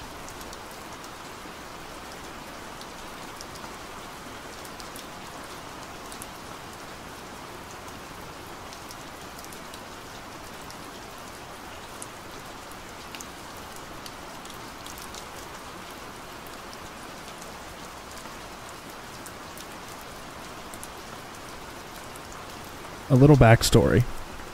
When I was 19, I lived with my mom in a ranch-style house on a road that backed up to a large field. On the other side was the main highway. About a half-mile down from me was a loony farmer, and about a mile on the other side of me was pretty much a crack house. I guess someone used to live there, but it was run down. I will say that the crackheads were pretty quiet. Other than those 2 houses, we were totally isolated. At the time, I was working full-time and going to school full-time as well. One of my classes ended at 10:30 p.m. I often wouldn't get home that day of the week until about 11:15ish. I was driving home one night and I noticed some guy walking down the road. He had a yellow shirt and track pants. I remember his outfit because it was stupid. It wasn't weird seeing people walk down that street because of the whole crack house thing, but I instinctively looked over at him when I drove past. He turned and smiled and waved, which freaked me out. So, I speed the half-mile home and pull into the driveway, weirded out at this point. I made sure all the doors and windows were secure, and then sat on the couch to be a paranoid freak and wait to make sure the dude walked past my house. Except he didn't, and there was another guy with him, dressed in darker clothes. They actually walked up my driveway and started playing around with my car, testing the handles and stuff. In my hurry, I forgot to grab my phone from my car, so I was kind of worried that that's what they were after, until the guy in yellow started approaching my door. I'm freaking out, so I go and wake up my mom. She's bleary, and I'm trying to explain the situation when we both hear the doorknob turn very slowly. Good thing it was deadbolted. She got out of bed, walked to the door, and then Yellow Shirt knocked. I perched up on the couch so I could get a good look at him and his friend, still in the driveway. The porch light was on because of the sensor. "Yeah," my mom said. "You dropped your wallet." I told my mom that I had my wallet. It was in my purse. So, she calmly told him that she had her wallet, and it was too late to be knocking on people's doors. I remember perfectly what he said next, even though this was about 6 years ago. "Okay, I'm not a bad guy, just so you know." We were all pretty still. No one moved, not even the guy at the door. Not even when the porch light went off. Then he tried the handle again. My mom told me to call the cops so she could get the gun, and I told her that I didn't have my phone. So she walked to the kitchen to grab hers from the charger. She handed me the phone and walked to the bathroom, stared out the window into the backyard. Then, she went to her room to grab her Ruger. I was talking to the cops and explaining the situation, all while watching the 2 guys, explaining that there were 2 suspicious guys at our door when my mom came back and said, "One in our backyard too," which explained why she had looked out the bathroom window. She glimpsed him from the kitchen and went to get a more discreet look. My mom walked back over to the door with her gun and loudly said, "If he tries the handle again, I'm just gonna open the door and shoot him." Fuck knows why she said that instead of waiting for the cops to arrive, but the guys took off down the road. I told her and she rushed to the bathroom, where the guy apparently in the backyard saw his friends running down the road and sprinted off too. They were going in the direction of the crack house. The cops searched our house and our yard, and then went to the drug house, where they found 5 dudes hanging around. One was the yellow shirt guy, and I'm assuming his friends were with him. They did get arrested, and nothing weird like that ever happened again, but I was on edge for a while.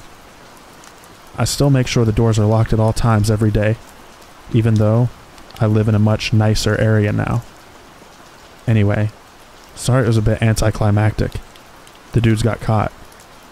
Either way, weird guys who told me you found my wallet, let's not meet.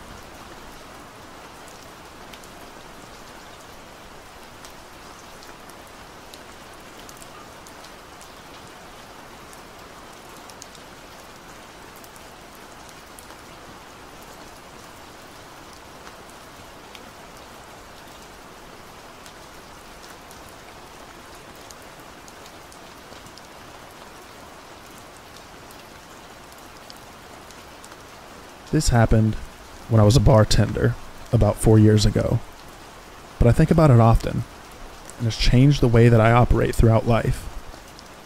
I now refuse to go to any store alone after midnight.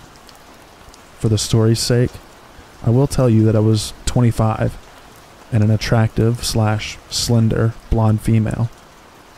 On a busy Friday night, I was bartending with the bar manager, and he had noticed that we were very low on some bar necessities after the dinner rush.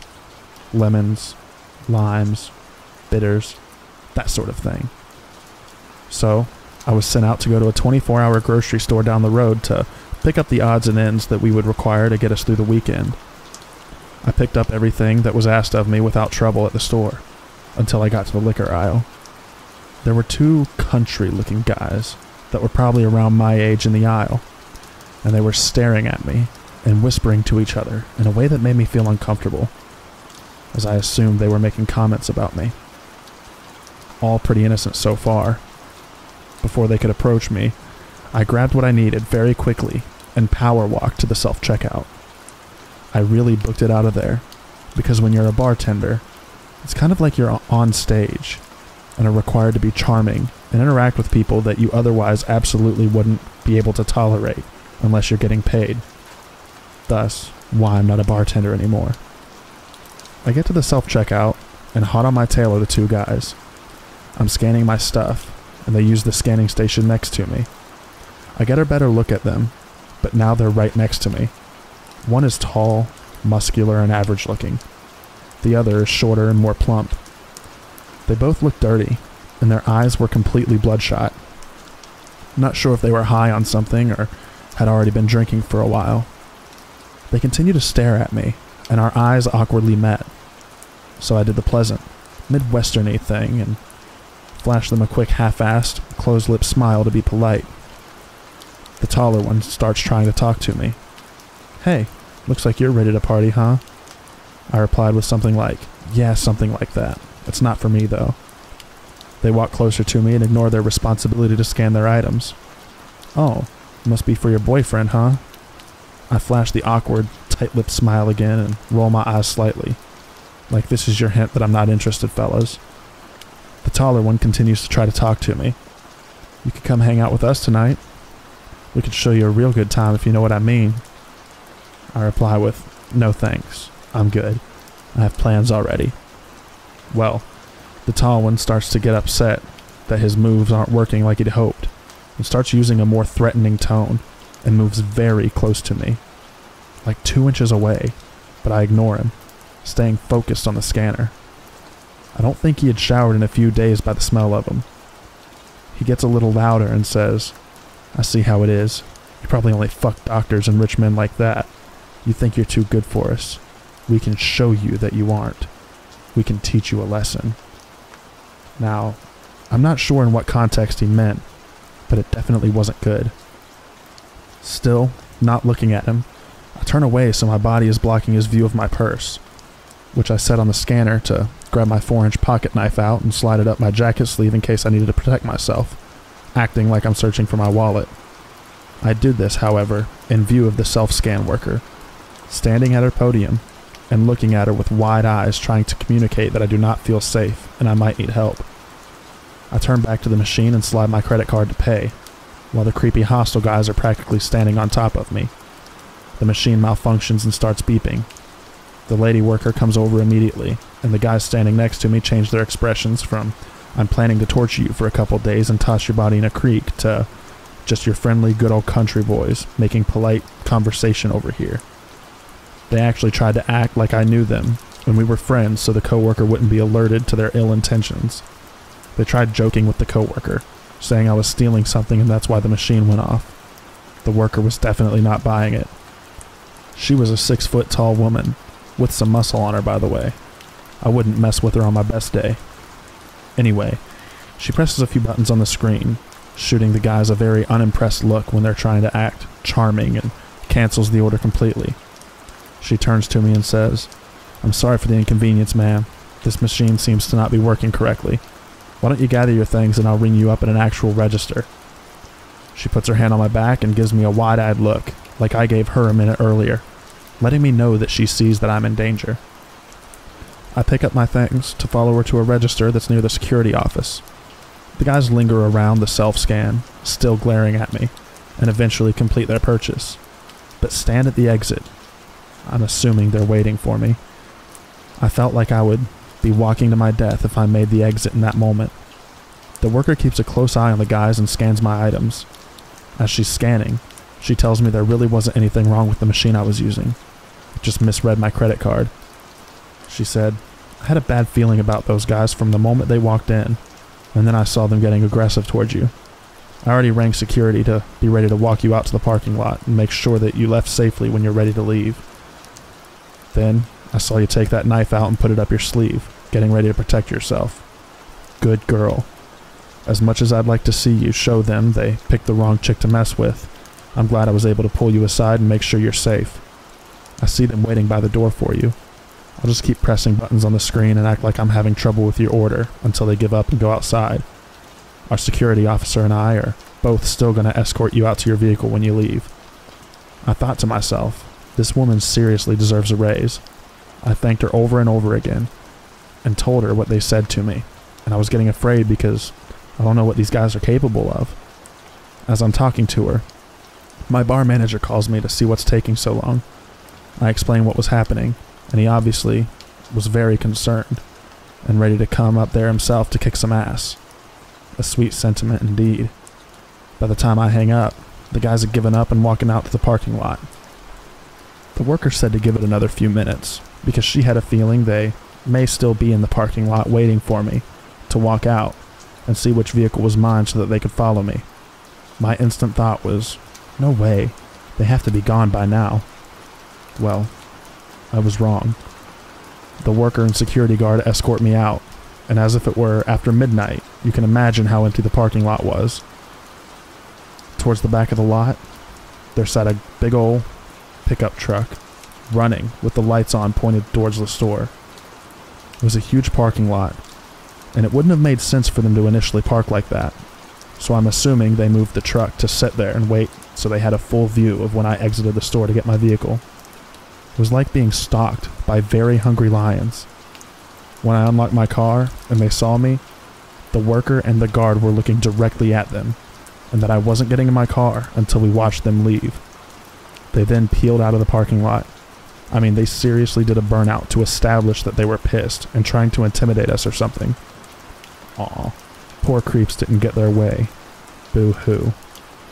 I thanked the co-worker and the guard over and over again, as I'm certain that they had just saved my life, or at least saved me from having to live with whatever those guys were planning on doing to me. I did write a long letter to the store manager, and to their corporate location describing how their employees protected me and how grateful I was. I really hope that earned her a promotion, bonus, or a raise. She didn't know me at all, and was ready to protect me, which really isn't her job, but she did it anyways.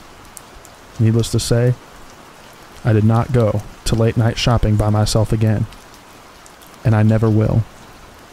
So, to the two guys who tried to kidnap me in the grocery store, let's never meet again.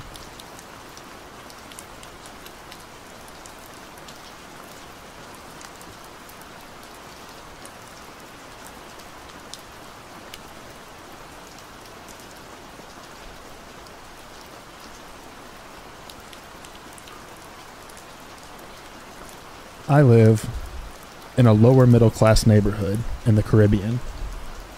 It's a quiet place where nothing happens. The type of place people go and retire to sip pina coladas all day. However, a few houses next to mine lived a family that was not like the rest. They had the biggest house on the street and lived luxuriously. Their kids would play with me, especially the smallest girl, who we all nicknamed Tiny. Tiny was about 5 when I was 11, and she was always at my house.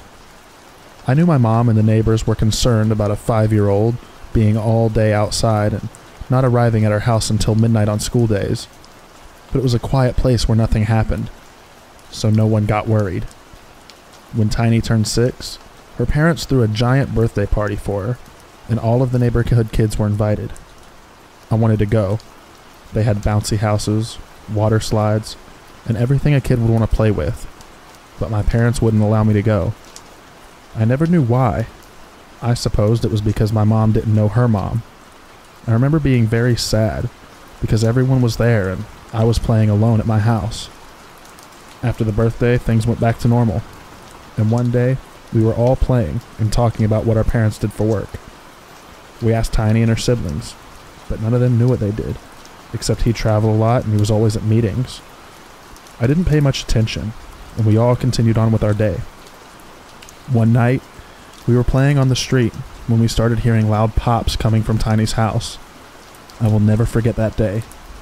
The neighbors, including my mom, came out, rushing us inside, yelling that it was gunshots. Some of us got in my house, and we stayed there as my next-door neighbor, a cop, ran towards Tiny's house. All we saw after the gunshots were a black van rushing down the street and almost killing a dog. Some men entered the house. Tiny and her siblings wanted to check what was going on, but everyone forbade them to go. All I remember was a bunch of cops and ambulances a few minutes later, and in a day, I never saw Tiny or her siblings again. For a couple months, the house sat empty, but black vans and strange men kept coming into the neighborhood door to door asking for any information about the man and his children. No one in the neighborhood spoke about it. I know the cops asked me about Tiny and the kids and if they ever said something weird about his mom and dad, but I was only 11 and more concerned about playing Mario Kart Wii than what happened that night. Years passed and the story faded away. Now that I'm grown up, I asked my neighbor, the cop, what went down that night, as there were rumors the guy died.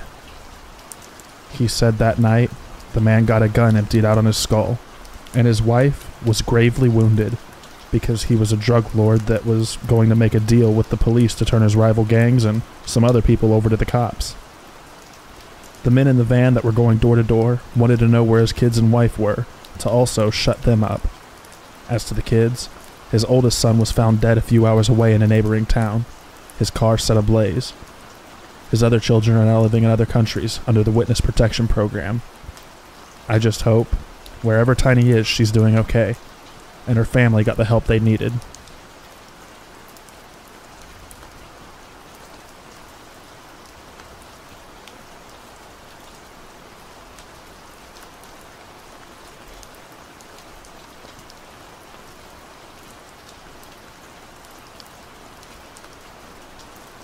A couple of months ago, while house setting and dog setting for my parents, I had an eerie feeling. As an obsessive ID channel watcher and younger female, I played it off as paranoia. During these few days, whenever I took the dog out, he suddenly began sniffing areas he never sniffed before, particularly under each of our windows. And thankfully, it's because of him that I discovered 2 larger footprints under a window that looks directly into our living and dining room. Around this same time, about 2 months ago, I noticed a man walking up and down our street that I'd never seen in the entirety of my life. I live in a small Midwestern town, so everyone pretty much knows everybody. He also had, in my opinion, odd mannerisms.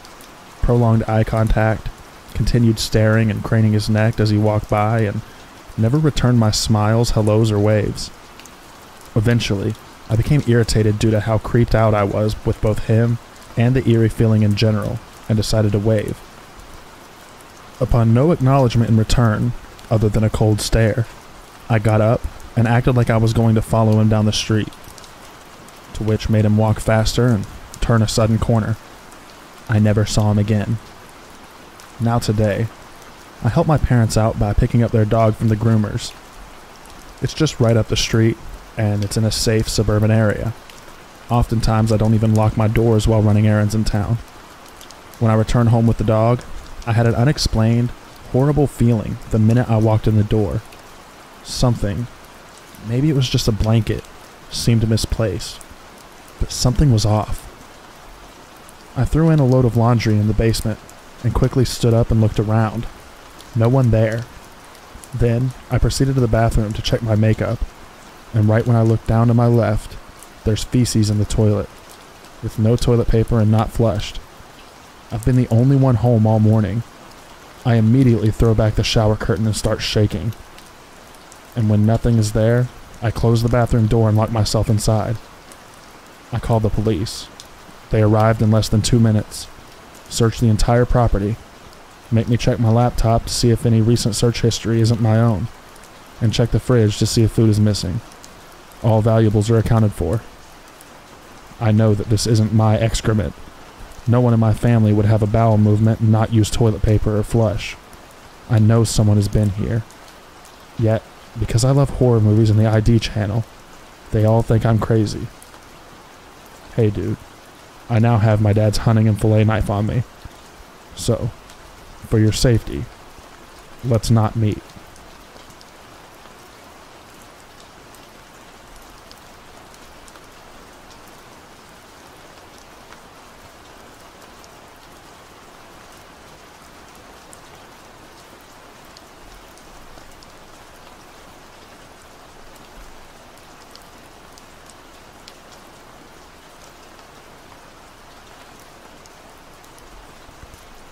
My family used to volunteer at a veterans homeless shelter quarterly. It was with a group of people from our church. We had gone several times.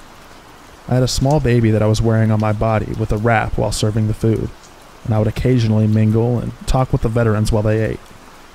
One evening, I was speaking to 2 men at a table, and one asked me where I lived. I didn't take it to mean anything other than the general town that I was from, so I told him. It was nowhere near where the shelter was. But then, the other man at the table, who I'd never seen before, looked at the other guy and told him exactly how to get to my house. He told him where I lived. Then, he looked at me and he said, "I used to live on the hill across from you. I used to watch you all the time. You and your children." So that was the last time that I volunteered anywhere like that. I reported him to the shelter director. He was a registered sex offender. I found that out later, and he did live across the road from us at one point. I've never been so creeped out in my entire life.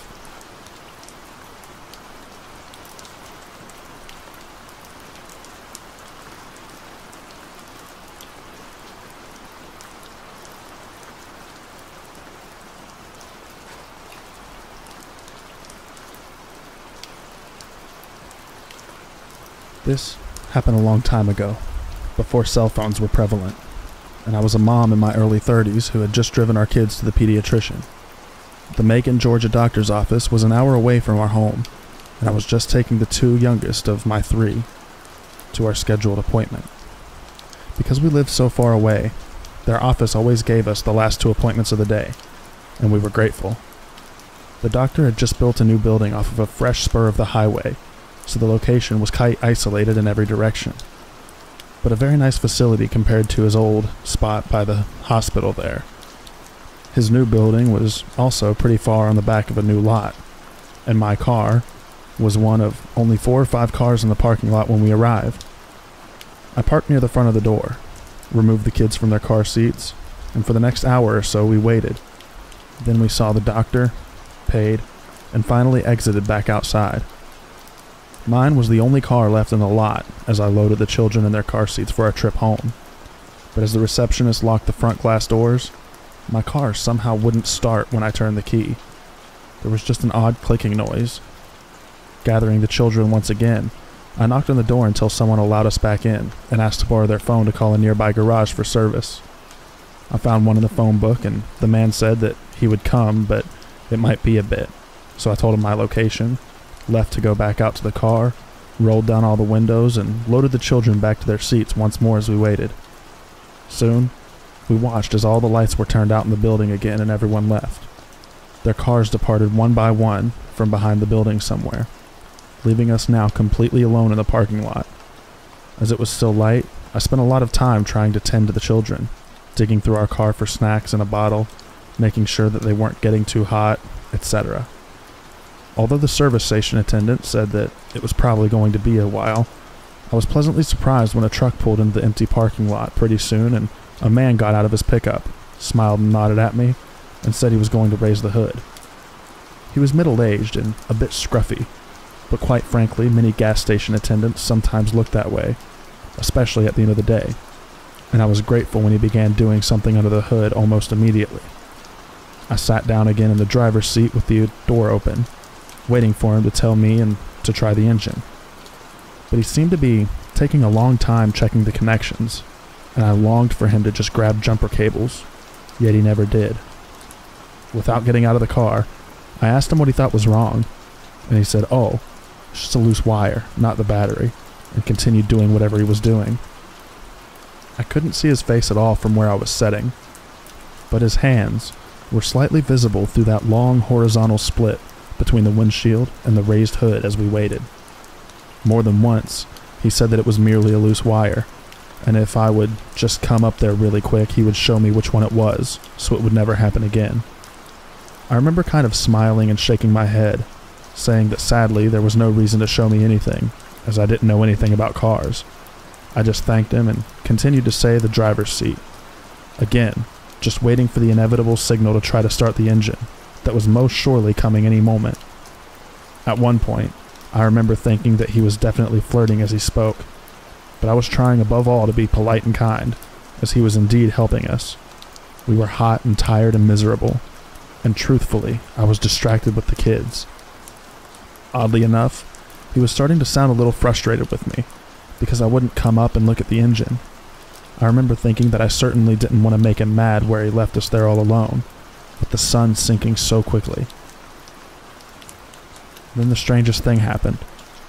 Another truck suddenly pulled into the desolate parking lot, and as it did, this nice guy working underneath my hood suddenly slammed it shut, ran to his truck, started it, and drove away very quickly, without even saying goodbye. I was both confused and a little anxious when he did this, because I didn't know who was now arriving. I even remember feeling a little frightened that he had suddenly left me there alone, with two little ones, defenseless. Why wouldn't he at least stay and speak to whoever was parking next to me now? It certainly seemed like the southernly gentlemanly thing to do. I looked around and was very aware, once again, that there were no visible cars on the road, no homes or businesses nearby, and the sun was continuing to set quickly. As this new, also unmarked pickup pulled in next to me, I got out of the car once again, this time more apprehensively. Upon exiting, though, he immediately introduced himself, and his name and voice seemed to match who I had spoken to on the phone much earlier. He then actually called me by name, apologizing for being so late, and finally smiled and stared towards the road, pointing and asking who the man was that just left so suddenly. Relieved and unfazed, I just smiled back in surprise and told him, "Well, I don't know. I thought all this time he was you." We both laughed slightly as he grabbed a pair of jumper cables, walked to the front of my car, raised the hood, and started to work. I immediately sat back in the driver's seat once more, suddenly grateful that, with luck, that air conditioner would be blowing full blast shortly, and once again checking the children. While listening for the familiar words "try it," I had my back completely turned when he surprised me by suddenly coming to the driver's side door. In the strangest voice, he said, "Ma'am, is this yours?" And when I looked into his hands, he was holding a long, thin, dagger-like device that was about 1.5 feet in length. It appeared to be very old and covered with reddish rust, yet on one end it had a tiny circular, small finger holes. If it was a mix of a long thin sword and scissors, oddly combined. I remember being amazed but not frightened, and asked him where he had found them. "Under the hood," he replied. I said just matter-of-factly that I had never seen them before. But how weird was it that those things had somehow been stuck undiscovered in my car for all those years, and shook my head in surprise. He continued to stand there and stare at them, unbelievingly, and he looked oddly pale too, like he couldn't find the words to speak for a bit, just continuing to stare at the unusual object. Honestly, I didn't care one bit about it. All I could think of was getting the car going, letting me pay him, and leaving. He didn't say anything else, just quickly set him on the curb, started his truck, and then signaled for me to start the Jeep. And when it immediately caught, my 3-year-old cheered. Grateful, I quickly turned on the air conditioner full blast, rolled up the windows, aimed the air vents back towards the back seat, and reached for my purse to pay out. I stood up and took a few steps to meet him so I could hear the amount now owed.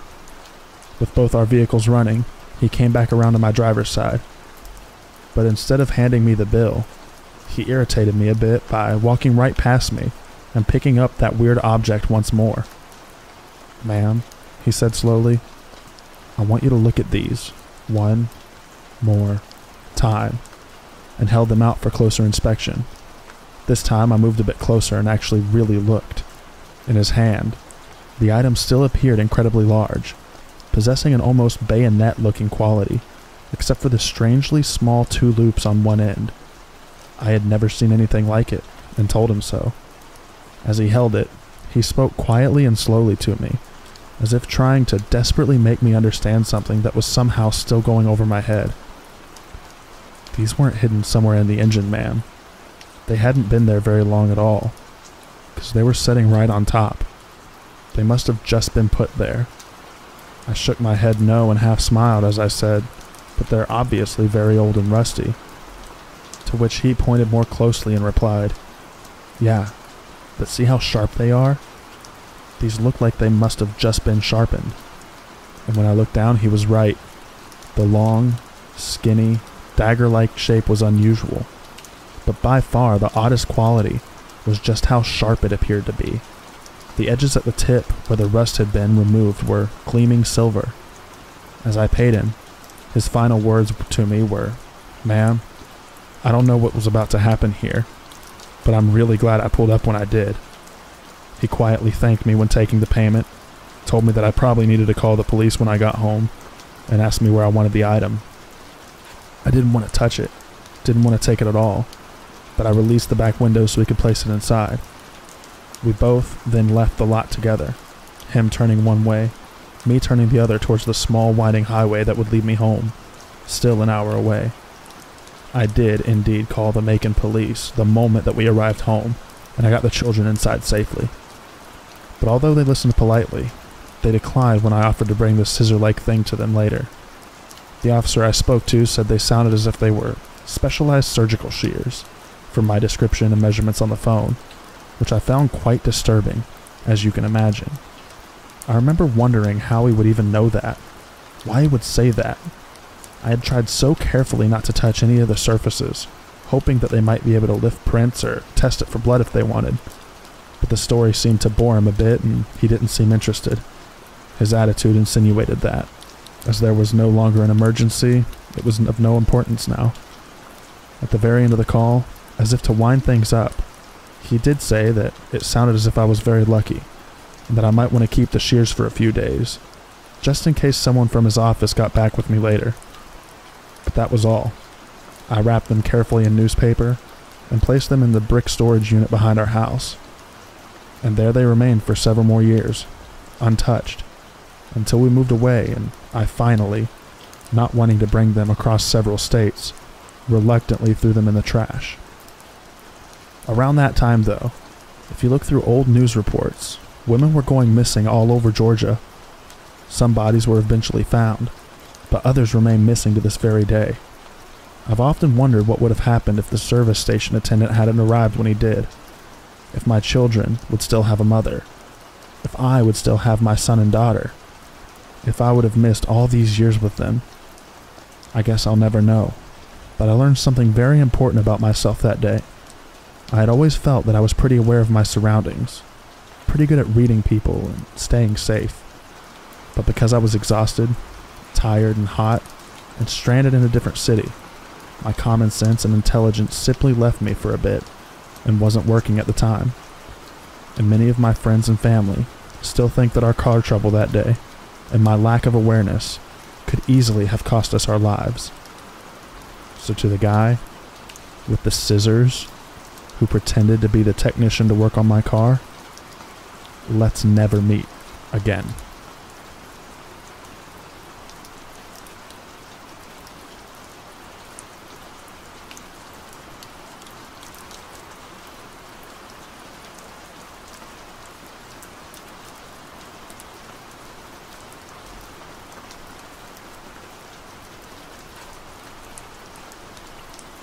So, a little background here.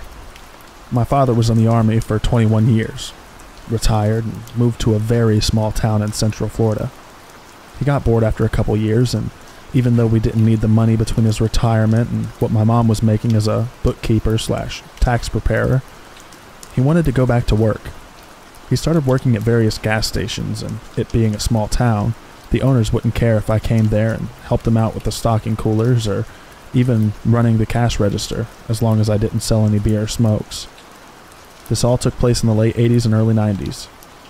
The actual story I'm going to tell took place in 1990, and I remember the date well, because it was shortly after my birthday, and being 15 in Florida, I had just got my learner's permit, and my dad would let me drive him to and from work, just to get some experience on the road, both at day and at night.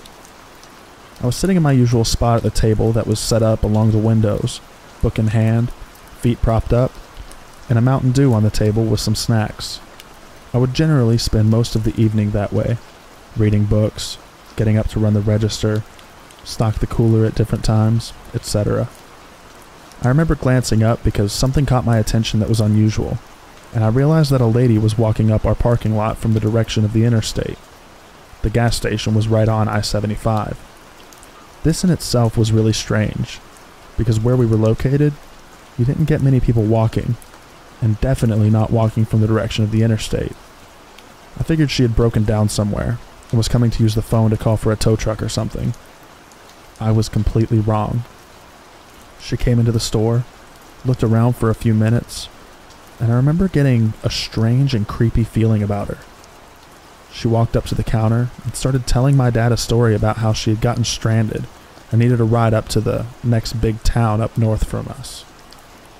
Akala was the town. This is important. My dad lets her know that he's working, and there's no way that he can take her. She turns and looks at me, and while she's looking away from him, my dad catches my eye and subtly shakes his head no. I was confused for a second, but she turns back to my dad and points at me, asking if I can take her. My dad responded back that I only had a learner's permit and wouldn't be able to drive her anywhere and then drive back. Normally I would have done it, even though it was illegal, because I had done it a few times before already. I didn't argue with my dad, since this was completely out of character for him. He was normally chatty with the customers, but for whatever reason, he was almost curt and dismissive of her. Turns out, he had a bad vibe about her from the minute he seen her walking up the drive. Well, she cusses him out for a minute, and he basically tells her to get out of the store. She slammed the door open. I thought the glass was going to break from how hard she slammed it, and then she stalks out of the store and down the driveway. I keep an eye on her, and continue to watch as she makes her way back up to the interstate, and then starts up the northbound on-ramp. Almost a year passes, and I'm in my bedroom, less than a week before my 16th birthday. I hear my dad yelling from the living room, "Son, get your ass in here and look at this." I quickly run to the living room and see my dad pointing at the TV and look at the mugshot of the lady up on the screen. And immediately, I remember the lady who had been in the store. Turns out, I almost gave a car ride to Eileen Warnos, who was later convicted of being a serial killer and then later put to death. I still, to this day, have nightmares about what could have happened.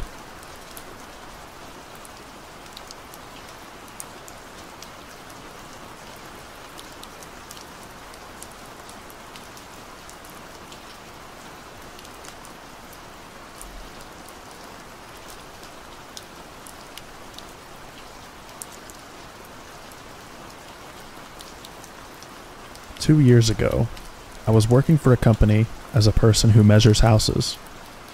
Most people haven't heard of it. It's essentially where you have an iPad and go to people's homes and draw up floor plans and measure rooms for carpet, hardwood flooring projects, etc. Anyone can request one.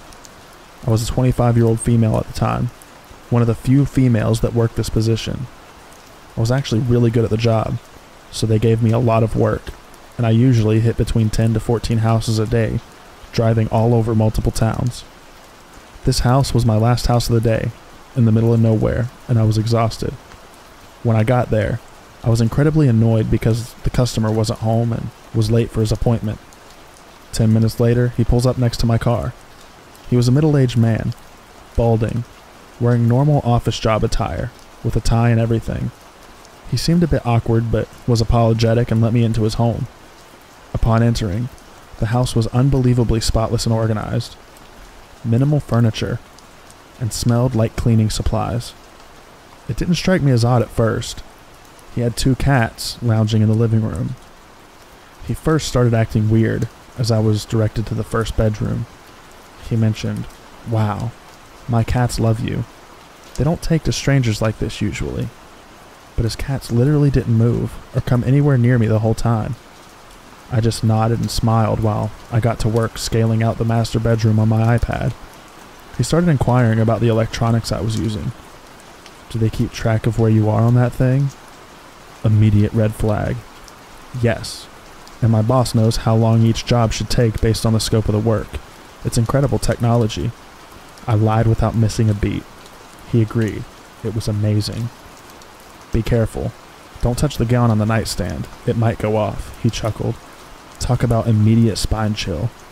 I looked up from my iPad and, sure enough, there was a handgun on the nightstand. I knew instantly that I needed to behave like nothing was happening that was triggering alarms for me. He directed me to the second bedroom, and he said the exact same thing, warning me of a gun on the nightstand that was indeed there. This was the moment I knew I was in danger. At first, I thought it was just my anxiety around guns, but at this point, the tension building between us was undeniable. There were only 2 bedrooms on the scope of work. I hastily met up with him in the kitchen and began running down the next steps, but he interrupted me. "Could you measure the basement stairs? I forgot to add them to the list, and I think I might want to carpet them in the future." My heart dropped, but my stupid customer service conditioned brain could not figure out how to get away with saying no. He led me to the basement door, and, you guys, there is no way he was planning on doing anything with these stairs. They were plank wooden stairs, L-shape, going down leading to an unfinished basement. Unfortunately, in order to get an accurate measure, I had to walk all the way down them to the basement. Meanwhile, he stood blocking the doorway with a smile on his face, mentioning again about whether or not my boss knew where I was, to which I shortly replied yes. Once I got to the basement, I scanned the room quickly. There was not 1, but 7 deep freezers lining the walls. In the middle of the room was a lit, low-hanging ceiling light, revealing an old television set, VHS tapes scattered on the floor, and an old recliner facing the TV. Behind the set, 2 white shelves full of VHS tapes. In this moment, I knew one of 2 things was going to happen. He was either going to let me go, or he was going to push me down the fucking stairs. I held my breath, put a smile on my face in an attempt to act my way out of the situation, and began to climb the stairs. All I could hear was my heartbeat in my ears. He was still blocking the door. No smile this time. As I got to about the 5th stair from the top, I felt him hesitate, which made me hesitate as well. You could cut the tension with a knife, and I finally understood that expression. To my absolute shock and relief, after 4 seconds, he stepped aside. I made a beeline towards the front door, not saying a word, and when he stopped me again, saying, "Oh, before you go, won't you give my cats a treat? They loved you so much." He was holding a bag of cat treats. I quickly gave his cats a treat, thanked him, and practically ran out of the house, and definitely ran to my car. The second I got out of his driveway, I had the most intense panic attack and cried. I tried to call my boss, but I was in a dead zone. The truth of the matter is that my boss would not have noticed I was missing for at least 24 hours when I didn't root my day the next workday. Yes, he eventually would have been caught, as it was my last known location, but I would have been long dead. I suffered PTSD over this experience. I couldn't sleep for a week. I was petrified to work my job, but had no choice. This day still haunts me. The worst part, I was so fucked up, jumbled, and in denial over the entire experience that I forgot to write down his address.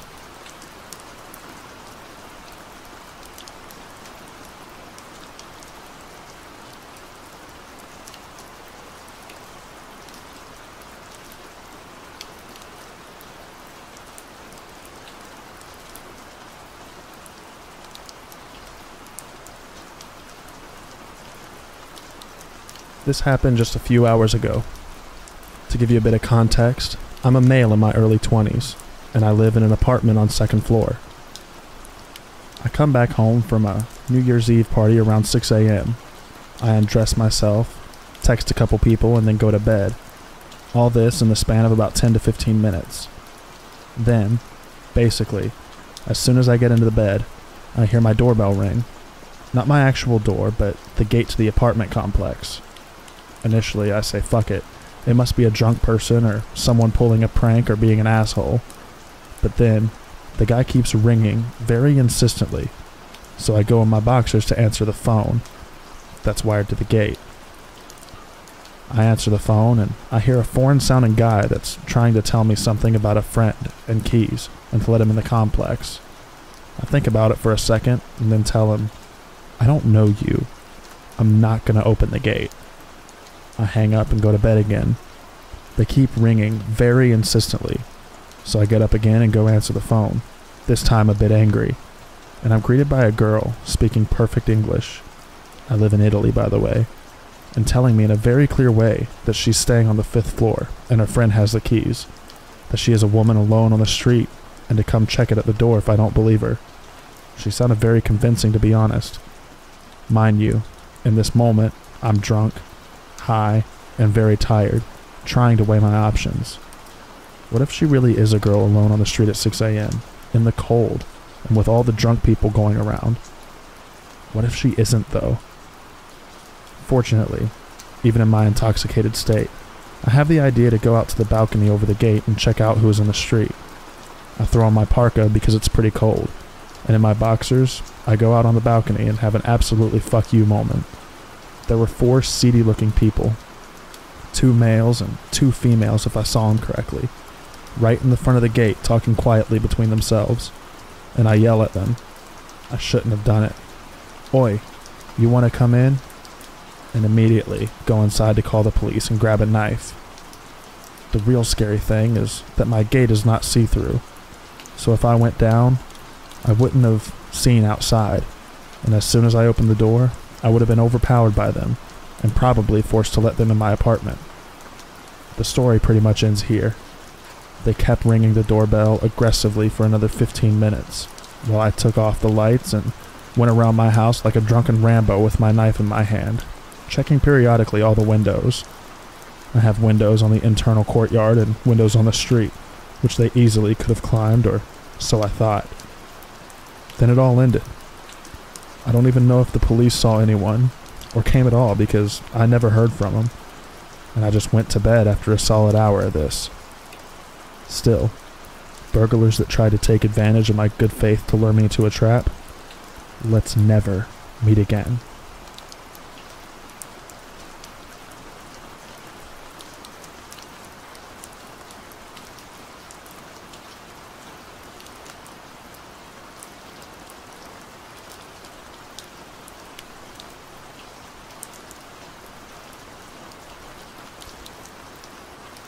I go to school in a big city that's one of the least safe cities in the United States.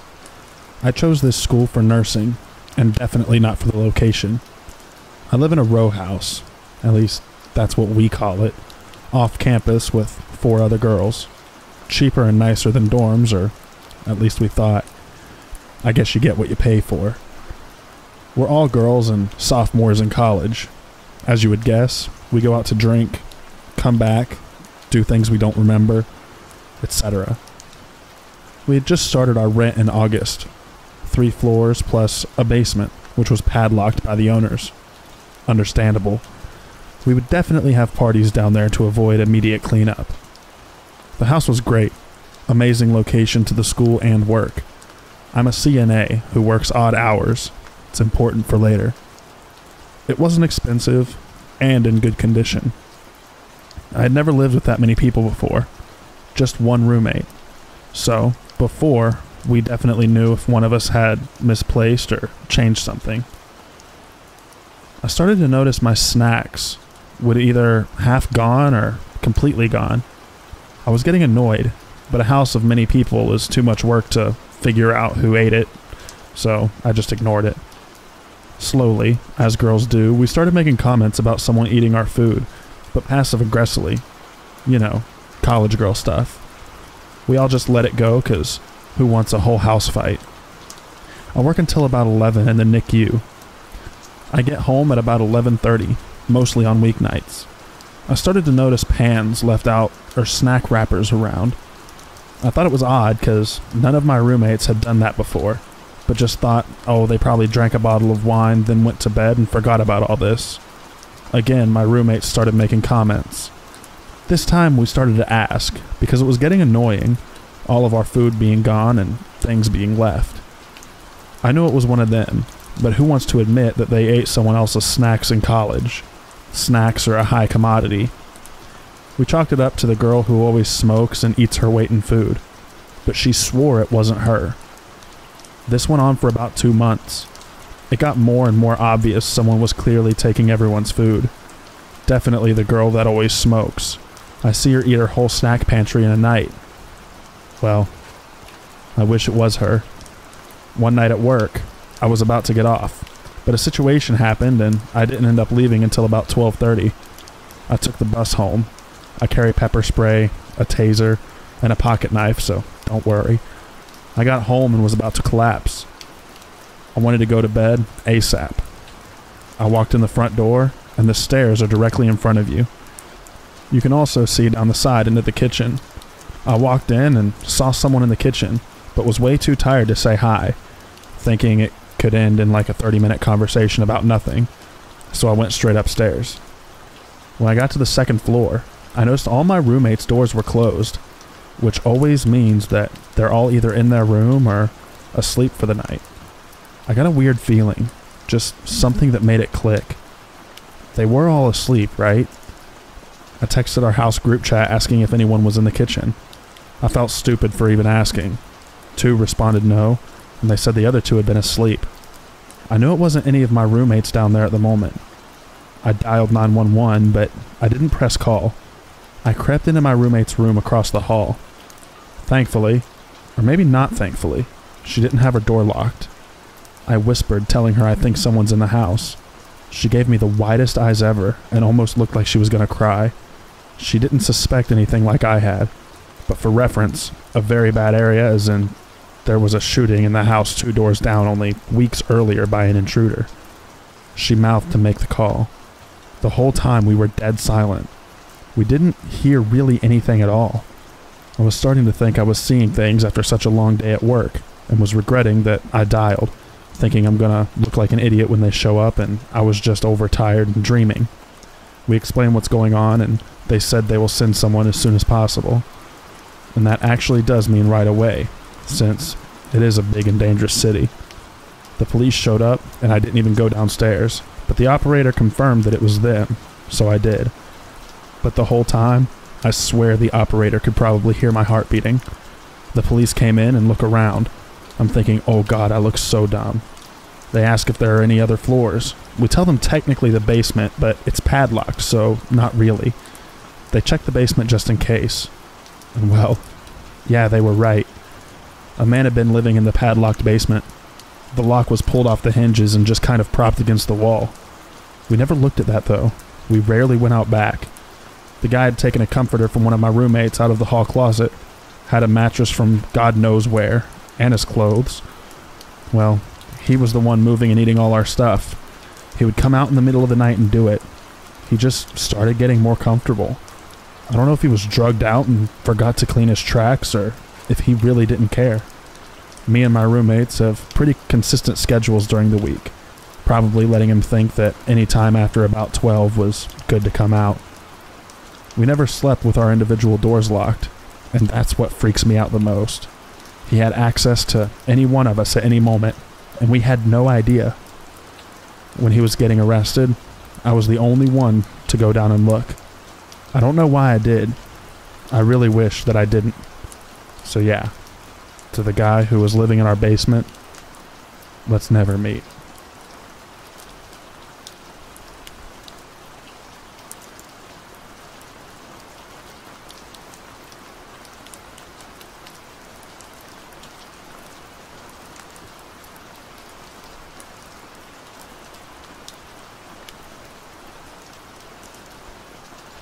About 12 years ago, my boyfriend at the time and I ended up finding a cheap, quiet studio apartment to rent for practically free. Of course, we had to maintain the 3 properties there and help our landlord out with his meals or just drive him out to go eat, where you were also treated for taking him out. The studio that we were moving into needed a decent amount of renovations to be comfortable and livable. It was pretty quiet and isolated on top of that hill. Besides our studio, there was a neighbor across our driveway, about 150 feet away, plus our landlord, who owned all 3 homes, located about 3/4 of a football field to the right of our studio. The landlord's girlfriend lived in an apartment above the landlord's garage. The landlord was extremely cool, so we got free cable, water, and power. We only had to pay for propane for heat and water. The bill was to be split with the neighbor across the driveway from us, since we shared the large propane tank. We didn't officially meet our new neighbor until a few weeks after moving in. We all introduced ourselves and had a normal conversation. I got a chance to really talk to her, however, a couple of weeks after our initial meeting. We stood around outside talking for almost an hour. When my renovations got brought up, I wanted to show her our great work, so we headed inside my place for a small tour. It was a studio, as mentioned, so you pretty much got the whole house tour for stepping in the front door. That's where the weirdness truly began, though. The actual first words she spoke upon stepping through my front door were, "Is that a used mattress?" while pointing at our bed. Now, if you know me, then you know that when it comes to my beds, I keep them really clean. I mean, like, straight up use a waterproof mattress cover to keep my mattresses pristine, with no stains, and white still. And I only use good, clean sheets and blankets. So her question really threw me, as I stared at our bright white, clean mattress edge that was exposed, as a result of me making the bed earlier that morning. All I could manage to say was, "No, I got it brand new." We all had our varying work schedules, so I really didn't see her for another few weeks after that. But then, the landlord's girlfriend pulled me aside one day with something pretty interesting to say. She told me that my neighbor had been telling her and the landlord that my boyfriend and I were known to have burgled houses. I was blown away. I wondered why she would say that. Neither my boyfriend nor I had even known anyone capable of that, let alone us being capable of that. The neighbor's daughter turned out to be a new cop, and she still worked for the jail in her first year. Supposedly, that's how the neighbor knew what she didn't even know. All I could really say to the landlord and his girlfriend was the obvious fact that we weren't even capable, and couldn't even prove it, but we had clean criminal records. So we just dismissed it for the time being. After that, we started noticing dirty looks from her here and there, so naturally it was pretty awkward when I had to go over and knock at her door in order to collect her half of the propane bill. She gave me a check, and when I read her name aloud and looked in her eyes, I remembered who she was. When I was about 16, so like 12 years or so before moving in next door to her, I ended up at her house with my high school boyfriend for Thanksgiving.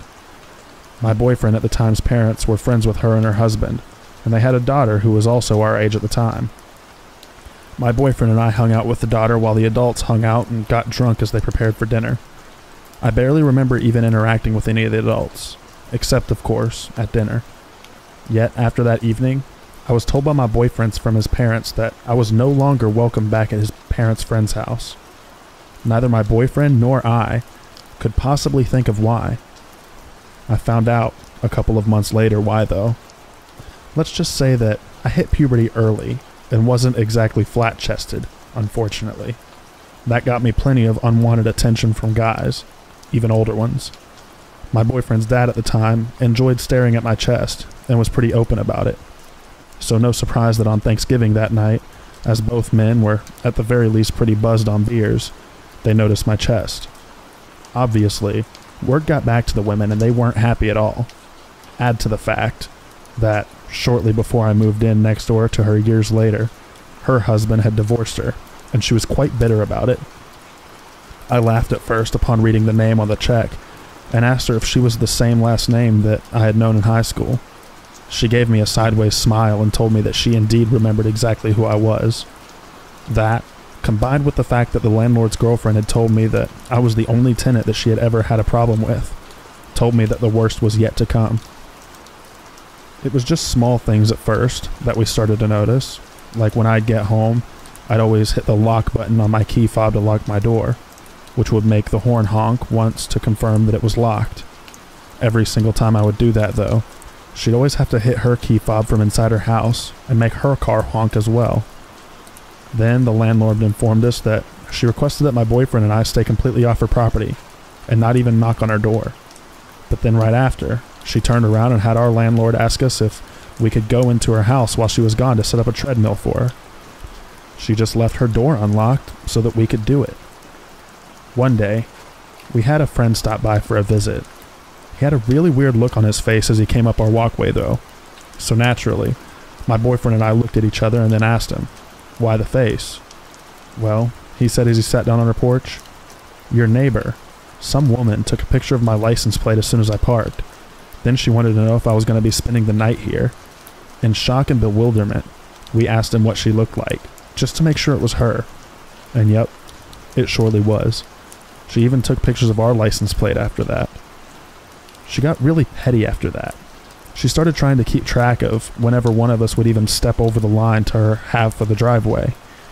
If she felt that one of us drove up the driveway in front of her house too fast, she would scream at whoever it was. That got me up in her face yelling at her one time. She even threatened to sue us once, because according to her, one of our cats was on her car and scratched her new car's paint when she scared it off her car.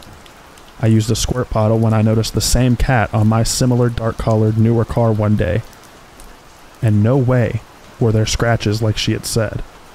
I mean, you could see the clear coat where the cat's nails were, but it rubbed right off just by using my finger. I started to worry about my 3 cats with her around, especially after one of my nosy, ditzier cats wandered into her house after she left her front door open for a while. Whenever the cat would wander towards her house after that, I'd call him back if I happened to see him do it. The cat disappeared shortly thereafter. My boyfriend and I smelled something dead around the property a couple months later, after searching tirelessly for him. But we never could locate the source of that smell. Tensions between the 3 of us, and even the poor landlord and his girlfriend, were pretty high at that point. But it got worse one afternoon, when I happened to catch her on our property. I was around the back side of our house, talking to my boyfriend, but when I went to walk back around to our front door, I caught her. She was crossing back over the driveway, towards her own house, with this stupid, childlike, guilty look on her face. Believe it or not, it actually took a couple minutes for it to dawn on me that she had been sneaking around to the side of our house to eavesdrop on us. Come to think about it, that's about the time I started to hear strange noises outside of our windows at night.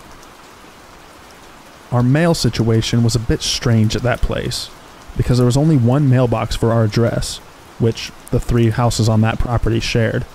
There was only one key to the mailbox, which the landlord had. The landlord and his girlfriend didn't drive anymore, so usually my neighbor lady would get the mail from the box for everyone and drop it off over at the landlord's house so we could go and get it from him. So one day, I trotted over to the landlord's to see if my check had come in the mail. He said it hadn't come, and I could tell just by looking at the mail pile it wasn't there.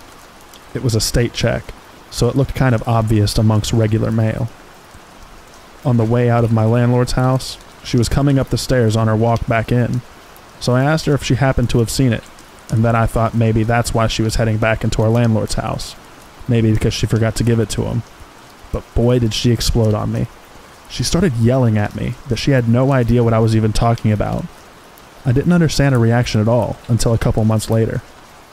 I had started noticing that I wasn't receiving certain important things that I was expecting in the mail, like my new driver's license, vehicle tags for registration, and some pretty important Social Security paperwork. So, I hatched a plan and informed the landlord first. The second person I clued in on was our mailman, since it was a locked mailbox. Since there was only one key to said mailbox, my theory should have been easy to prove, and it was. My plan was to address an envelope as if it were important and coming in the mail for me. I only planned to give it to the mailman at our mailbox, so it would be missing the postmark, but I hoped she'd overlook that one small detail. After the mailman deposited it into our mailbox, I just had to wait for her to bring the mail to the landlord and see if she left it in with the rest of the mail like she was supposed to. Sure enough, when I went back to the landlord's to pick up our mail, it wasn't there. Excited to finally be able to make her face some consequences for her crappy actions, I immediately called the postmaster to report the mail theft. But unfortunately, being the beginning of a recession back then, the post offices were far too understaffed to even explore the case. I also tried calling the sheriff, but mail theft is federal territory. I started to notice that the noises outside my windows at night were happening more frequently. Not only that, but I started waking up during the night with severe stomach pains and diarrhea that would usually be gone by morning. That would happen at least twice a month while living there. Then, one day, as I went out to my front yard to talk on my cell phone, the neighbor lady suddenly appeared on her front porch and faced me, while holding her cell phone out towards me. I couldn't figure out if she was eavesdropping on my phone call somehow, or maybe filming me. But after that, she would do it every time she was home and I went out to make a phone call. On top of that, it got worse when she recommended some lady friend of hers' daughter and her boyfriend move into the landlord's above garage apartment. Apparently, the landlord's girlfriend had suddenly moved out, leaving the apartment vacant. Now you would think that a nosy neighbor like that, monitoring our guests, would choose nice and safe people to live on our property with us, right? Wrong. The young couple wreaked havoc, I'll tell you. At first, they got into the landlord's house while we were all out to dinner one night. They stole what they assumed to be the landlord's cell phone from his living room, but it was actually my recently deceased mother's cell phone that I had lent to him, since the cell phone had about a year left on the contract agreement. Also, some of the last pictures of my mother and I were on that cell phone. I didn't actually find out that the phone was stolen until my boyfriend told me as soon as our landlord told him. I remember that I was out in my field doing some tracking for a peeping Tom, whole other story, when he came out to tell me. I immediately yanked on my phone out of my pocket and called the stolen phone. A younger sounding girl answered, but hung up after hearing me ask, "Who is this?" We both left my house right away and headed to our studio so I could confront the young couple at their apartment. My boyfriend and I quietly crept up the stairs in the garage that led up to their apartment. As I stood quietly outside the apartment door, I texted the phone that I thought they had stolen. I did that because this particular brand of phone had a certain text tone, exclusive to that type of phone only, and I knew that my mom had the phone set to that text tone. Surely enough, I heard it go off inside their apartment, so I calmly knocked on the door and waited for them to answer. When the young girl answered the door, I calmly asked her about the phone. Before she could answer me, though, I explained to her that the phone had been stolen, was my mother's, and she had just recently died. I also explained that the phone had a few of the last pictures of my mom and I on it. She denied even having the phone, of course. For all of you out there reading this, I have to say that I tried, people. I tried, but I kind of lost it right then. I yelled at her. Bullshit. I just texted it before I knocked, and I heard the fucking text tone go off in your apartment. My boyfriend, who was standing behind me the whole time, tried to pull me back, as it was the landlord's house after all. As all that was going on, her boyfriend happened to walk into the living room area behind her, but as soon as he saw and heard me, he took right back off out of the area. She kept denying it, and I just kept getting angrier and angrier, whilst yelling louder and louder. Eventually, my boyfriend had to step in and basically pull me back down the stairs. Next, I called the cops, since I had proof via the phone's location on a family share map proving where it was, and also my online account had all their phone activity recorded on it. The cops even sneaked up the stairs to listen for my phone while I texted and called it. As I found out from the officers last night, the couple were both searchable because of one being on parole and the other on felony probation. Although they ended up searching for over an hour in the small apartment, they didn't get my phone back. You know, I even told her that if she just emailed me the pics from the phone of my mom and I, that she could just keep the phone, and I wouldn't call the cops or do anything else to them. But no, I ended up with neither. The younger couple didn't stop there though. Thanks, neighbor lady. All taking pictures of my guest license plates for security, and you saying that we are the risk. For their next performance, the young couple again broke into the landlord's house, but stole his car keys and car that time. As you know, our landlord couldn't even drive himself, so that was the vehicle that we used to take him out and around. The landlord's car was gone for 4 days or so, and the cops eventually found it ditched in a nearby canyon. Since the landlord couldn't receive the call to inform him of the discovery of his car, they had to take it to impound to store it, costing him almost $3,000. After all that crap, I still had to live there part-time, since my mom's house that I had inherited had no kitchen due to renovations. During that time, the neighbor, for some stupid reason, let her huge German Shepherd out of its fenced area as soon as my 4-year-old son exited my car there. It was a new dog to her, so I was appalled when it ran up towards my son, barking and growling. How would she know how the dog would react around strangers, let alone kids? Thankfully, I moved into my other house as soon as the renovations were done. After I moved out of that place and got away from her, my intermittent diarrhea stopped completely. The landlord even told me that she had calmed down way after I left. Even though my boyfriend still lived there. Nice, peaceful ending, right? Well, not as far as I'm concerned it wasn't, because one night, got a wild hair for some petty revenge. You see, there was a gate about halfway at the long winding driveway. I noticed that there was also a chain on the pole that the gate would close to, and that gave me an idea. I took an old combination lock that I had around the house, and straight up locked her ass in the yard, with the gate and the chain. Since the landlord couldn't drive himself out, and I had already taken him into town to get what he needed earlier that day, I knew that he'd be fine and well enough. Plus, I knew he'd laugh his ass off when he heard of my little misdeed. I didn't get to see her stupid face when she realized that she couldn't leave for work the next morning, but I'll bet it was a classic. From what I heard a little later, she reversed her car and backed up the winding driveway to fume to the landlord after she first realized that she was locked in. He said it was hilarious, by the way. Even more hilarious was the fact that it took her like 4 hours to get someone up there to cut the lock off so she could finally get to work. My life went back to normal after I moved out, thankfully. The only thing any of us could come up with was that she must have been jealous of me after the things that her husband had said about my body back when I was like 16 years old. Either way, though, that was definitely an experience.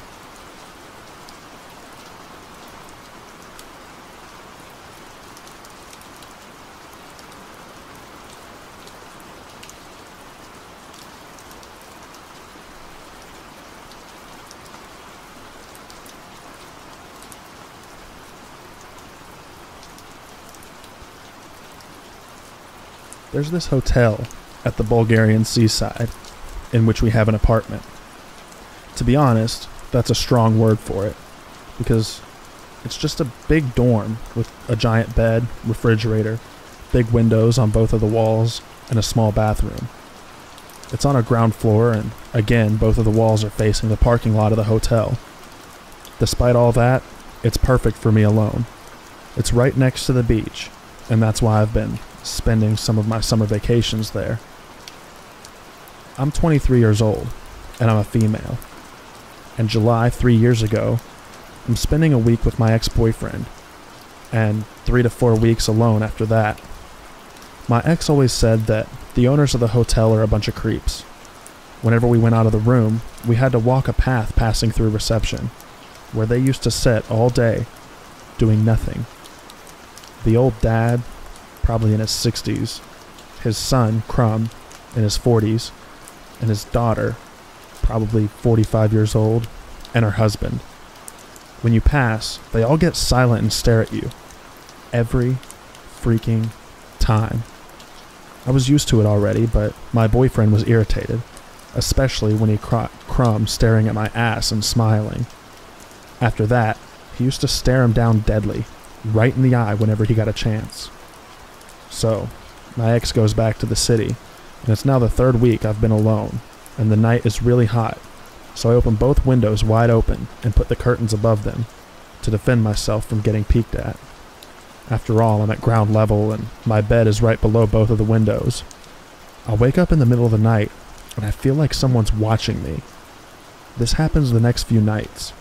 I'm easily scared and paranoid, but I was alone there, so I've been telling myself to chill, and that it's just my crazy mind trying to scare itself.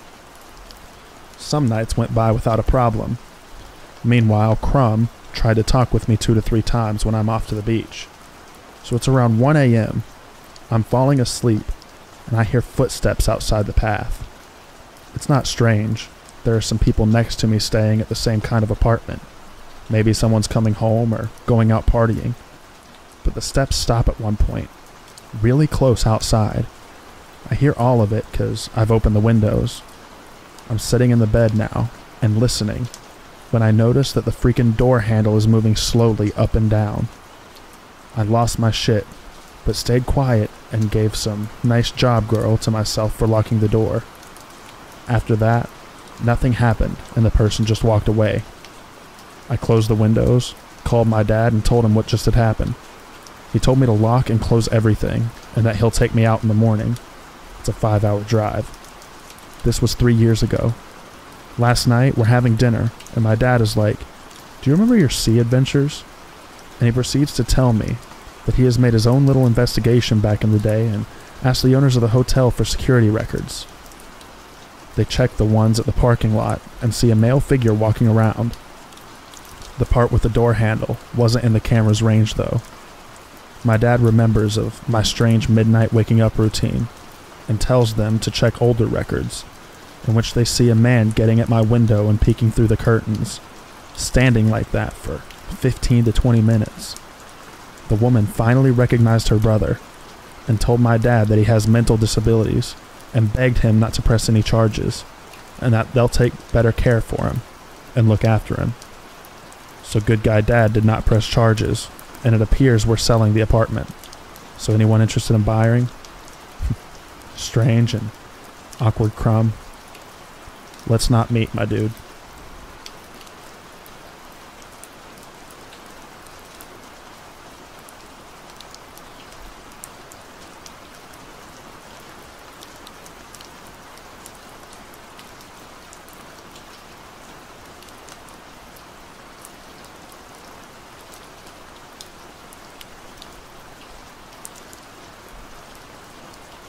I got a new job, and at my job there was this guy who used to watch me whenever he was around. We didn't work together, but we worked in the same department. We did sometimes work together, but it was very rare. All the weird stuff started a few months after I started a new job and moved within walking distance to my new job. One October night, I was walking home when a tall man wearing a hoodie suddenly came out of the bushes as I was walking by. I found this bizarre, so before I entered my apartment, I looked back and saw him standing behind some trees, watching me. When he realized I saw him, he jumped behind the trees to hide. I told my boyfriend, and he thought it was a drug dealer. Anyway, I started walking through a different trail, when, a month later, I see the same man. This time, he was crouching by the trailer of some parking lot. He got up and started walking away from me, but kept watching me. After a week, he showed up again, but this time I was halfway to my home, and he came out of hiding behind the trailer and started walking towards me. I beelined for my apartment's door and ran inside. This time he knew that I lived in which apartment. As the previous times, I would walk around the front door so that I wouldn't know which apartment I was in. He seemed like he was trying to figure out where I lived, as he could have attacked me multiple times. It doesn't end there. I got laid off and got a new job. After 3 weeks of working there, I was getting on the bus when this guy who looked similar to the guy in the parking lot was watching me get on. I quickly hurried to the back of the bus. When we got to my stop, he pulled the string and got off. I got off as well, but then decided to wait for this guy to keep walking. But unfortunately, he slowed down his pace, seemingly waiting for me to pass him. I ended up walking behind him until we got to some lights and he wouldn't move. I decided to walk fast and hide from him in case he was looking for my new job's location. During the time I worked there, I saw my ex-coworker on the train when I was heading back from my interview. He saw me going in the same direction as him and started running. He ran pretty slowly, like he had a limp or something. It was kind of strange. But anyway, I also saw him hanging out at the mall when I was there with my mom. But this doesn't really matter as it's a pretty popular place. Anyway, I got laid off from this job due to COVID and had a month where I didn't go outside much. After a month, I got a new job within walking distance. After 1 week, I was leaving work when there was a guy just watching me again, and he looked similar to the previous guy watching me when I was walking home. So I ran away and got to some lights and didn't see him. For a month and a few days, I didn't see anyone. One night, it was relatively warm. I was closing close to midnight and was walking home when I saw a white car parked behind some store, seemingly out of view of any security cameras. I was suspicious of it as it had its taillights and it seemed like someone was sitting in there. I'm walking by and keep looking over my shoulder at it until I decided it was probably safe. Anyway, not a second goes by and I get this feeling that I should look behind me.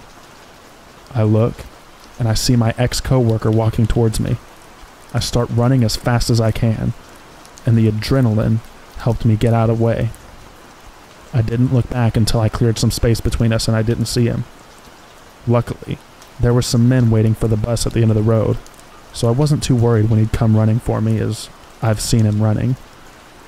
So a month goes by and I didn't see him again, but I assumed he was on vacation, as he showed up approximately a month later. Anyway, one night in early May, I was walking over to a grocery store to pick up some groceries I really needed after work, as it was only 9 p.m. So as I'm walking there, some guy wearing a hoodie comes up from behind me.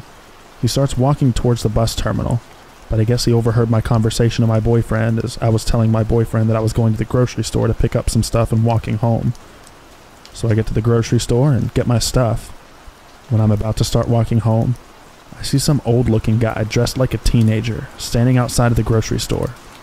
He was wearing the same clothes as the guy that I saw earlier, and he was watching me and trying to get close to me. I start telling my boyfriend to get me an Uber instead, and I walk over to some bags of fertilizer to hide from this guy. But he goes and starts looking for me. I stare at him, letting him know that he's up with something. He stares back with these soulless eyes, and luckily then, my Uber driver showed up and I hopped in.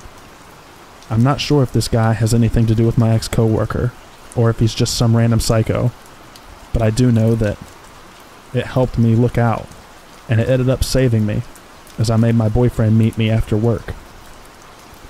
After that, I was extremely paranoid and always on the lookout for creeps, and I made my boyfriend meet me after work if it was dark out. A few days later, after no bizarre events, my boyfriend comes and meets me when I see some car with its headlights on parked in front of a store we had to pass. We start walking by it when it slowly starts driving away, seemingly watching us walking away. We get to some lights and I see the same car now in another plaza driving slowly and watching us. Freaked out, I tell my boyfriend and he gets scared. I assume it was my ex-coworker as the car this time looked like his mom's car. I saw his mom come to pick him up at work once and she was driving a car that looked like this one. The next night, we also saw some man with a black van with the passenger door wide open hovering around it. When we passed him, he started to follow us, so we started to run a bit until we got further away. 10 minutes later, I see a guy wearing a hoodie hiding behind some building with his back against the wall.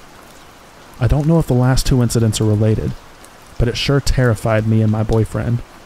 Mind you, I used to walk home by myself for a month without incidents, so I'm assuming, once it was warm out, Whoever had been watching me was planning something terrifying. After this, I changed my hours at work, even though my managers gave me a hard time, despite all the insane crap that I was seeing at night.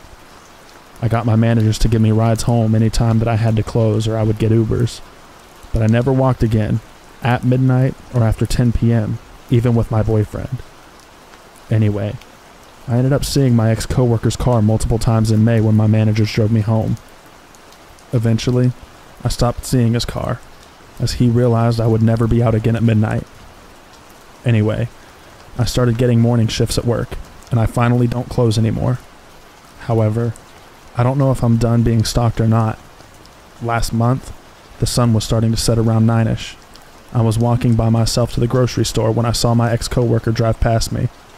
I ignored it as I've seen him in this area and it's probably unrelated.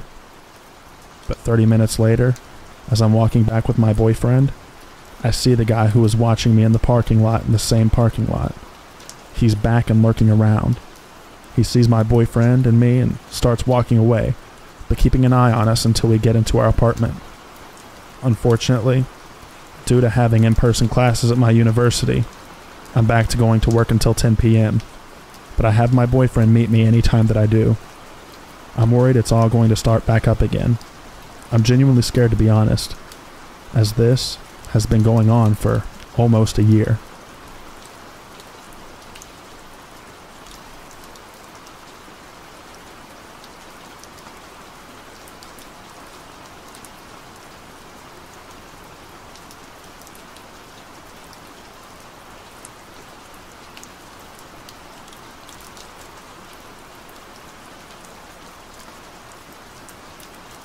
I'm a police officer, verified on r/protected serve, in the southern U.S., in a suburban department of about 100 sworn officers. I work in a college town. I've been on about 10 years now. Made sergeant 4 years ago, but at the time of this story, I was just 2 years on, working the night shift patrol. I've been lucky that not a lot has affected me mentally, anyway, during my career. I don't have kids. That's how it gets to you usually. You can build all the mental walls you want, but when you have emotional connections with your kids and see something happening to kids, the walls mean nothing. Anyway, this one stuck with me. Still makes my hair stand on end, especially when it rained. It was September, just after midnight. I got put on a call of shots fired. Now, normally these calls turn out to be either fireworks or perhaps a car backfiring, but mostly fireworks. So, unless we get multiple calls on it, or a confirmed gunman or someone confirmed wounded, we just send one unit. That night, it was me. The shots fired was reported around a college football stadium. This was during football season, so there were a bunch of really big white tents set up all around the parking lots for tailgaters. I notified dispatch that I was on scene and started rolling through the parking lots, casting out my spotlight here and there. It was raining pretty heavily and hard to see. About half the way through the lots, my spotlight illuminated the silhouette of a man sitting in a folding chair under one of those big tents. I pulled closer and lit him up, notified dispatch that I was out with one in the parking lot. His back was to me. He appeared to be hunched forward, as if his elbows were on his knees and his head was leaning forward. I walked towards him and started calling out to him. Can't remember exactly what I said, but something like, "Hey man, you okay? You heard anything strange? Can you come talk to me?" He didn't move or answer. As I drew closer, I lit him up with my flashlight. I then noticed the outline of a shotgun on the pavement next to him. Combined with him not answering and the nature of the call, it was enough for me to break leather and have dispatch hold the channel. I kept calling him as I approached. asking him to show me his hands, etc. 30 feet, 20 feet, 10 feet, my handgun, Glock, model 22. Has a streamlight, TLR-1 light on it. So, I had him lit up. 6 feet under the tent with him. 5 feet. 4 feet. Closed on him. Came around to the front of him. Shotgun suicides were difficult. Often, if they put the barrel under their chin, the blast from the barrel will blow the gun out from under their chin before the shot ever hits them. There was a guy in my hometown that succeeded in a shotgun suicide, only because he did it in front of a pond. Put the barrel under his chin, pulled the trigger, only managed to blow his face off. Coroner said he probably ran around screaming through a hole that used to be his mouth before he drowned in the pond. This guy succeeded. Blew his head clean off. You do this job long enough, you notice funny little details. His elbows were indeed resting on his knees. It was as though he blew his head off, set the shotgun on the ground next to him, and then leaned forward and rested his elbows on his knees to think about what he had done. About that time, I noticed that even though I was under the tent with him, it felt like it was still raining. And then I looked up. The following is a story that took place quite a few years back now. However, it still baffles me completely, and I'd like to share it here. I am a teenager, and I've been in scouting, Boy Scouts, for nearly all of my life, and I really enjoy exploring with my friends and being trusted more as I am older now. A few years ago, me and two girls named Amy and Harriet were asked to head into the woods surrounding our campsite to find a long, straight stick suitable for carving into a point. Bear in mind that I was a lot younger back then. Harriet was older and Amy only 1 year older than myself. We had been walking in deliberately the same direction as not to get lost, and memorizing the surroundings as we went, in order to find our way back easily. About 15 minutes in, we couldn't find anything to take back, so we turned around and returned to the campsite. That's when the initial panic kicked in. The trees had almost unnaturally knitted themselves together in such a way that it seemed our path was non-existent in the first place, like it had just vanished. We looked around 360 degrees and now everything looked exactly the same.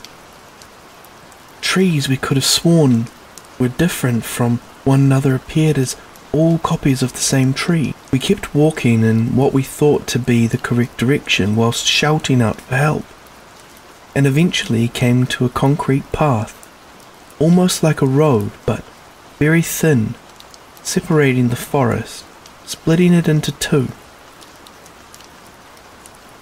We didn't follow the road as it went the wrong direction to our campsite. On the other side of the path was more forest, however, nearby was an abandoned shack, likely used for storage or whatever else. We had no idea anything like this was out here, in these woods, so we just kept walking. We eventually came to a road we didn't recognize. A woman wearing a pink and purple regatta outdoors coat walked past and we frantically asked her for the direction to our campsite, as by now, according to our watches and Harriet's phone, we'd been walking for an hour to an hour and a half. She said she'd never seen us before, but She said there's another campsite in that direction. We followed her advice and eventually came back to our campsite. We frantically apologized for being so long and that we couldn't find anything. The leader, Ian, could see all three of us were shaken up, and he stated, confused, that we'd only been gone for roughly 25 minutes and that our free time was still going on. To this day, it baffles all three of us. Our free time was 40 minutes long, and our watches and phones had said we had been gone for hours. The forest we were lost in felt crushing and claustrophobic, like we'd entered into an area that the concept of time didn't apply to. I believe in the paranormal, however, this was unlike anything I'd ever heard or experienced before. It literally was like we'd been in a time vortex or something, and that hours in the forest were only minutes in the rest of the world. The feeling was very strange, and it stuck with me the rest of the camp. Well, thank you for reading my story. It's a weird one, but it's true. If you would like to hear more stories from my weird life so far, then feel free to upvote and comment. So, this story happened about 11 years ago. I was a senior in high school at the time, but it is the single most mind-boggling thing that I have ever experienced. It is also important to note that it happened in mid-December. I am from Iowa, and the winters here get cold at night. Like, you get stuck outside, you'll die kinda cold. Plus, the snowfall makes everything dead silent. You can hear anything and everything inside the house, even immediately outside of it. Well, me and my best friend were just hanging out in my family's walkout basement, just having a boring winter night and playing video games. We were also the only ones home. The reason it was just us is because my mother went from work straight to the bar to grab a few drinks with co-workers, so me and my friend thought it would be a good idea to break into the family wine and live a little. As we were sitting there opening up the first bottle, I hear the door to the garage open and slam shut. I immediately go oh shit and start looking for places to hide the bottle. My friend says, "I thought you said your mum was supposed to be out all night." "She was," I replied. I then heard a few heavy stomps, and I hear my mum yell out, "Meowsaboo, anyone home?" I yell back up the stairs, "Yep, just hanging out in the basement." I hear a few more steps move from the garage door towards the stairs, and she yells again, "Can you come help me with something? I need you up here." I reply back while frantically trying to find a good place to hide the wine bottle, "Yep, just give me a minute." Then there was silence for about 20 seconds. "Anyone down there with you?" she yelled back, in a more concerned, serious tone, in a voice that was slightly off my mother's. This was the first thing that told me something wasn't right. Our family never cared if anyone was over, as our house was a very open house to all family and friends, and the voice was just too wrong. Like, it sounded like my mother's, but it was missing something that I couldn't put my finger on. Weirded out, I reply, "Just Galton." After I yelled that back to her, I found a good place to hide the bottle and began walking up the steps to the next level. Now, as I was walking up the stairs, I couldn't help but feel the overbearing silence of the house, and the slight electric twinge that something isn't right. When I got to the top of the steps, I looked over to where the door to the garage is, and also to the kitchen next to it, and it's black. Pitch black. All of the lights were off, and there was no moonlight shining through any windows. I walked over to the kitchen, yelling out, "Mom, where are you?" There was no reply, just silence and darkness. I feel the electric twinge turn into full needles, and my adrenaline kicking in to full force. I have to get out of here as fast as possible. My mother was not home. I run back down the stairs, grabbing my coat along the way. "What's wrong?" Colton says. "My mum's not home," I reply as fast as I can, looking for my truck keys. "What do you mean? You were just talking with her." I could see the confusion in his face. "There's no one home. We need to leave now." I took a few steps towards the back door that opens up to the yard, and then I see my dog shaking on the couch and my cat growling behind it. I couldn't leave them. I just knew that if we left, something would happen. "Are we leaving?" Colton said, still confused as hell. "No, I can't leave them here alone. Something is really off. I'm going to call my mom and figure it out." I pull out my phone and call my mom. She picks up immediately. "Meowsaboo, what's going on?" She answers. "Mom, were you just home? I heard you yelling for me from the second level, and when I went up, you weren't there," I said frantically, hoping that she was playing a joke. "No, I'm just leaving the bar. I wasn't feeling well. You okay?" "What do you mean you heard me?" I fill her in on the whole story, and she rushes home. Colton and I stayed in the basement with the animals until she got home, but before she did, you could hear something upstairs. Not walking or sitting on things, but a pressure in the air, like a black hole was slowly moving from one room to the next, and the word that would instinctively describe it is hungry. When she got home, you could feel the thing leave as quickly as it came, like an overbearing, predatory presence had just flown away.